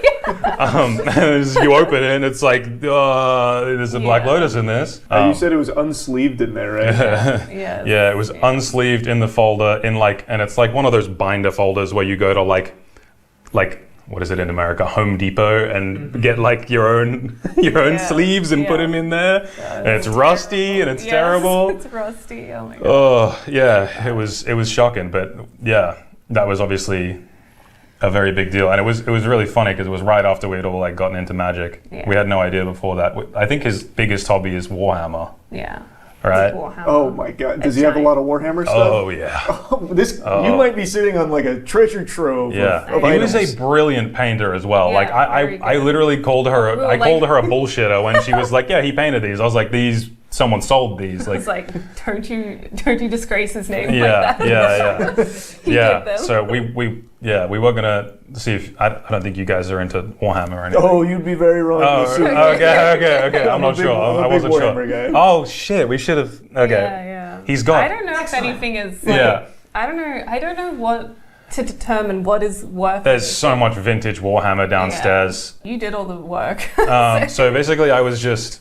So her brother is like very busy with his master's degree and stuff that he's working on. So I've been trying to find ways to get this graded to get a fair price for them, and basically getting it sent overseas to get graded. We couldn't get it insured. I was going around to like the pack and send places and any of the companies like that would send this overseas, and none of them would insure like over $50,000. So even that was like we would have to provide so much evidence that it was worth that and everything, and that just doesn't feel sufficient for what we would be sending. So that was kind of why I sent you that email. Is I spent the whole day calling and getting in contact with people about that, and everything I got back was just, we can't help you. Yeah. And we would have just have to sell it loose to like a local vendor. Like somebody offered us like $30,000 for it. We've had offers. Obviously, it's been something that we haven't really wanted to tell people we have. It feels a bit scary to be like, yeah, this is in our house. So I was like, I said to Dana, I was like, I'm just gonna send Charlie an email. I know people email him about stuff. Yeah. So I'm just gonna do it. And then I sent you the email, and I hadn't heard back, and I sent you a follow up a little bit later. And I woke up in the morning and you were like, I think he emailed you back. I was like, what It was the last thing I expected to see when I opened my phone. I was like, what? And then the next 3 days were the most adrenaline-filled mornings of my life, because we're waking up to a potential email from Moist Critical. And what a weird thing to wake up to in the morning, man. We've been doing a bit of a bit where we're just because first of all, it's still like, what if we show up and it's like not you, or something absolutely crazy happens? And we also didn't know if we should be telling people, so we've been telling everyone we're going on a Mr. Beast show. That's a banger. And then we're just gonna eventually just like be just kidding. Yeah, I got you guys. Yeah. Here. Yeah, exactly. Yeah. More believable than going to be Charlie's It's just look, I don't know. That's just the story we came up with in a Discord call. Yeah. So you've had an offer for $30K. Was that for the whole collection, or was it just for the Lotus? No, one of my dad's friends obviously knew my dad had some some stuff, and he did offer us $30K for the whole collection. No, you're right. That was he was a very big part of his community, very prominent in his community. He was like their main DM for so many local Dungeons and Dragons groups. Yeah. And there was a lot of people that reached out immediately because people know. People know about how much stuff he's been collecting over so many decades, and this was his whole thing. This is his passion. So a lot of people reached out and offered to help with it, but some of it was a bit of a low ball. Yeah. So what do you guys think it'll grade at, the collection, roughly? I think 7 average is because probably. I think my dad may have played with these. Quite a few of the cards, wondering if he probably did use these. We know in that he actual sets. primarily played white and red. Yeah. So more likely the cards that are not white and red are probably in better condition, because he would have just chugged them in a binder and gone back to playing his aggro goblin deck. Yeah. Just taking a look at them, it doesn't look played. No. If he played with them, he had them fucking quadruple sleeved, in titanium plating or something. Known they were worth anything. Yeah, exactly, So right? He that's was what playing it's back like. then. I don't know. He would have had no clue. Yeah, I mean, I think they look great too. I guess I'm just trying to lower my expectations so I don't see it come out as a lower grade and be upset. But I think 7 to 8's a fair estimate for most of them. A lot of alpha cards just have built-in defects, and that's just part of the card. Yeah. A 10. 10. It's a 10. Yeah, it's a 10. It should be a 10. Yeah. I think it was also the night before we were leaving. I was having to unsleeve. They were originally in 2 sleeves and then a top loader. All of them. So then I was having to take them all out. And then, we put them in the front of the standard decks. Yeah, just doing it. I spent so long doing it. That was the whole night before we left, because we put it off. Some sleeves didn't feel right, because we're if it's too tight on it, I don't know what to do. Finding the right sleeves to use. We went to an LGS and they were not very. I mean, it's such a weird phenomenon. How do we sleeve and travel with alpha cards? Yeah. Who's meant to know the answer to that? So we shoved them into these outer sleeves along with the standard decks. Yeah. And prayed. Yeah. I was scared of going through customs and then going through. Oh my god, the guy at customs was the most chill guy ever. Yeah. Everyone at customs was super scary, and the guy calls us over and he was making fun of us and stuff, having a laugh. He was like, "Do you claim him to her?" And then he pulls out her old ass passport photo from 10 years ago, and he's laughing at her passport picture. And he's like, "What are you guys doing here?" And I was like, "We're gonna play Magic with some friends." And he's like, "Dude, that's sick. I love Magic." And he's like, "You were the coolest people I've met all day." And I was like, "Cool, man." Best guy we could have got, I think. Definitely the best possible. Yeah, definitely the best possible customs agent we could have gotten. Yeah. Well, super excited to get these graded. So they will be going to Texas with the skill check crew to hopefully get 10s. Yeah, absolutely. Every single one. Every single one of 10. I'm thinking there's a really good chance they're all 10s. Yep. I think the customs agent has blessed it. Yep. So I'm optimistic, and I think it'll only take a day or so. So we'll get it back, we'll get it graded, and hopefully find a buyer. Yeah, cool.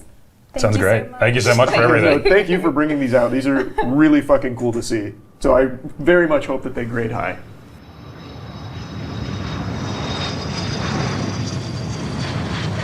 So I am Matt from Moist Critical's channel. I'm known as your Charlie's friend almost everywhere.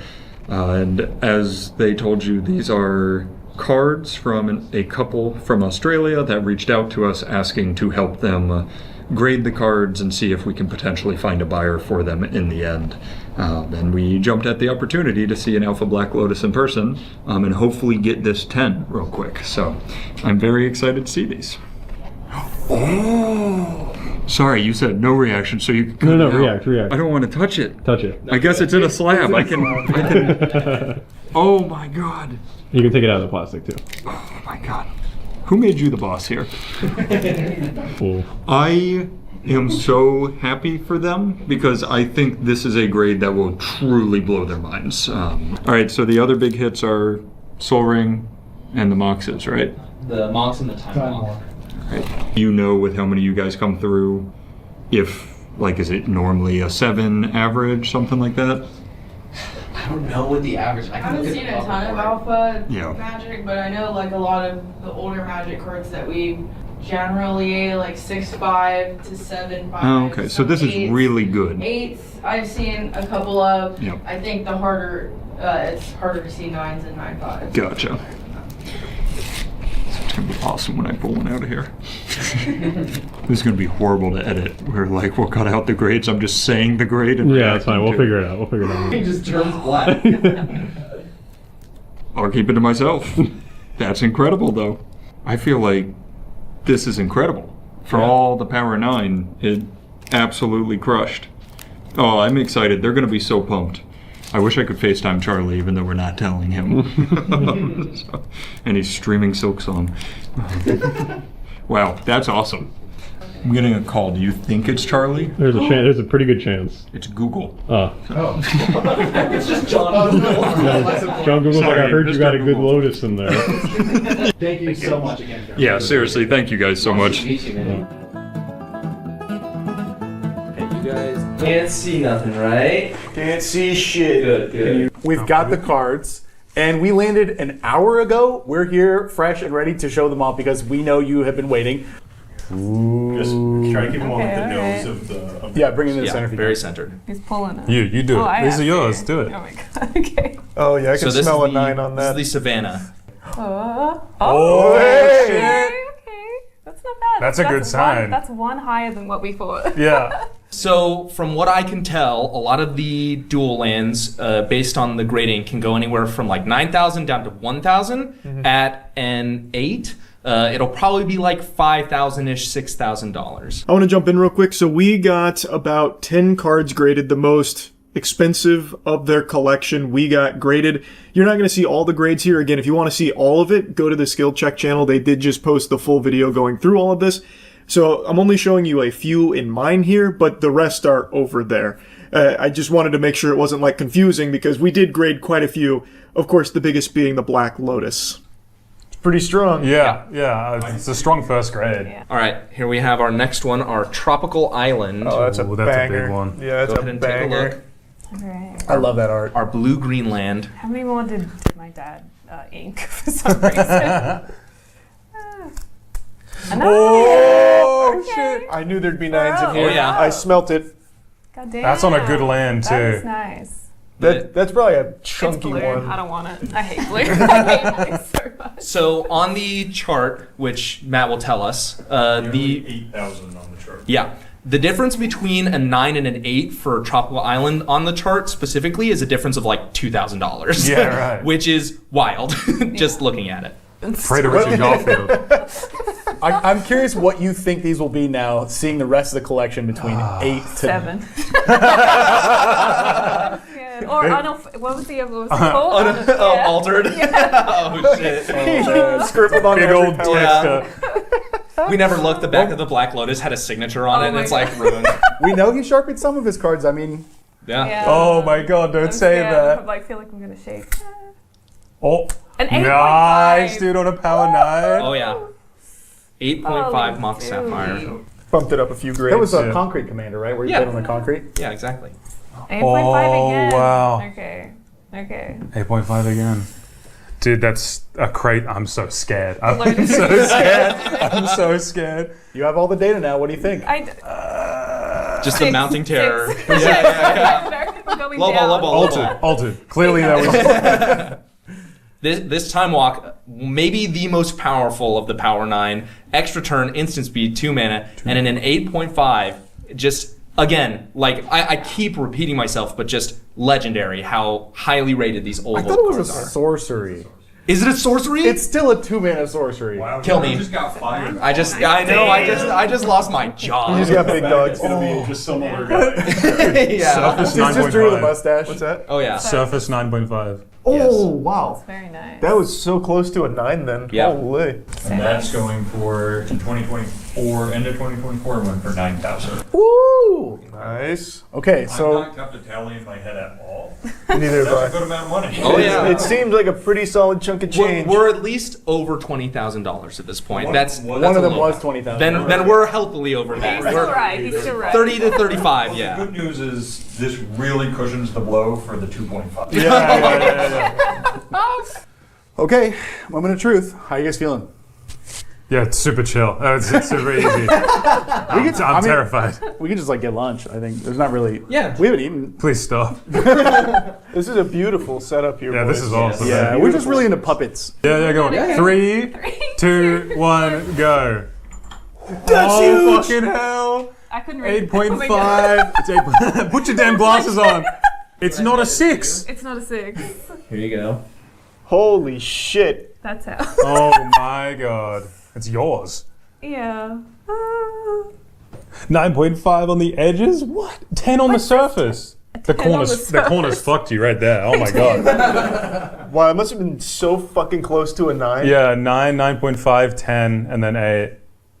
That's still so crazy, dude. Oh my god. That stat line probably carries it real hard in the eyes of a collector. Even if it's an 8.5, looking at like the 10s and the 9s on it, Yeah. probably like, that's worth.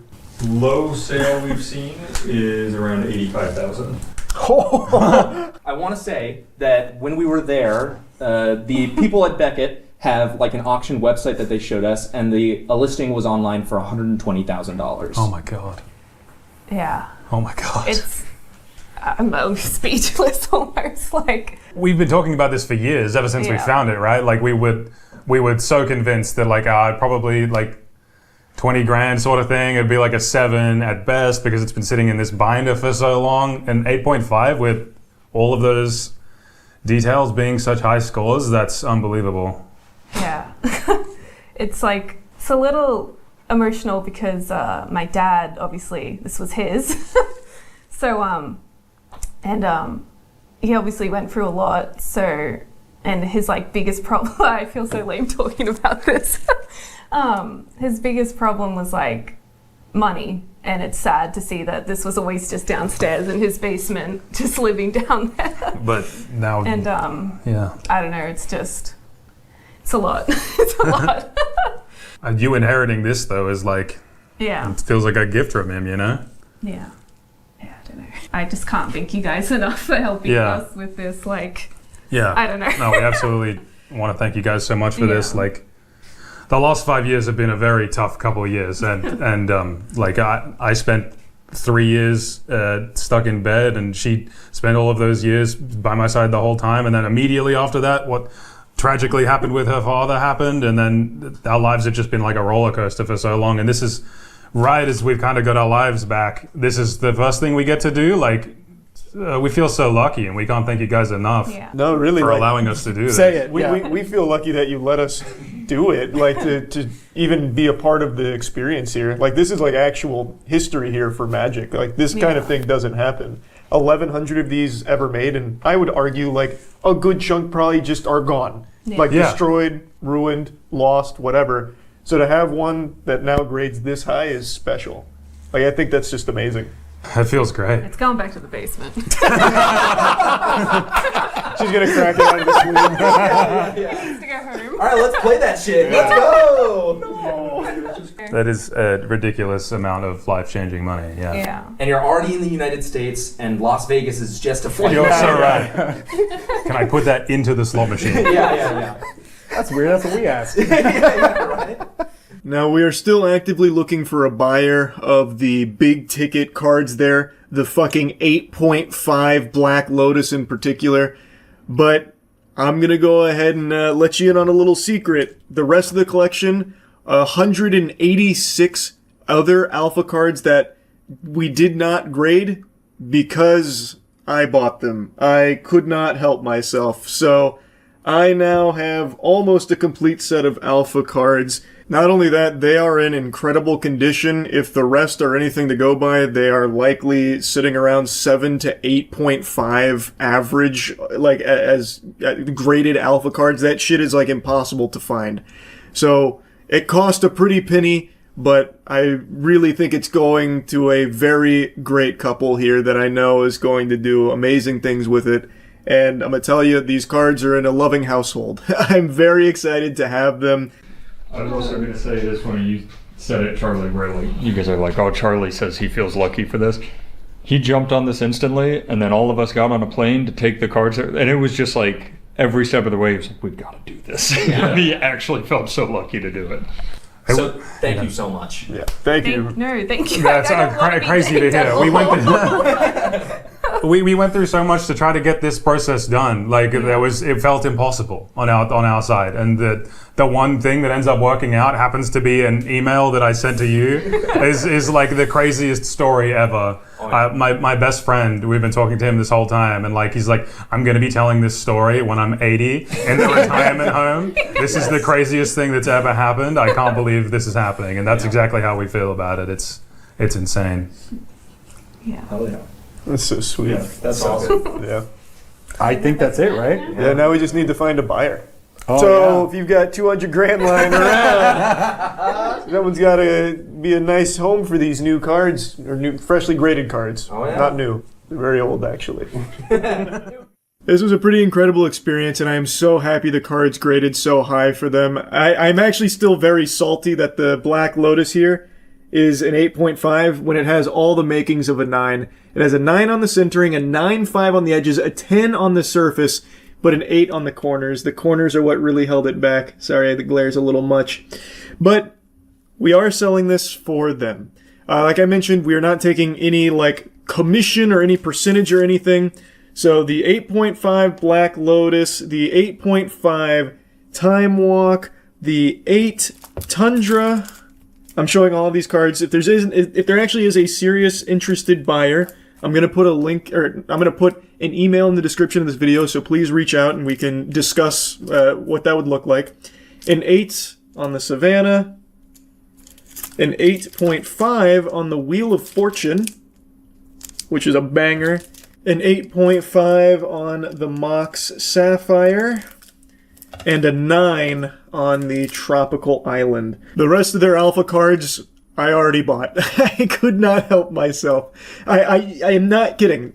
Like, if you know anything about Magic, you know how rare something like this is to come across. In this condition, it's a fucking unicorn. I couldn't resist. So again, if there is any like actual seriously interested buyers in these, please reach out to the email I put in the description. Don't exactly know what price for each of these. That'll be a negotiation. We'll figure it out together. I've got to yap about 2 freaks today, and I want to start with the wackiest one.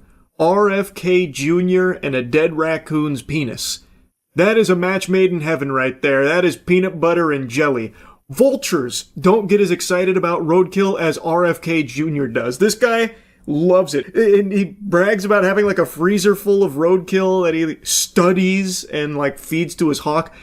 I had no idea this guy was a cock scientist. I didn't know that. But in his new book, he just openly talks about the time that he pulled over with his family in the car, mind you, his kids in the car, pulled over in order to cut the penis off of a dead raccoon so he could bring it back and analyze it. As if he's some kind of like archaeologist. Like he's fucking Evie from The Mummy going through like the Book of the Dead trying to research it and learn about it as if he's some kind of scholar for dick. Animal dick. It's all documented in his new book, RFK Jr. The Fall and Rise.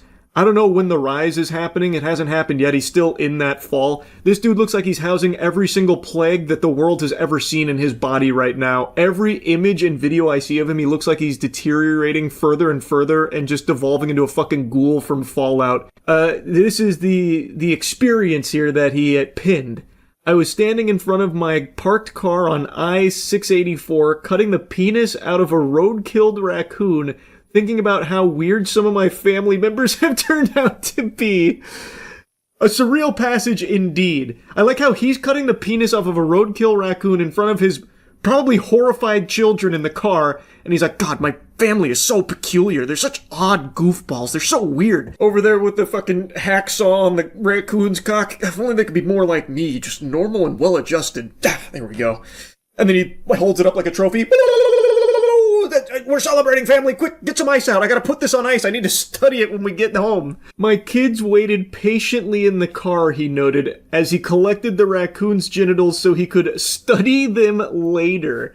Finally, a man brave enough to go where science fears. He was willing to do the dirty work of snipping a raccoon's dick so he could take it home and really find out what makes it tick. Like, I'm curious, what is there to study with a raccoon penis? Like, what is there to do with that? What was he doing, just over there, like, playing with it? Stretching it like a penny whistle? Write it down. Interesting.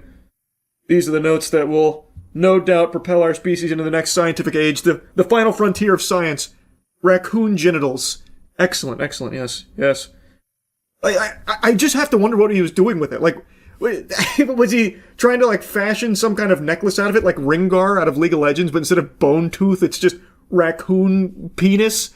Or, like, was he trying to make a stew out of it? Maybe he was, like, crafting Saradomin brews out of RuneScape, just dumping the raccoon penis in there with some colloidal silver, just like this disgusting concoction, this witch's brew, this potion. Like, what was he doing with it? Genuinely, like, what was he doing? Because he traveled all the way home with it. So this was like an important thing that he did. And this is apparently something that he made a habit out of doing with dead animals. Dude pillages roadkill like he's Indiana Jones looting a tomb full of treasure. Just imagine hunting with RFK Jr. Dude probably doesn't even bring a gun. He just sits there in the bush waiting for the animal to get hit by like a bus or a train. And then he leaps into action. Yes! Yanks the wiener off of it. According to his daughter, this obsession with dead animals also put a damper on vacations. Apparently there was an incident where a whale carcass washed ashore, and so RFK made a beeline for the beach and decapitated it with a chainsaw and strapped the whale's head to the roof of the family minivan with a bungee cord, intending once again to bring it home to study. Every time we accelerated on the highway, whale juice would pour into the windows of the car, and it was the rankest thing on the planet. Sounds like hell on earth. He's out here torturing his family on this vacation. We all had plastic bags over our heads with mouth holes cut out, and people on the highway were giving us the finger, but that was just normal day-to-day stuff for us. Sounds healthy. And then, of course, there's the infamous one where he dumped a dead bear cub in Central Park after a botched attempt to skin it. That one's been talked about a lot. I'm pretty sure all of you have already heard of that before, but the whale and raccoon penis, I think, are new revelations here from the bizarre adventures of RFK Jr. and his fascination with dead animals. Bro thinks he's the villain from Guardians of the Galaxy Volume 3. Like, what is he doing? Is he trying to, like, breathe life back into it, like Frankenstein style? Like, what is he studying? Actually, what is he possibly studying there? Holy shit, the worm in his brain must be giving him some odd directives here, forcing him to get all of this roadkill like treasure so he can squat on it at his house like Smog. That's his gold. All of this roadkill, all this dead animal penis and heads all over the place in his secret villain lair. What a wacko. But don't worry. Some highly intellectual people are out there defending this as just a lame media hit piece. The raccoon was already dead. Find a new slant. Typical lamestream media hit piece. Yawn. Raccoon was already dead. Penis was up for grabs. I pull over all the time when I see a dead animal. I make sure to take that cock and balls right off of there. Normal activity. Wasn't alive, so it's not weird. If it was alive and he chased it down in order to yank that puppy off, then I might raise an eyebrow, but this is just lamestream media. Who doesn't cut off a dead animal's cock on the side of the road while their family watches mortified? Secretary, what did you do with the raccoon's dead penis? Where is it now? That little giggle he does there, that laugh, that was some demonic sounding shit right there. That sounds like a man who can't wait to get back to that raccoon's penis that's rotting somewhere in his abode. I bet he's got that raccoon penis and like an IV drip or something that he's mainlining or some shit. This is actually the secret to keep me looking so young. I just got one question. In all seriousness, what is your fascination with roadkill and dead animals? I know you've done a few things, notably with a whale, with a bear, with a raccoon more recently. I just want to know what the fascination is, sir. Anything? Okay. Thank you. Thank you, sir. There goes a hero right there. Not many men are courageous enough to pull over to the side of the road and cut a raccoon's penis off after it's deceased. It wasn't using it anymore, and RFK Jr. had a need for it. And he's a man of action, so he went out there and he claimed that. Same with the whale head. And the bear cub, I suppose. We may never know exactly what he's learned through his research, but one day it may be the key to the future of our species. Or he's using it for some kind of satanic rituals or some shit that he's conducting. Could be either or. There's really no telling with this guy. But anyway, speaking of penis, we gotta talk about a penis that's alive, and one that's on a human being. And from the sound of things, he can't stop using it for evil. I'm talking about Eric Swalwell. This is a congressman who was also running for governor of California, and this week numerous women came forward accusing him of inappropriate things as well as genuinely evil, awful things, including allegations of sexual assault. Initially, Eric denied it, saying that it was all false and that he was going to do everything, fighting it tooth and nail. He has since stepped down from the race for governor as well as his position in Congress. He has resigned, and the allegations are only having more and more evidence to support the victims and their claims against him. That includes a video of him with supposedly a prostitute that he was in a hotel room with. On the video, you can see him making out with her, and things start to progress. Now, if you don't know the lore, Eric is married. Eric has been married for a decade. Now, in the video he made denying the very serious allegations, he did make a mention of mistakes in his judgment, as well as mentioning that a lot of it's between him and his wife, and he has to accept the responsibility for mistakes he made, seemingly corroborating the extramarital affairs while denying the sexual assault allegations. All of this is still pretty new, and from what I've read, there is an investigation taking place because he might be facing criminal charges if these allegations are proven true, which he 1000% should. This is vile shit here, and from everything that I've read about it, from what's available, it's not looking like this is just some innocent guy here. There's quite a lot of meat behind these claims. Personally, I think Eric's guilty as a motherfucker here. Based on all of the available evidence here, I don't see any world where he could weasel out, just squeak out some kind of excuse like, oh, it was all just a big misunderstanding. I was just cheating on my wife a lot. Come on, it's not that big of a deal. Just come on, the sexual assault stuff. No. We don't need to get into the weeds of that. Like, based on everything I think that's out there, there is so much evidence, and I think it should 1000% warrant a further investigation into Eric and hopefully some subsequent charges based on whatever they find there. So anyway, I found that to be extremely disgusting. I was reading about that earlier, so I wanted to yap about that as well. Anyway, that's really about it. See ya. Hold your horses. No, this video is not about One Punch Man Season 3. If anyone out there has eyeballs and you've unfortunately subjected them to the torture of One Punch Man Season 3, you probably know that not much has changed since the last video I made on it in terms of how disastrous this season has been. But I want to give credit where credit is due. The most recent episode, episode 8, is the first time this season I felt like I was actually watching an animated series. We had a fight sequence with characters that actually moved in this episode. Whoopee! Yeah, we fucking got there, baby. Anything is possible. This is the first episode where the fight scenes actually have motion. There are moments in the flashy flash fight that I think are really good. Is it perfect? No. but compared to the rest of the dog shit we've been fed, this was a gourmet meal of an episode. And I think what this shows, at least to me personally, is that JC Staff can deliver quality at least to the same level they did in season 2 of One Punch Man, which in hindsight, pretty solid, but Bandai is the reason why season 3 is so shitty because of lack of budget they were willing to allocate to the season, lack of time they gave JC Staff to work on it. Somehow they still had it be just like rushed out and farted whatever they could get on the table.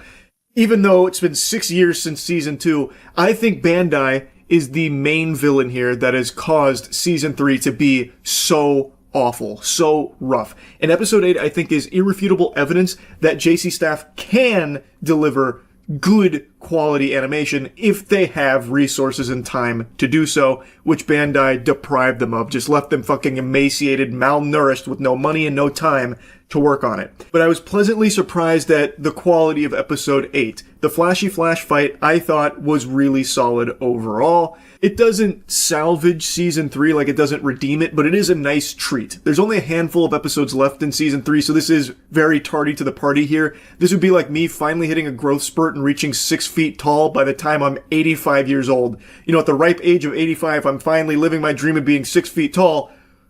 But you know, it's a little late. Kind of cool anyway, I guess, though.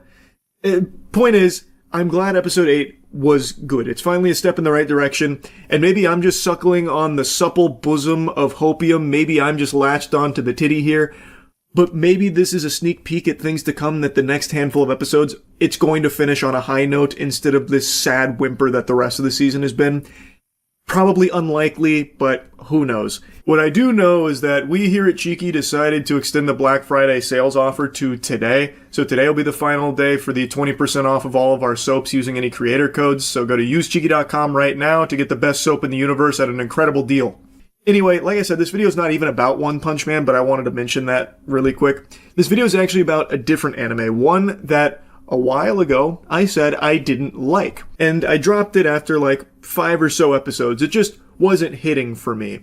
But recently I wanted to give it another shake, another spin, because I've seen perpetual glaze for it, and I thought, let's just really commit to it and let's watch the series. And I really, really like it. Frieren.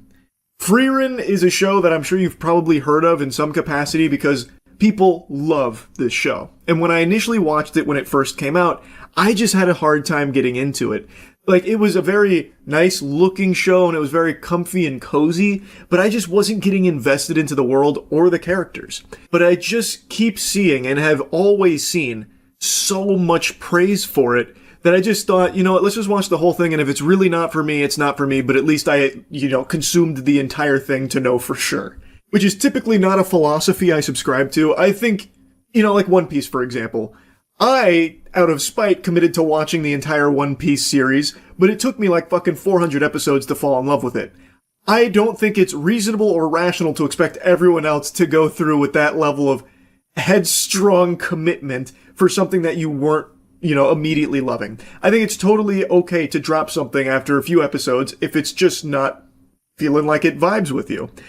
But for Frieren, I just continue to see amazing things. So I said, let's do it. I want to give it another shot. And I'm really happy I did, because this time around, I genuinely thought it was like a masterpiece. I think Frieren is incredible. And now I'm super pumped for season 2. I think it was such an amazing experience. I don't know what demon crawled up my ass the first time I watched this, but it must have been clouding my vision with sin and folly. Because I was a big dummy back then, I suppose. And looking back on it, it's weird because I've never had an issue with slow burn in media, whether it's games, movies, shows. In fact, some of my favorite are more of a slow burn experience, which Frieren definitely is. But I don't know, I guess just initially I didn't get hooked by the concept, and Frieren as a character wasn't someone that I felt I could care about across many episodes. And I think that's probably because the show does something I don't think any other shows I've ever seen have done. It starts you at the end of a hero's journey. Frieren's previous party had just completed the major task, defeating the ultimate evil, saving the world. You as the viewer don't get to see that happen. You don't watch the show that focused on that hero's journey. You are watching the show of what happens next through the eyes of Frieren, who is an immortal being. She is an elf, so the 10 years they spent on that journey saving the world, that's not even a blip on the radar of her overall lifespan. And the way she views the world around her is like very distant and removed emotionally, because everything she is experiencing is so trivial in the grand scheme of her never-ending life. Her extraordinarily long life, all of this will be meaningless at some point. So she's very apathetic. There is a comparison I drew on my first watch that I still think is somewhat applicable, where there is a game, an amazing game I played a long time ago on the Xbox 360 called Lost Odyssey, that kind of tackles occasionally similar things as Frieren through like some short stories in the game. And I don't know, I think maybe I just got the wrong impression for what the show was really about and where the show was going, because I didn't give it enough of a chance. But I'm just so happy I went back to watch Frieren, because this show really is special. And even the first 4 or 5 episodes this time around, I was a lot more gripped by. And the show does, like, really gather a lot of steam after you get through, like, the initial building blocks and the foundation that it lays. My initial impressions of Frieren was that she was just going to be like kind of a generic stoic character, an immortal, where like everyone she could ever care about will die, so what's the point in caring? Which is something I've seen in other shows where they have like a character that feels kind of like a robot, like an emotionless husk. And I thought that's what they were setting Frieren up to be, where eventually they'd start to like crack that shell slowly but surely. She is immortal. Time is very different to her, but she has emotions. She has tons of emotions, and she conveys them in her own way, and she subtly changes as well in her own way as a result of all of her experiences and everyone that she meets. And she starts to have regrets, and she starts to care to learn about these people that she has a party with. So it's a very cool growth to see across the season, and I just think the show is beautifully done. It has action too. It's not like just dialogue and doing chores. Granted, a lot of it is them making stops in their journey to do certain things, but the stops are also a really valuable experience too, and they're not like boring or anything. I actually think some of the stops are the most memorable parts of the show, with what you get to learn and what comes from their experiences at these stops, where she's like collecting grimoires and whatever is payment. It's just unlike anything I'd seen before, and I think my initial impressions were that it was going to be like kind of boring, maybe even slice of lifey, so I just maybe didn't tune out and connect with the themes. But going back this time around, man, it fucking hits. Time has always been like a very grand, scary concept to me. In fact, 2 of my tattoos are time-oriented pieces, as corny as that sounds. It's just so interesting the things you can play with in this ballpark when it comes to time. And the way Frieren uses it with her, I think is brilliant. The show is just truly a complete package. It is visually breathtaking. I think they've knocked it out of the park with the animation. The emotional beats really resonate with viewers clearly, because it's like one of the top rated anime of all time. But like even me personally, a lot of like the themes that we're coming across, like they do hit, and it feels very poignant. Like it is a well-executed show when it comes to its emotional moments, and its characters, I feel like, have a lot of depth and are very well fleshed out and established, and it makes you care about them and their journey. And it does also have action, and I think the action is great. I'll probably wait to do a full review on Frieren after Season 2, because it's right around the corner. But for now, I just wanted to put this out here about how wrong I was with my initial impressions of Frieren. This show slaps. I think Frieren is a masterpiece. So I definitely get the glaze now.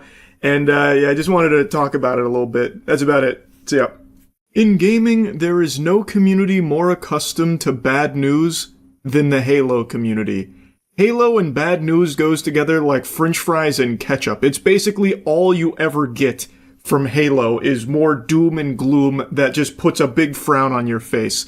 And it is just so sad to see. And just when you think that it has hit rock bottom and can't get worse for the franchise, they always find new lows.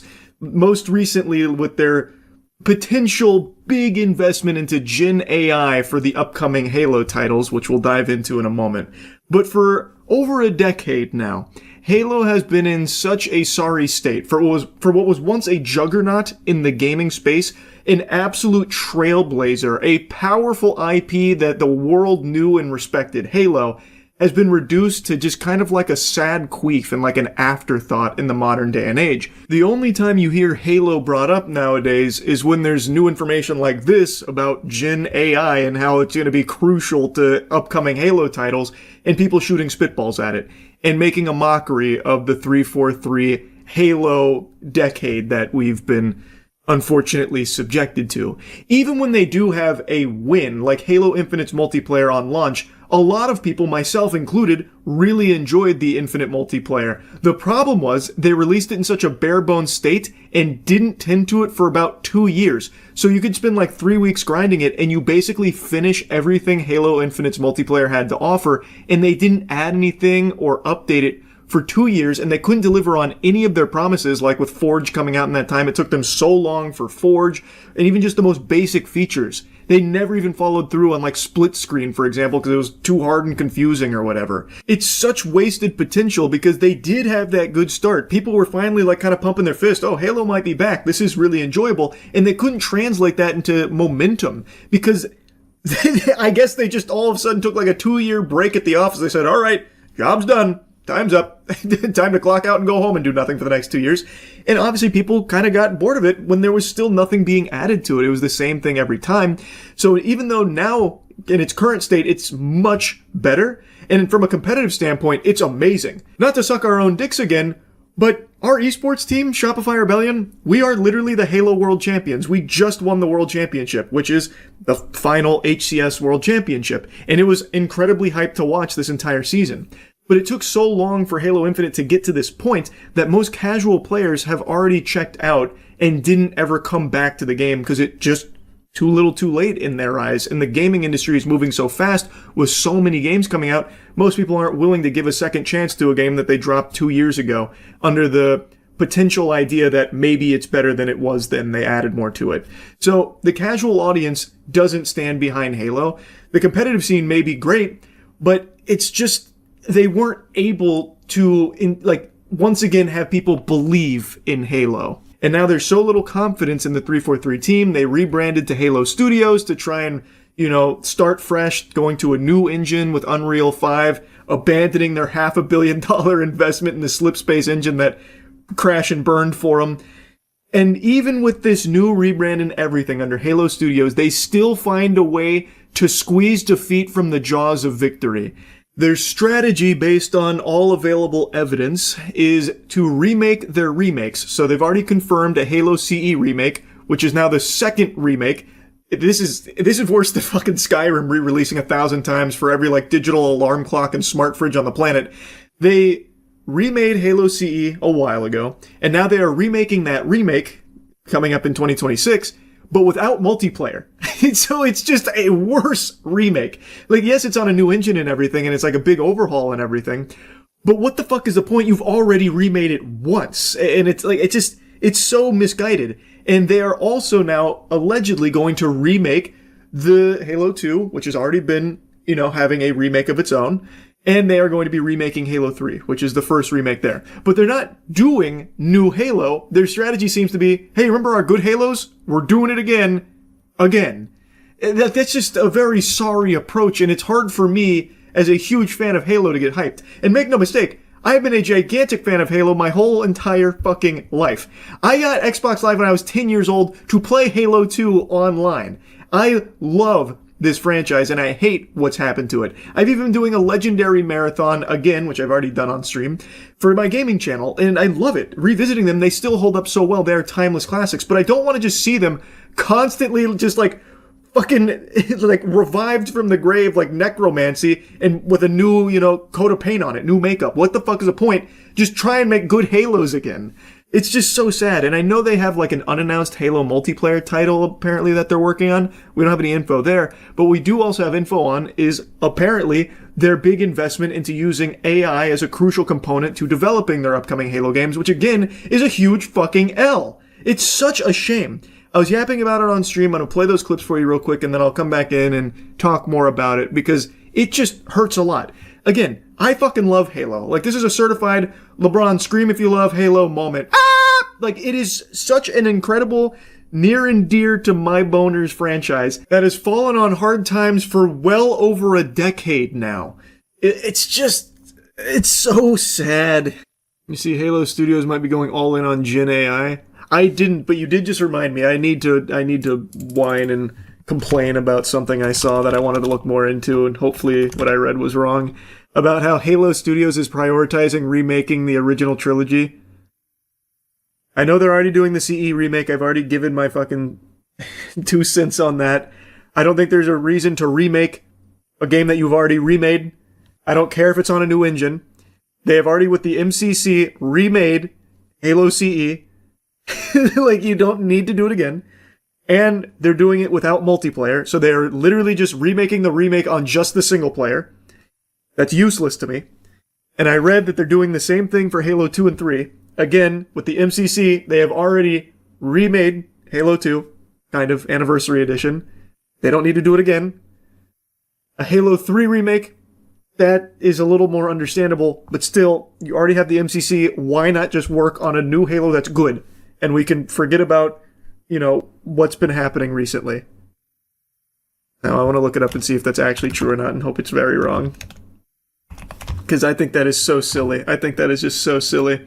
If you want to give the Halo series to, PlayStation, get them involved, just give them the MCC. Don't waste years and years of resources and time remaking your remakes. I'm here talking about Halo Combat Evolved remake.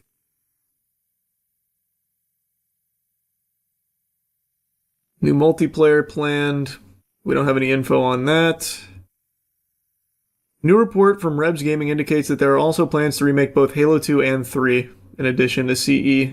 And is this a reliable source? How reliable?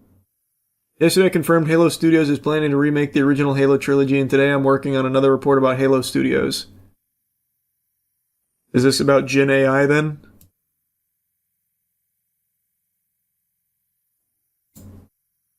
Was that his next report? I can already just feel the writing on the wall. How did it come to this? What happened? What happened?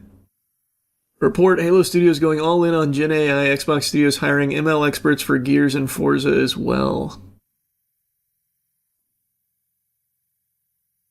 One key aspect the developer is focusing on is generative AI. New evidence spotted by Rebs Gaming, that's who broke this one, highlights how artificial intelligence is expected to become a pillar of development for future Halo titles. Yeah! That's what we needed! Halo Studios has hired a new chief of staff, Angela Hesian, who previously worked as the global head of gaming safety and trust at Microsoft. However, she also started her own AI consulting company in 2024. We're so back. Halo's returning to the glory days! Gen AI ought to bring it back. The first thing you think of when you hear AI-generated games is high quality. Now imagine when you take the talent of the former 343 team and couple them with AI, what they can create. The sky's the limit. Unbelievable, man. Oh my god. Whatever, it's not like it was working for them anyway. They have been in a rough spot for a while. I can't imagine it getting worse. Whatever. Rebs Gaming is pretty reliable. He started the rumor about the CE remake. Well, he was right there. And this sounds... I mean, this is not really a rumor. That's pretty cut and dry. Yeah. It's not looking good for the future of Halo Studios. I'll be honest, I bought into the hopium that maybe rebranding as Halo Studios, switching engines, and just ground up would be a fresh start and be good. It's looking worse. It's looking much worse. Oh, that makes me so sad. Why would you fall for that? The same people still work there. I don't fucking know, man. One of the things I think really fucked them with Halo Infinite was spending 8 years developing a $500 million slip space engine that they couldn't even figure out how to use. So I thought by just switching to an engine that they don't have to constantly tweak and fucking titty twist on, it would save them a lot of trouble and be able to actually focus on making a good game. By the way, that $500 million slipspace engine now retires with only one game ever being made with it. Fucking awesome investment. Was the engine any good? Maybe they should just release it. I don't think anyone wants to touch it. If the people who fucking made the engine couldn't even use it to develop Halo Infinite, where they had to like restart twice or whatever, I don't think anyone's gonna want to take the time to try and learn it themselves. That's because they use contractors, so they didn't have any time to learn it before they left. Oh wait, is that what happened? I remember the contractor fiasco. I didn't know it was engine related, where they just basically bounced without ever teaching them. I didn't know that.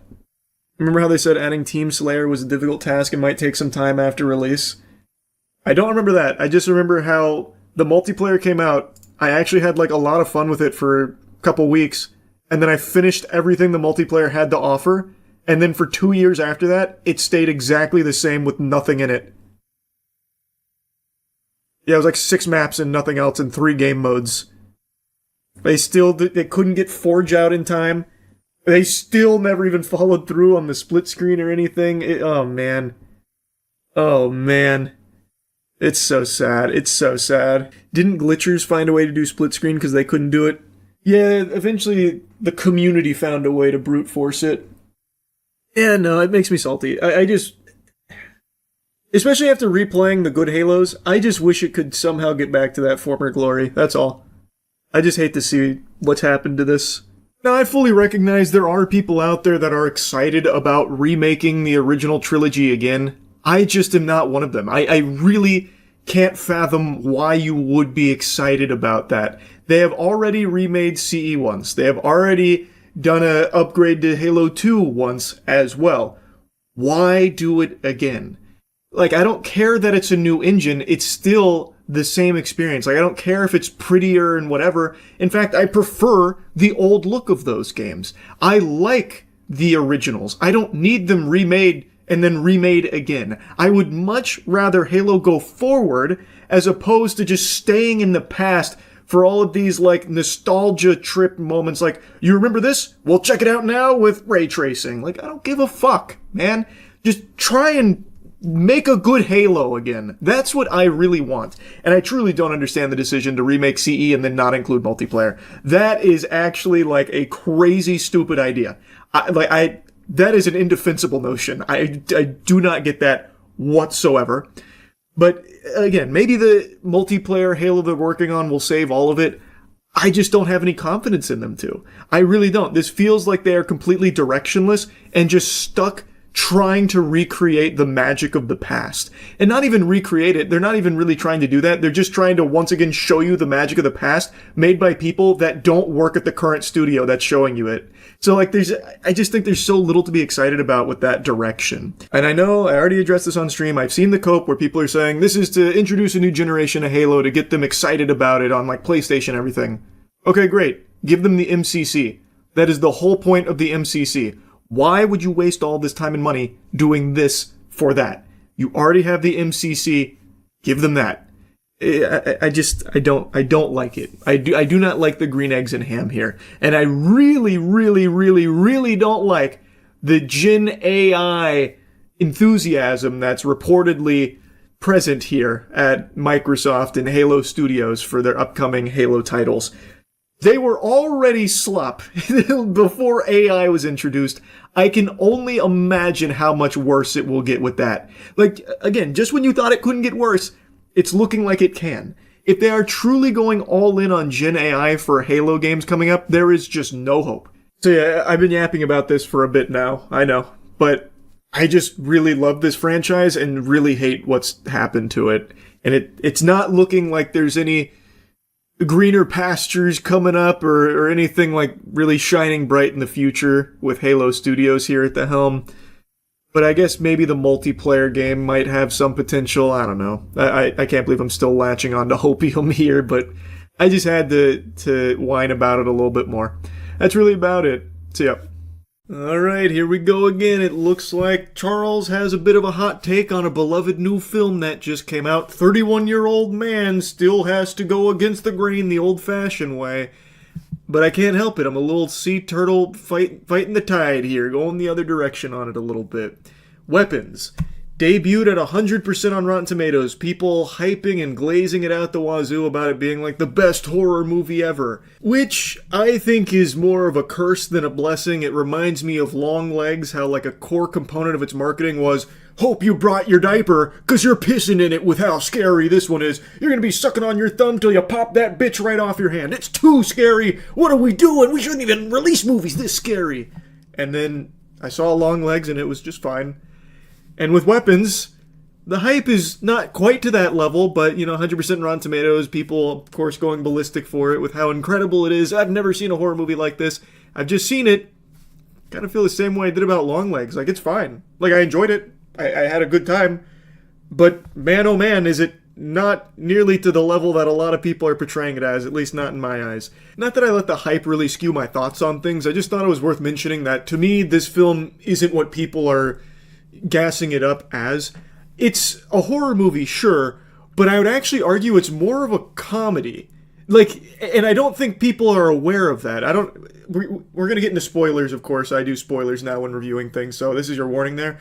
I would say there's actually more comedic elements to this film than there are horror elements. Like, the actual plot and a lot of the things that happen, very clearly supposed to give you the heebie-jeebies, but all of it is undercut with comedy and humor, even in the most tense situations. It's like the MCU of horror.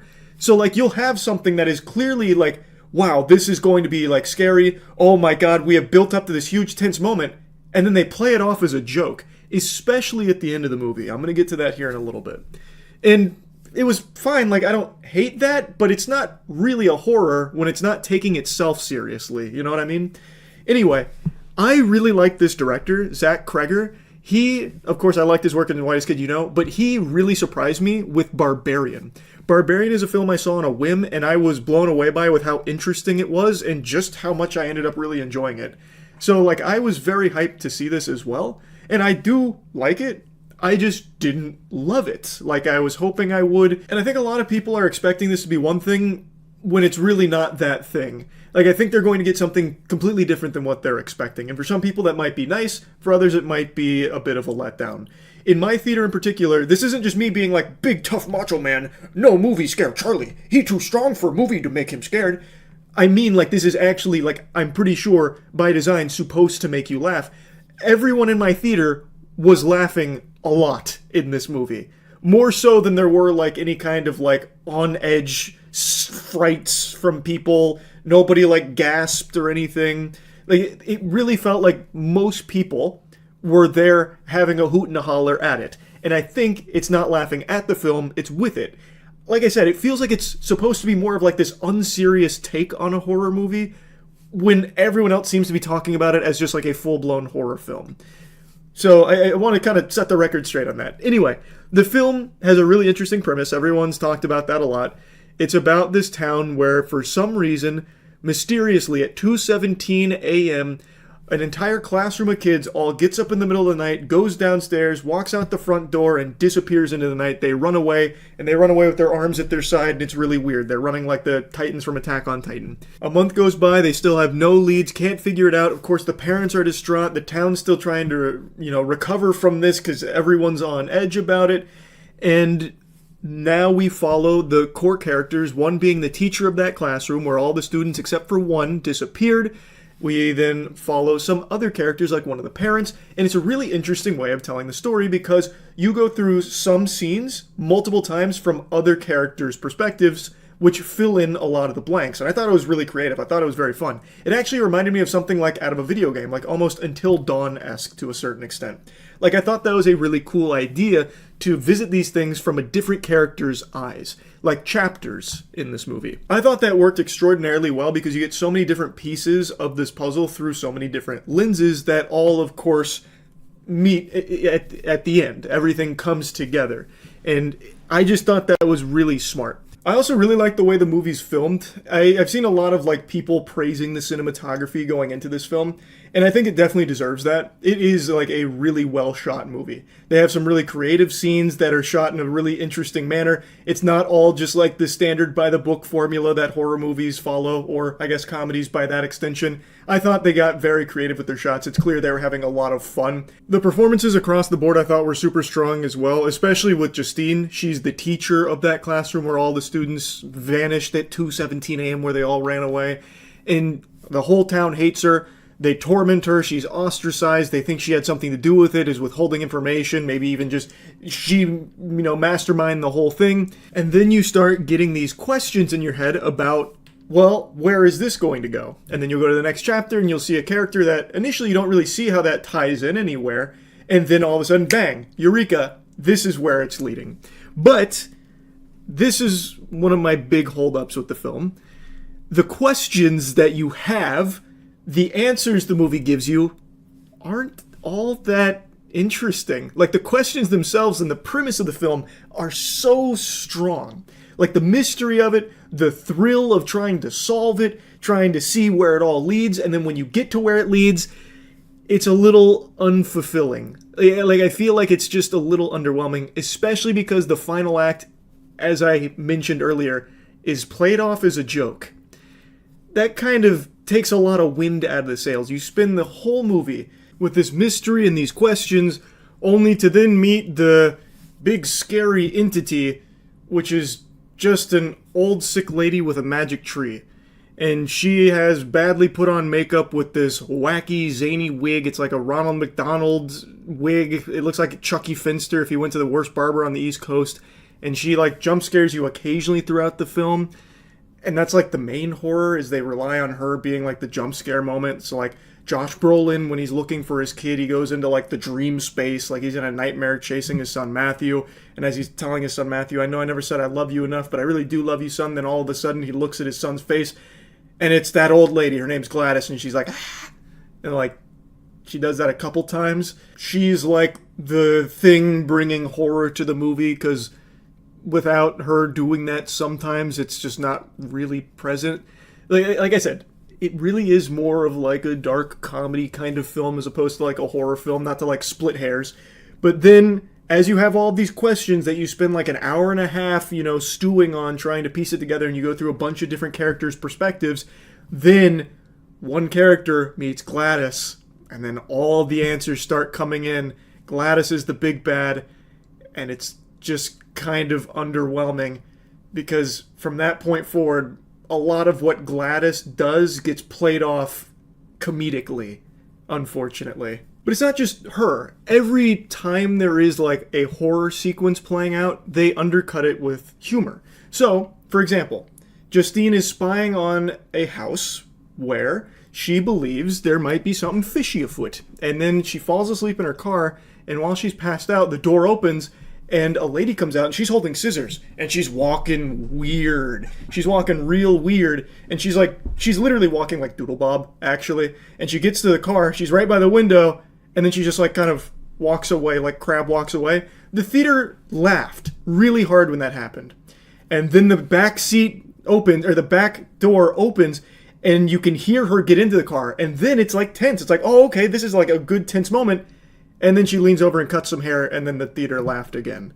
So, like, they took a horror moment, made it silly, then brought some kind of, like, horror life into it, where it's like, oh, this is about to be, like, kind of intense, like, what's about to happen? And then played a joke again on it.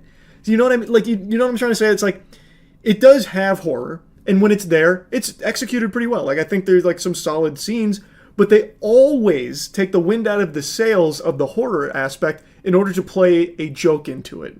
Now, granted, the joke is solid too, like it was clearly landing with the audience, but I feel like a lot of people might find that to be annoying or not what they signed up for. For me, I didn't care that much.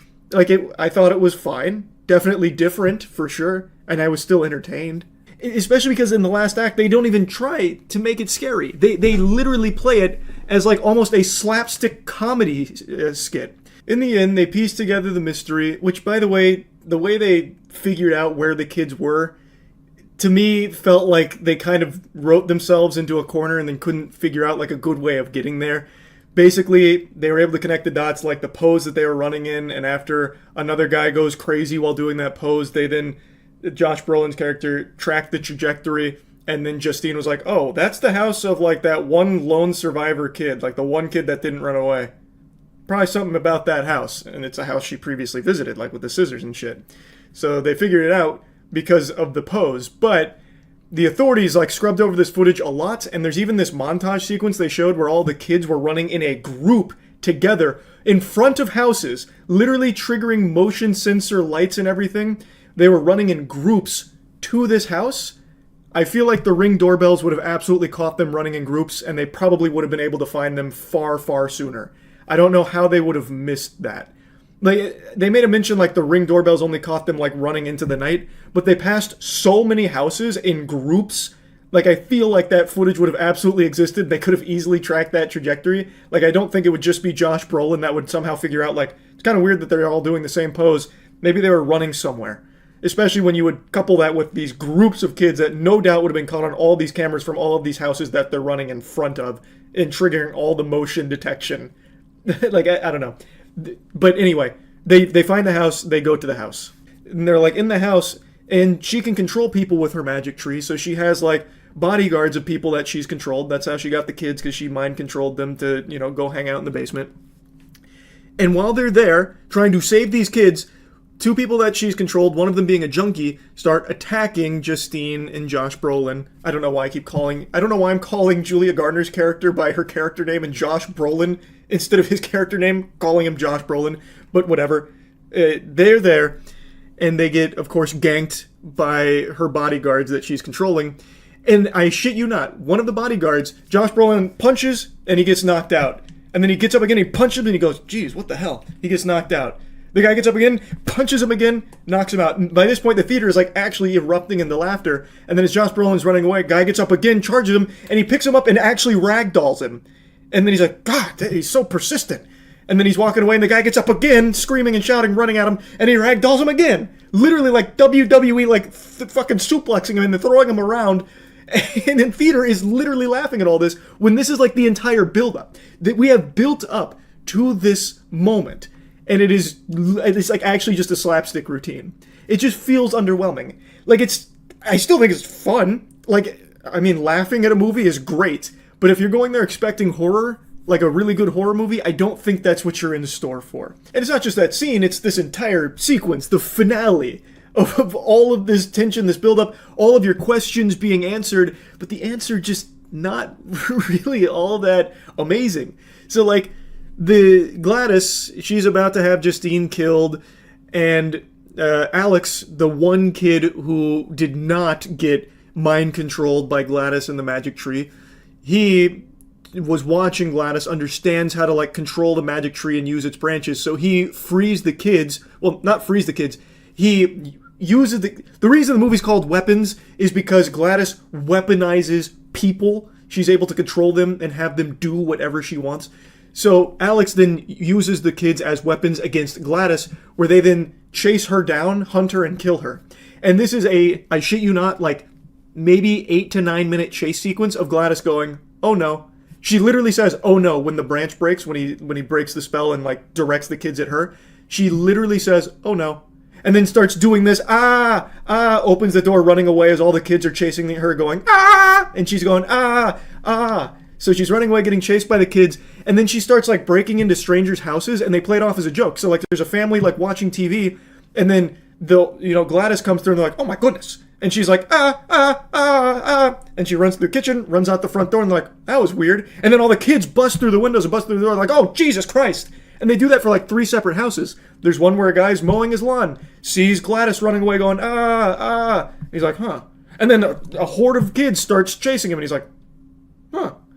Like, they play it as a joke, you know what I mean? Like, I think it's an effective comedy movie, but overall, I just felt like it was a fun movie. It was good. It wasn't, like, amazing. I definitely don't think it's the horror movie of the decade or anything. I don't even think it's the horror movie of the year. I still think Bring Her Back is a significantly better, like, horror film, but I think this was solid with the horror that was here, sprinkled throughout occasionally. And I think the comedy was solid, which is here in a bigger capacity than the horror. Like, it's to me, it's more of like almost a dark comedy, kind of. And I think maybe that was the goal. I didn't know that going into it based on the trailers and what people are saying about it, but after seeing it, I would definitely classify this more as like a dark comedy as opposed to some kind of like horror film. But I do think you will walk away entertained. I know I was. But yeah, I just have to disagree with the hype a little bit on this one here, sports fans. Sorry to tell you. But it's not like I was super disappointed or anything. It was still a fun time. That's really about it. So yeah. I got no silly intro for you today. What this lady's done just makes me furious, so I want to yap about it. Krishan Rock. Maybe you've heard her name, maybe you haven't. I'm pretty confident you've at least seen a couple of clips of hers because she has been addicted to social media attention for a while, so she constantly pops up on popular streamers' streams to try and leech a little bit of clout for herself. Personally, I've always found her to be like a vibe dementor on stream where she just sucks out all the fun and all the life, leaving only misery in its wake. But that's not the biggest deal in the world. There's plenty of people that are, vibe terrorists that just aren't super entertaining to watch. That's not like a crime. But what is a crime, at least should be, is the way that she handled her pregnancy. Krishan Rock loved to party. I say loved like it's past tense. I'm sure she still currently does.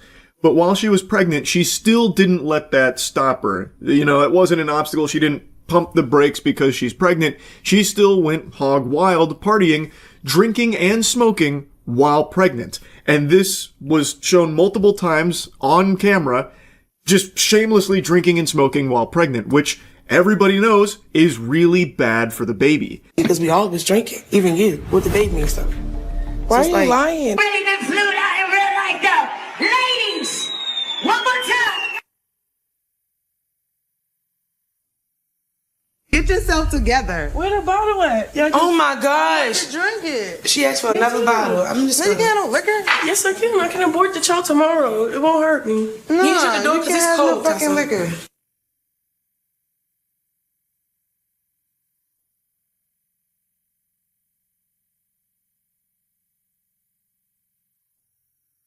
When they were here last time, him and Krishan was pregnant. Y'all were doing all that smoking and drinking here in the thing. This is just one short compilation, but a lot of these clips go on longer of her drinking even more. And this is only what's been caught on camera. I can only imagine how often off camera she was also smoking and drinking. It's fucking terrible. And it's not like she didn't know. She even had that clip in there where she's like, it's alright, I can just abort the child, not gonna hurt me. Fucking evil mindset. Like, what? She couldn't stop herself from smoking and drinking while pregnant. She did have the child, and this September he will be 3 years old. He still cannot walk or talk, and it seems like also has a hard time just sitting up on his own without assistance supporting him. It is heartbreaking. It is actually heartbreaking.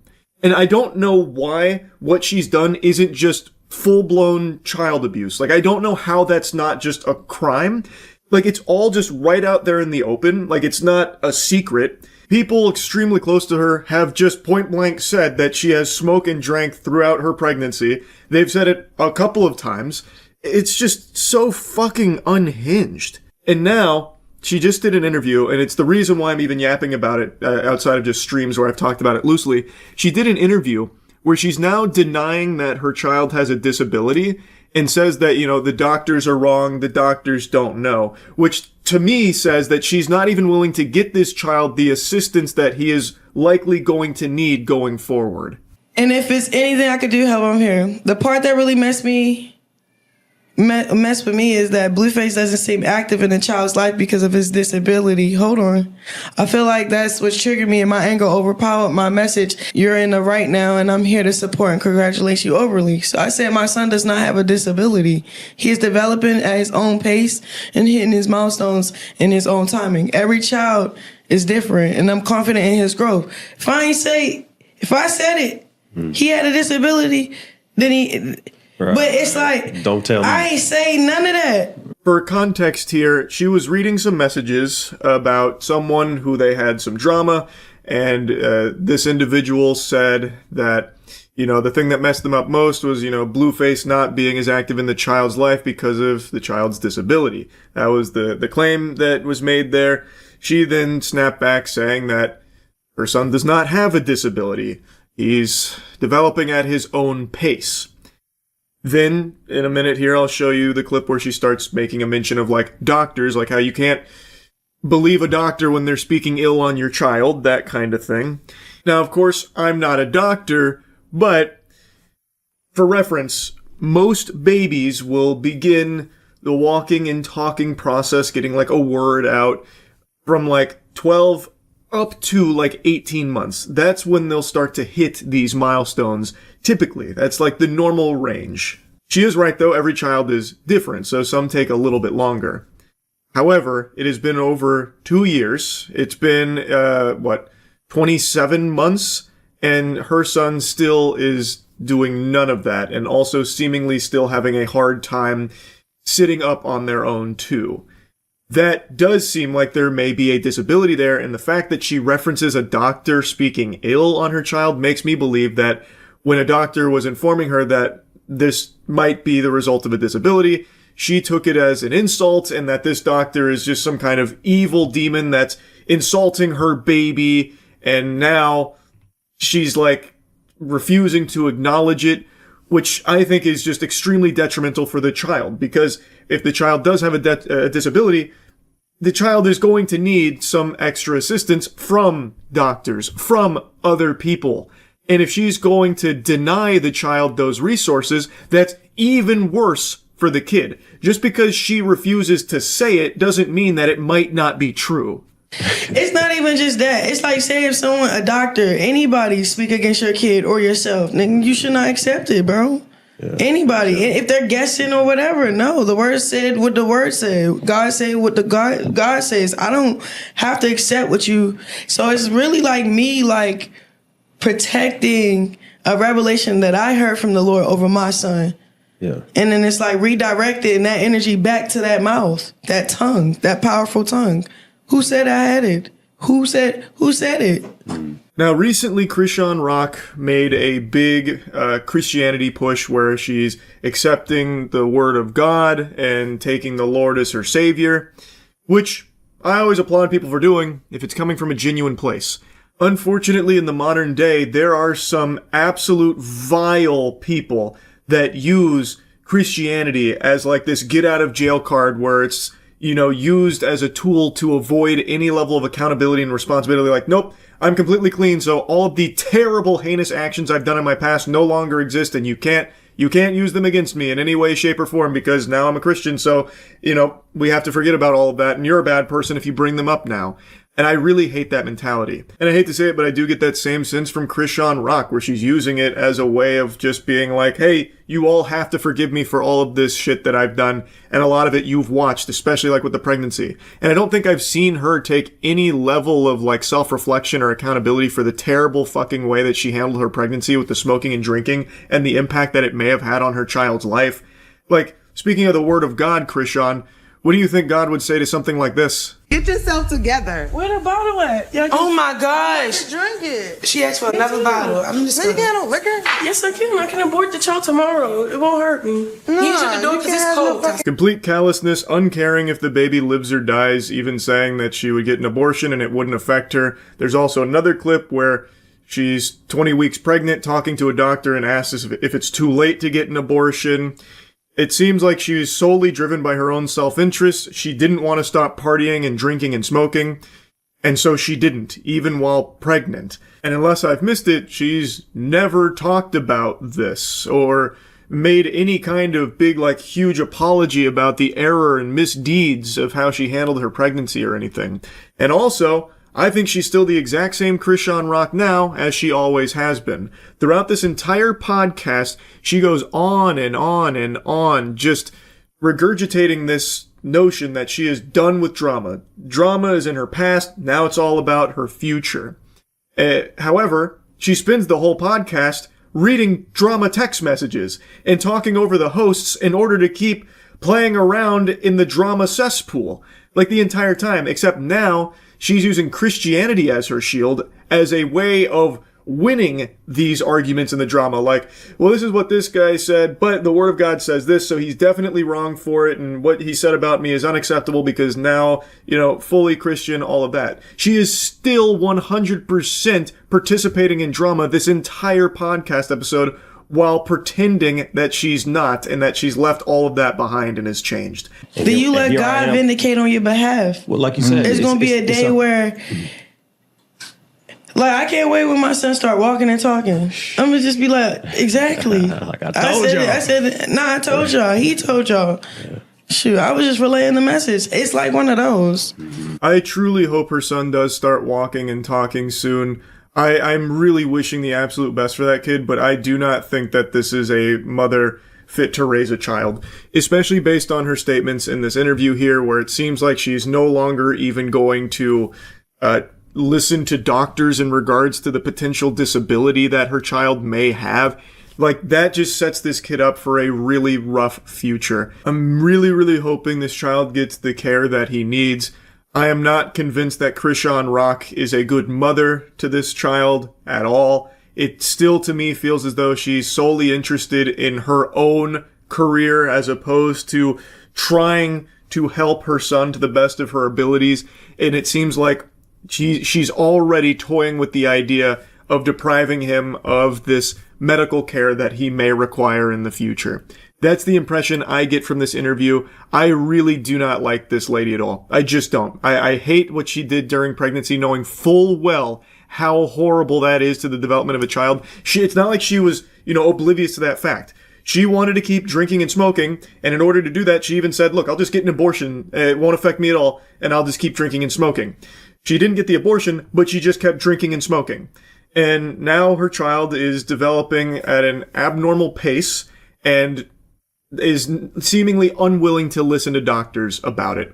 And I really, really, really think that what she did during pregnancy is just pretty unforgivable, to be honest. And so I wanted to yap about it. That's really about it. So, yeah. Have you ever seen a senator burglarizing her stepmother in the middle of the night, getting caught in the act, then arrested, then losing her position while facing felony burglary charges? Well, you're about to. On April 22, 2024, Becker County Police Department in Minnesota received a 911 call reporting an active break-in. Little did they know, they would soon find out the suspect is an elected senator for the state of Minnesota. When I read the title from Midwest Safety, I immediately pictured Senator Armstrong from Metal Gear Rising. Half expected to click into this video and get the monologue, Nanomachine's son. Played college ball, Could've gone pro if I didn't burglarize my stepmother. But it turns out that's not the case. Becker County 911. Somebody just broke into my house. Oh, They just ran down into my basement. Did you get a look at him at all? No, it was completely dark. I tripped over him. He was on the floor next to my bed. He ran downstairs into my basement. Okay. Spoiler alert, the burglar is a senator named Nicole Mitchell. Well, now former Senator Nicole Mitchell. And she, I think, holds the title of the most incompetent burglar in human history. This is some shit out of Home Alone. This is the not-so-wet bandit here. I don't know what the thought process was. So apparently she was, hiding under or near her stepmother's bed, and her stepmother tripped over her, which is how she was alerted to her presence. And then she just, fucking pitter-patters her way to the basement to try and flee. So then the stepmother's like, what the fuck? What in tarnation? Calls the police, and she's more confused than anything. Yeah, there's a burglar here. I tripped over him. He was under my bed. I don't know if it was a panty raid or what, but they were under my bed, so I tripped over him. Would really love if you came and arrested them. They ran into my basement, I think. I have a little steak knife in my hand right now. Steak knife? Okay. All right. I don't know where they could have. I don't see any. She's clearly very frightened, like anyone would be in this situation. She's grabbed a steak knife to protect herself if things go south. I imagine she'd bust out some fucking Leon S. Kennedy level moves if, the situation called for it. But luckily the police got there in a pretty timely fashion, it seems, because when they arrive, the burglar is still there. Police department, make yourself known. 37 Becker got a little motion underneath the stairs in the house.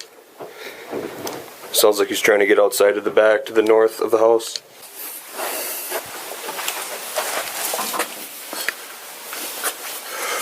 Get on the ground. Okay. little girl.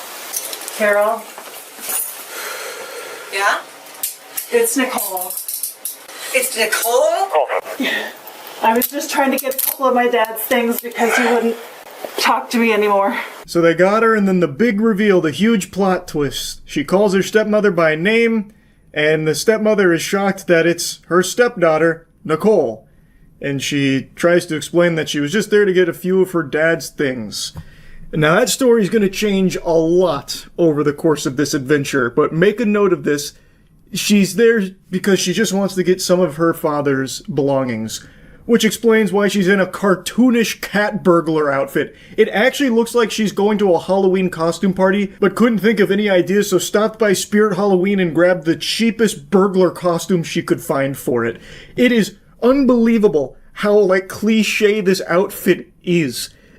I am stunned to see a real burglary from someone dressed like this. I'm also shocked that she didn't just, bolt for the front door and run away. Instead, she trapped herself in the basement and just squatted there. Literally just standing in the middle of the bathroom. I don't know if she tried to do a Blair Witch staring at the wall or something. If I can't see them, they can't see me. I have no idea, but it was not the cleanest getaway. And speaking of clean, you need to clean yourself up using Cheeky Soap. And great news, we just introduced a new scent into the family here, Bahami Mami. It's a tropical scent. It is fantastic. You're going to love it, and you need to upgrade your hygiene. It's time, and this is the best way of doing it. Highly moisturizing body soap, best soap in the universe. Go to usecheeky.com and get some. She also stole documents out of the house. She's my stepdaughter. I didn't steal any documents. How did I steal documents? Nicole, what's your last name? Mitchell. Stand up. No one stole anything, Carol. I don't have anything on me. If you want to talk. You got anything on you? No. Yeah, what a nonsensical thought process, Carol. Obviously no one stole anything. What an outlandish thought to even cross your head. Why would you even get the idea that there could have been a burglary taking place here just because I'm in your house unannounced in the middle of the night, hiding under your bed, dressed like I'm about to go rob a bank? What? Does that mean all of a sudden I'm here stealing something? No. Why was she squatting down next to my bed? Who is this to you? Pardon? Who is this to you? She's my stepdaughter. Stepdaughter. She's also a Minnesota senator. A great question, Carol. Why was she squatting down next to your bed? The world may never know. The Lord has no idea. She lives in the Twin Cities. Unknown to the officer at the time, the suspect previously was a meteorologist for the Weather Channel and a local news anchor before being elected a senator. She's a senator? Yeah. Yeah. Was. Was or is currently? Well, she is. I meant after this. Oh. Her stepdaughter may have been a meteorologist predicting the weather, but Carol predicted the future here with this one, and she was right on the money. It is past tense. Nicole was a senator, but after this burglary, she is no longer, and is facing some super serious charges. My husband passed away, just her father. And the day after he died, her aunt came here, and they walked out with all these, it's two. Okay. They were walking out the door with all these forms, and I ran out the door. I said, "What are you guys doing?" She said, "We're just trying to help you, just trying to figure out where you are financially." No, it's a... So here's where breadcrumbs start to connect a little bit. Carol mentions that Nicole is very close to one of her aunts, and after her husband passed away, they came and took some documents from this house while saying that they're just making sure she's doing everything, correct when it comes to finances. Which... that smells a little fishy. There's something stinky afoot there. And now all of a sudden Nicole is back unannounced in the middle of the night dressed like a fucking thief class in an MMO. My dad died last year. She's paranoid. Well, now she's really paranoid. But, can I... Has she done this before? Not that, but she's insisted that my son should get nothing. She should get everything, all that stuff. Where'd she come in at? Get into a base. You know? I don't have a clue. When everybody tried to help her right after the funeral. She's not trying to help me. She's trying to get money. She kept... I can show you my bank account. Well, let's go upstairs. So this is Nicole Mitchell's strategy. This is her go-to play here to try and weasel her way out of the trouble she's in. The crux of her argument for why she's there is that her stepmother is paranoid, and she's been mentally declining, and she's senile, doesn't understand things, so she's, talking all crazy, all that paranoia. But Carol, I think, seems pretty sharp here in recognizing that Nicole is probably there for financial reasons again, because it seems like that's something that's happened in the past, granted not to this level. And Nicole just keeps harping on, no, she's just paranoid. As Nicole is literally dressed like a fucking burglar out of a Saturday morning cartoon in her house in the middle of the night looking to steal shit. I don't think that's paranoia. Paranoia indicates that there's some level of, delusion or, disconnect from reality. Carol is very grounded in reality. Nicole Mitchell is off in, fucking goober space. Yep, there it is. That window? Over there, yep. Okay. This is her bag? Must be. I don't know. Yeah, stuck in the window. I'm just hoping this mistake won't completely. I know I did something bad. After the funeral, my aunts tried to help her. She thinks they stole from her when they were just trying to get her affairs in order. Okay. She has progressively cut off the family. They find a backpack half pushed through the window. They eventually find 2 laptops in that bag, which coincidentally turns out Carol is missing 2 laptops. But we'll get to Nicole's excuse for that in a moment. She denies that the 2 laptops are Carol's. And now while talking to Nicole, she once again tries to harp on she's just unreasonable and she's just real out of it. She's gone loopy. She thinks everyone's out to get her, and so she's progressively cut off the family. To be honest with you, Nicole, I can see why she would progressively cut off the family here, considering one of the family members is breaking into her house in the middle of the fucking night, lying next to her bed doing a tabletop challenge or something. It makes sense. I don't think it's paranoia. I think she made the completely correct call in cutting off this part of the family here. And she mentions the aunts, something Carol also mentioned without the 2 of them even communicating, so it's pretty clear that there is something going on with the aunts and Nicole and the finances here that Carol has after the passing of her husband. Okay. But she's got Alzheimer's and she's gotten... I know this doesn't help. This is just going to prove the point. But she's gotten paranoid and thinks we're all out to get her and won't let anyone in the house. I just wanted to get a couple of my dad's mementos. And that's all. Okay. So what kind of mementos? A couple pictures and maybe one of his shirts. So she's saying that Carol has Alzheimer's and thinks everyone's out to get her, and thus she broke into her house to get some of her father's mementos. Nicole, it does seem like you're out to get her, and I'm inclined to believe other members of the family are too, considering you've conspired with them to take some documents from her house. It does seem like she's 100% in the right to think that there are some members of the family out to get her. Hi. What's your name? Nicole. Are those laptops in your backpack yours? Yes? Okay. She's saying she's missing 2 laptops. I can show you one. It's got my kid's Minecraft game on it. Okay. What's the other one for? I have one for work. Okay. She has Alzheimer's. She's been misplacing things. I can show you texts going back months saying, things are missing, this and that. Okay. I'm just asking, so it's not a reason to break anybody's house. No, that wasn't my intention. Already. She decided to bring 2 laptops with her in the backpack to a burglary? It's an interesting plan. Her strategy, it escapes me, but I'm not a galaxy brain, mega mind level intellect like Nicole Mitchell, clearly. But they then talk more to Carol, and they're asking about, what did she take previously, and she mentions that what her and her aunts took last time were a bunch of bank papers. The officers are asking, well, why would she be taking these things? How does this help her? And then she mentions that her husband didn't have an actual will. So the bank papers and all of that she believes is for inheritance stuff, financial kind of gain. Which makes a lot of sense. Significantly more sense than Nicole's story. Okay, how come it has Carol's name on it? It was one that she had given me Okay. way back when to use for the kids. Well, she's missing 2 laptops. That's what she said. So I'm taking this laptop. How about this one? Okay, that one's got your name on it.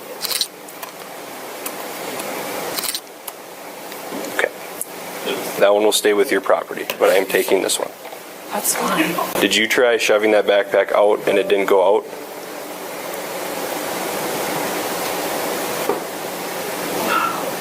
I want to answer your questions. So one of them had Carol's name on it, and the other does seem to be actually hers. The state of Minnesota laptop right there. So she did, I guess, bring a laptop to this. My guess being she wanted to take Carol's laptop and upload things from it to hers, perhaps? I don't know. I'm just spitballing here. But it is very clear that she had some bad intentions. I don't think it was just to get some of her father's mementos. And in fact, she completely drops that narrative, by the way. After this arrest, this is the only time she tries making that claim. She then must have consulted with a lawyer or something, fucking called Saul, but Saul was too busy on Fent or something, because then she completely changes this story and goes with the narrative that she was actually only there to check on her stepmother's well-being because she cared so much. She just loves her so much and wanted to make sure she was okay. Which is a felony, as well as possession of burglary tools. Mitchell was a Minnesota state senator at the time of her arrest and refused to resign after the incident. She accused her mother-in-law of suffering from paranoia about break-ins and senility. She also refused the release of the body cam footage. After her arrest, she posted on social media changing her story that she claimed in the body cam footage. Instead of saying she was there to take possession of her father's mementos, her social media post claims she was there to simply check on her stepmother due to her health issues, and she startled her, essentially putting the blame on the stepmother's medical problems. Now, I'm not going to pretend to be an expert on wellness checks here, but this seems like a really bad approach to checking on someone whom you believe to have declining mental health.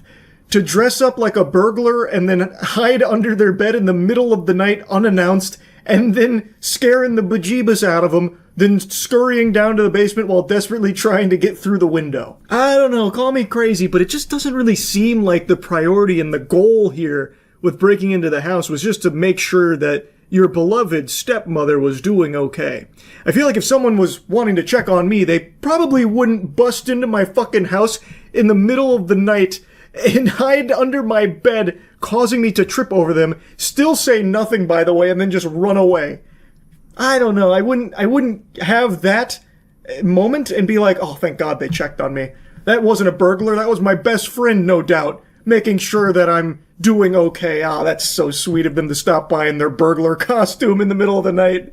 What a crazy story to try and spin. There is no human being on the planet that would believe that. Like, her previous attempt with, like, getting her father's mementos, that makes sense if she had any of her father's mementos in her bag, which she didn't, apparently. So maybe that's why they tried this, because she couldn't, like, procure any of that. It clearly wasn't why she was there. So maybe the lawyer was like, if you try that, they're going to grill you on, well, why didn't you have the mementos? Whereas here, they can't tell you what you were actually there to do, I suppose. But you can definitely poke a hole in the logic of this. It makes no sense at all. She didn't check on Carol's health or anything. And if she was there to do that, why is she dressed like a burglar? Like, there are just so many obvious flaws with it. Though now I'm really playing with this thought experiment here, like how you'd possibly argue this. I guess maybe something you could squeak out is be like, oh, well, I thought Carol liked burglars. You know, some people really like clowns. You like clap at clowns, makes them laugh, makes them feel better. I thought Carol would feel better if I dressed like a burglar. I always thought she was a big fan of that get-up.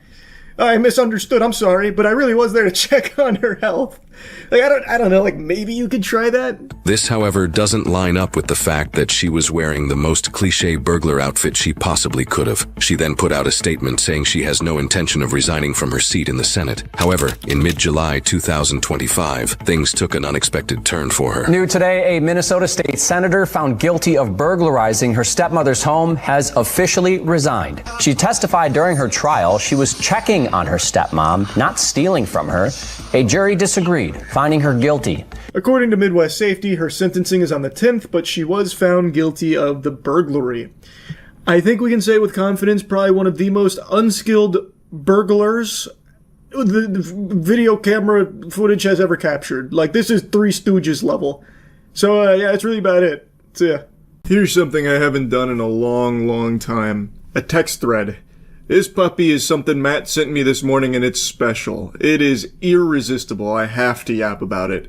A guy had been seeing a girl he matched with on Hinge for like 2 weeks. They'd only hung out a couple of times, but he wasn't really enjoying her company all that much, and instead of just ghosting her and disappearing, decided to just rip the band-aid off and put in his 2 weeks notice, like, I'm resigning from this, we had some good times, but, we need to go our separate ways into the sunset here. And all hell broke loose. It was a pretty respectable message. Hey, I'm realizing we're not aligned in ways that matter to me. I'd rather be honest now than keep moving forward when I don't see it working out long term. Very concise, to the point, it's not rude, very simple. And man, that hit like the meteor to the dinosaurs here. Oh, well, okay. I hope you find what you're looking for, I guess. Me thinking I found my person and you don't even feel the same, LMAO. He just says, same to you. Now I'm sad. Block me. All because I want to tell you conspiracies, and I want kids. Now, you know me. I love conspiracies like Garfield loves lasagna, but there comes a point where it's just overwhelming. This individual here, she's not just wanting to tell him conspiracies. She is obsessed with conspiracies. She lives and breathes conspiracies out the wazoo. You're about to see just like a flood of unhinged, like, lore dumping. She starts trying to give this guy homework on conspiracies. She then gets into anime monologuing territory. It's also been 5 days and people change. Life changes. Circumstances change. But war never changes. And you know what else doesn't change? Once you reach a certain age, that is, your height. Isn't that a damn shame? I actually felt something with you, which isn't something that happens often, but you know what you want from your person, I guess. I don't know why I'm reading this like AI. It's first thing in the morning. Now we can actually fight. Thank God. It's about time we could actually fight. Woo! Yeah! What a weird thing to throw in there. That's what I get for liking a lib. I'm upset because what the fuck? Fix your feelings, I don't care. Men and their illusion of options. Yes, you see, there's only one option, and it's her. All roads lead back to this angel. I told you at dinner I like to talk out my ass when it comes to conspiracies. I thought I fell in love with you when I came over, and the entire time you didn't even want me there. That's delusion, and that's okay. God, that's like just scary, the fixation, like how quickly that can happen. I thought I fell in love with you when they've only hung out like a handful of times over the course of 2 weeks. Thank you for your time, LMAO. I am again done dating for a few months. Our weak pictures. I can't quite make out what that's supposed to be. It looks like the inside of a dishwasher. I don't know if they shrunk themselves down on Miss Frizzle's school bus or something and took an adventure inside of a dishwasher, but that's what it looks like to me. I'm not really sure, but she sends like some pictures to commemorate the great times they had together. And now I have to take down and restart my hair, because why am I literally doing it pink like you wanted? And I have to kill you on Sims. That's one of those big red flags right there. There's a lot to unpack with just that one line. Now I have to kill you on Sims. That's that psycho shit, like ripping the wings off a butterfly. So, first of all, she made him in Sims, after barely knowing him. Kinda weird. Really odd. I guess she was like planning their lives together through Sims to see if it's something that she, is ready to, get ripping and roaring on. And now that it's gone south, she's going to have to execute and murder him on The Sims. I imagine there will be torture involved too. Just a hunch. Just a hunch. A girl that actually likes you is too much, LMAO. Anyways, I'll see you Saturday. I love that. After all this, it's like, okay, so now that you're done being stupid about this whole, like, we don't align type of thing, I'm going to see you on Saturday. Isn't that right? I will see you Saturday. Don't you forget it. I will see you Saturday. Yes, I killed you on The Sims, but I had to do what I had to do. It doesn't mean I don't want to see you on Saturday. We're still soulmates. We're meant to be together. You know that. I like you. You know that. And you don't have a choice. It's an illusion of options. First day you didn't see me in a row and I got my man taken. Well, man didn't get taken. Man just came to his senses. This is all very concerning stuff. Like, it is what it is. He was upfront with you about it. He didn't ghost you. And man, I gotta tell you, I think overall this response to it is showing that maybe this just wasn't the right fit. Telling me to keep you just for you to leave. I'm sorry for blowing you up, but I'm just a deeply loyal person. I don't see what we don't agree on. And even then, why do we have to agree on everything? We're human with our own lifestyles and experiences. I'm so sad. While I'm sensitive and bleeding isn't nice, could have waited 2 days when I'm back to being myself. And then she puts a screenshot from another match she had on Hinge where she's talking about the Mossad and the CIA, which I'm not really sure what that has to do with what's going on here, but she does provide it regardless, I guess, as like some parting ways reading to brush up on if you want the real. This is why I hate liberal men, because why are you more sensitive than me? Well, I think him sending one message about like, hey, it's not working out, I don't really love us together, and then you having 45 messages over the course of like an hour and a half, it doesn't seem like he's more sensitive at all, actually. That's kind of a weird projection, to be honest. That's a bit of a reach. I'll give you one day of space. I'll see you tomorrow, caps locked. She's gonna be in like a fucking tree with binoculars looking at him, spying or something. Smiley face. Yeah, I don't care. You're either with me or we're together. Those are your only two options. Oh, fuck. About to kidnap him or something. It reminds me of that hat. You're either drinking 14 beers with me or you're drinking 14 beers against me. You're cute, smart, laugh at all my jokes, easy to talk to. I like your hands and your arms and your weird nerdiness. Okay, I have shit to do, but still, count your days. Literally one, but yeah. Okay, bye. Have a good day. And then she drops some more screenshots here. This one's about Jewish tradition and Jewish banking. So it's becoming a full-blown Twitter thread here, and it goes on for a little while. Then she starts sending these. All of this over the course of 2 minutes, so it's all saved to her phone. And I'm actually so fucking hilarious, and I wanted to cook for you and love you forever, blocking your blessings, and I give immaculate head. Shit, wait a minute. Hold on. We may have been too hasty here. That ought to make him rethink everything. We can now disregard the previous 66 messages that have come through here, and maybe we can at least reevaluate this relationship. That's quite the Hail Mary. And I'm a trust fund kid with VA benefits because both my parents are retired and on 100% disability. Lol, okay, I'm done now. Your loss for sure. What in tarnation? What? I don't even know what to say about that section there. Have fun with bitches that don't like you and that aren't funny or pretty or won't want to do anything for you.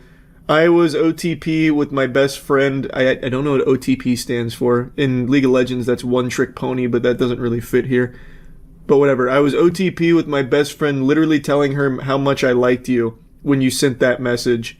Because what the fuck? But I know we're never gonna see each other again, so it's all good, friend. I hope your date goes well. Actually, I hope she's ugly. And loves the white savior complex. I caught feelings way too fast. My fault for sure. I'm glad you feel safe. That's good. You could have warned me. Literally, if you haven't blocked me, I don't know. I'm gonna keep going until I feel better. I don't need a response or anything. I feel really defeated. But it could really just be me on my period. I was so ready to lock in. Actually, I did. See, this is why you always have multiple men. But I didn't want multiple, I wanted one. I want to be a stay-at-home mom in the woods with a garden and my bakery. But you don't have just one man. You just sent a screenshot like 10 minutes ago of you talking to another guy on Hinged about Mossad. Like, what do you mean? You definitely are talking to multiple men. But I guess this was her favorite. You want to live in the city with no kids and be 50-50 with whomever. So I get that. But the last bitch you were with, you tricked for, and I didn't even want that. What does that mean, you tricked for? I'm not familiar. Like, what do? Hit it like a kickflip or something to impress her? I'm not positive. But, like, even she's confirming that they want, like, different things. Like, it should be, like, a really amicable split here. And I'm calling it a split, but they're not dating. They hardly know each other. They're just, like, a step above strangers. Didn't even give you anything. Or maybe you lied. I wanted a partnership. And you want... I don't even know, actually. It's okay. I'm too pretty to be doing this. Have a good day. Especially when we have everything in common. Do you have any friends that like Mario and being in love? Mario's like one of the most well-known property of all time. I bet he has tons of friends that like Mario. And as far as being in love goes, it's like a basic human desire. that 99% of the world also feels and wants. So yeah, I would say, I don't know this guy, but I would say with high confidence, he probably has a lot of friends that like Mario and being in love. Just a hunch. And like obsessive conspiracy theorists.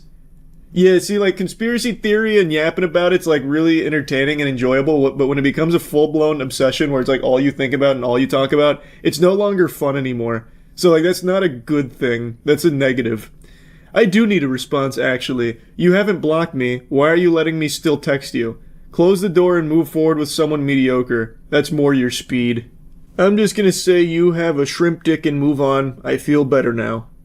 Well, that's good. I'm happy to hear that. I'm glad they were both able to reach a point where they feel better about all of this. And then she comes back a few hours later. Hey, I just wanted to apologize. I'm not used to meeting good men, so I thought it was too good to be true, so I tried to scare you off. I realize I messed up, and if it's okay with you, I want another chance, even if we're just cool for now. If not, it's okay too. You're an amazing man, honestly.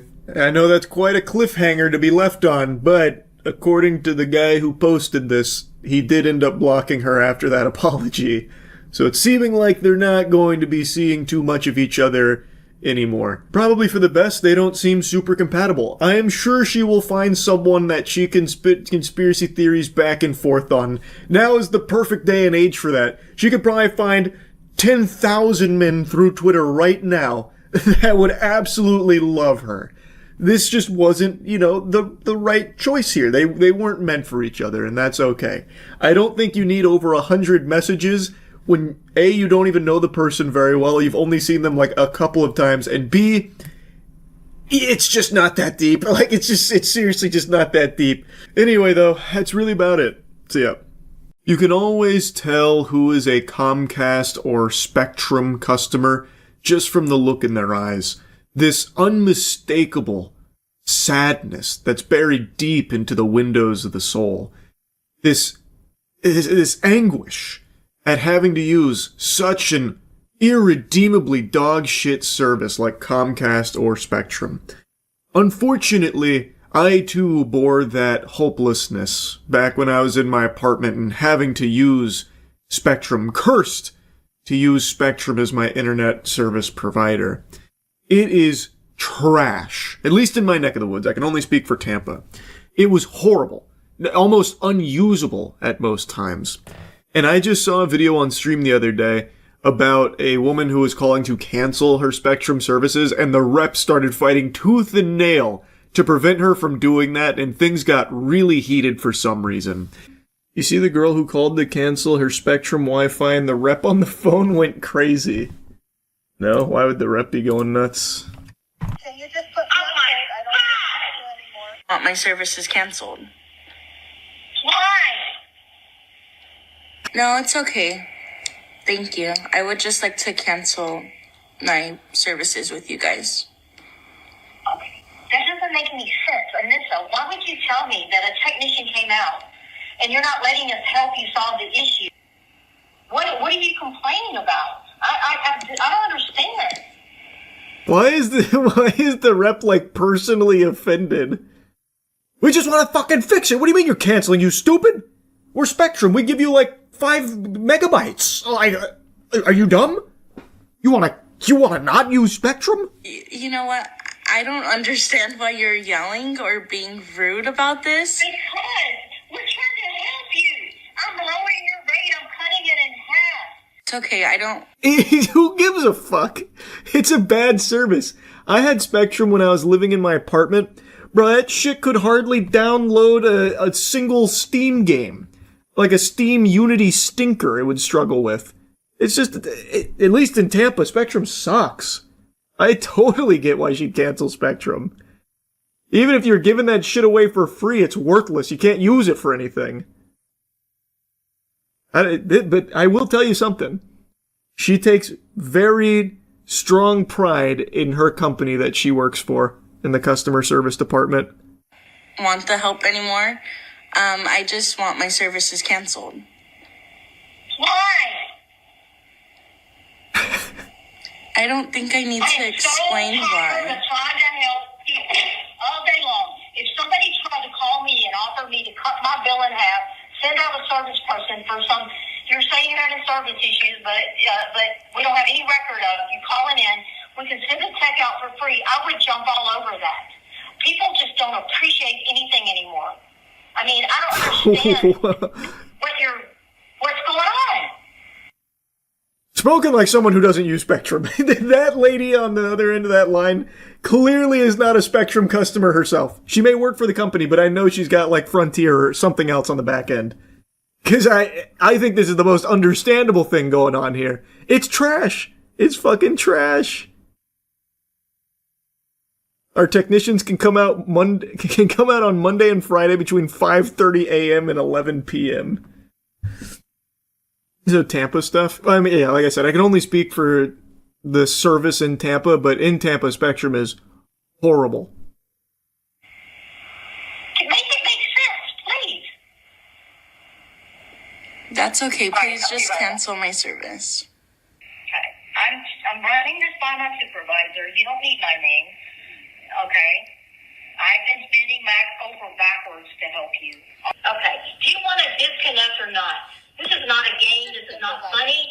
I've been on the phone all day long listening to people like you. I am tired. Well, sorry that that's your job. May I please speak with your supervisor? Your job, and you know what? My job is to help people. And I've been over backwards, and you were lying to me. You were rude to me. What is happening? I mean, I guess it's entirely possible in between these cuts. Maybe she was like goading the rep in some way, but I don't really see how. Because I feel like you can just stop it instantly by being like, all right, I canceled the service, and then hang up. Is it like a huge song and dance, like a ceremonious process to cut the cord with Spectrum? Because I didn't have that issue, and I canceled with Spectrum after leaving the apartment. It wasn't that big of a deal. Does she get paid more if she stops people from canceling? I don't know. I mean, if she just hangs up, the woman won't cancel it on her own. They need confirmation. No, I'm talking about the rep. I'm speaking for, like, the rep's reluctance to just, like, end it. Because all she has to do is be like, all right, I canceled it. You're done. Bye-bye. Like I'm saying, I guess it's possible that she was being rude to the rep at some point. But, again, even if that was the case, she could have just canceled it and been done right then and there. I don't really get it. This is all just completely unnecessary and inexplicable. Because you're going to have to wait for a long time for my supervisor. That's fine. What's fine? Me waiting for your supervisor. Are you kidding me? What is your deal? What are you complaining about when you want to disconnect? You don't want to stay with Spectrum. So why do you want to complain? Why do you think you have the right to do that? I do have the right to do that. Oh my god. You don't like our company. So why do you think you have a right to complain? And just disconnect you can just move on and go on, and move on since we're so horrible as a company that you want to disconnect. Is she like the owner of Spectrum or something? Do they have like the fucking CEO working the customer service line? Why does she care that much? I don't get it. That company loyalty is remarkable. This has to be fake. I would think so too if she didn't show the customer service number. So I feel like it's probably not fake. I don't know. I guess I guess it still could be. This is what it feels like to cancel a gym membership. Yeah, I know it's become like a big meme, but I've never had an issue with that at the two gyms that I've canceled memberships at. But maybe it is like that. You want to cancel the membership? You got to come in here and fight our biggest guy. Good luck. Yes, I'd like to disconnect. And I'd also like to speak with your supervisor. Okay. Anissa, what do you think you're going to get out of this? I don't need to get anything out of it. I just need to speak with your supervisor. You don't need to speak to anybody then. Can you just put me on hold? Say that and I'm going to disconnect you and I'll never talk to you again. Let's just do that, okay? Please let me go. I'll get off in 5 minutes. No, I'd like to speak with your supervisor. You're not going to. Like I said, you've got 14 days from today, and I wish you well. Do you have any other questions? Yes, to get transferred to your supervisor, please. Jesus. She hung up. Oh, the service got canceled. That was spiteful at the end there. But yeah, that song and dance did not need to go on too long. I don't understand why the customer service rep cared so much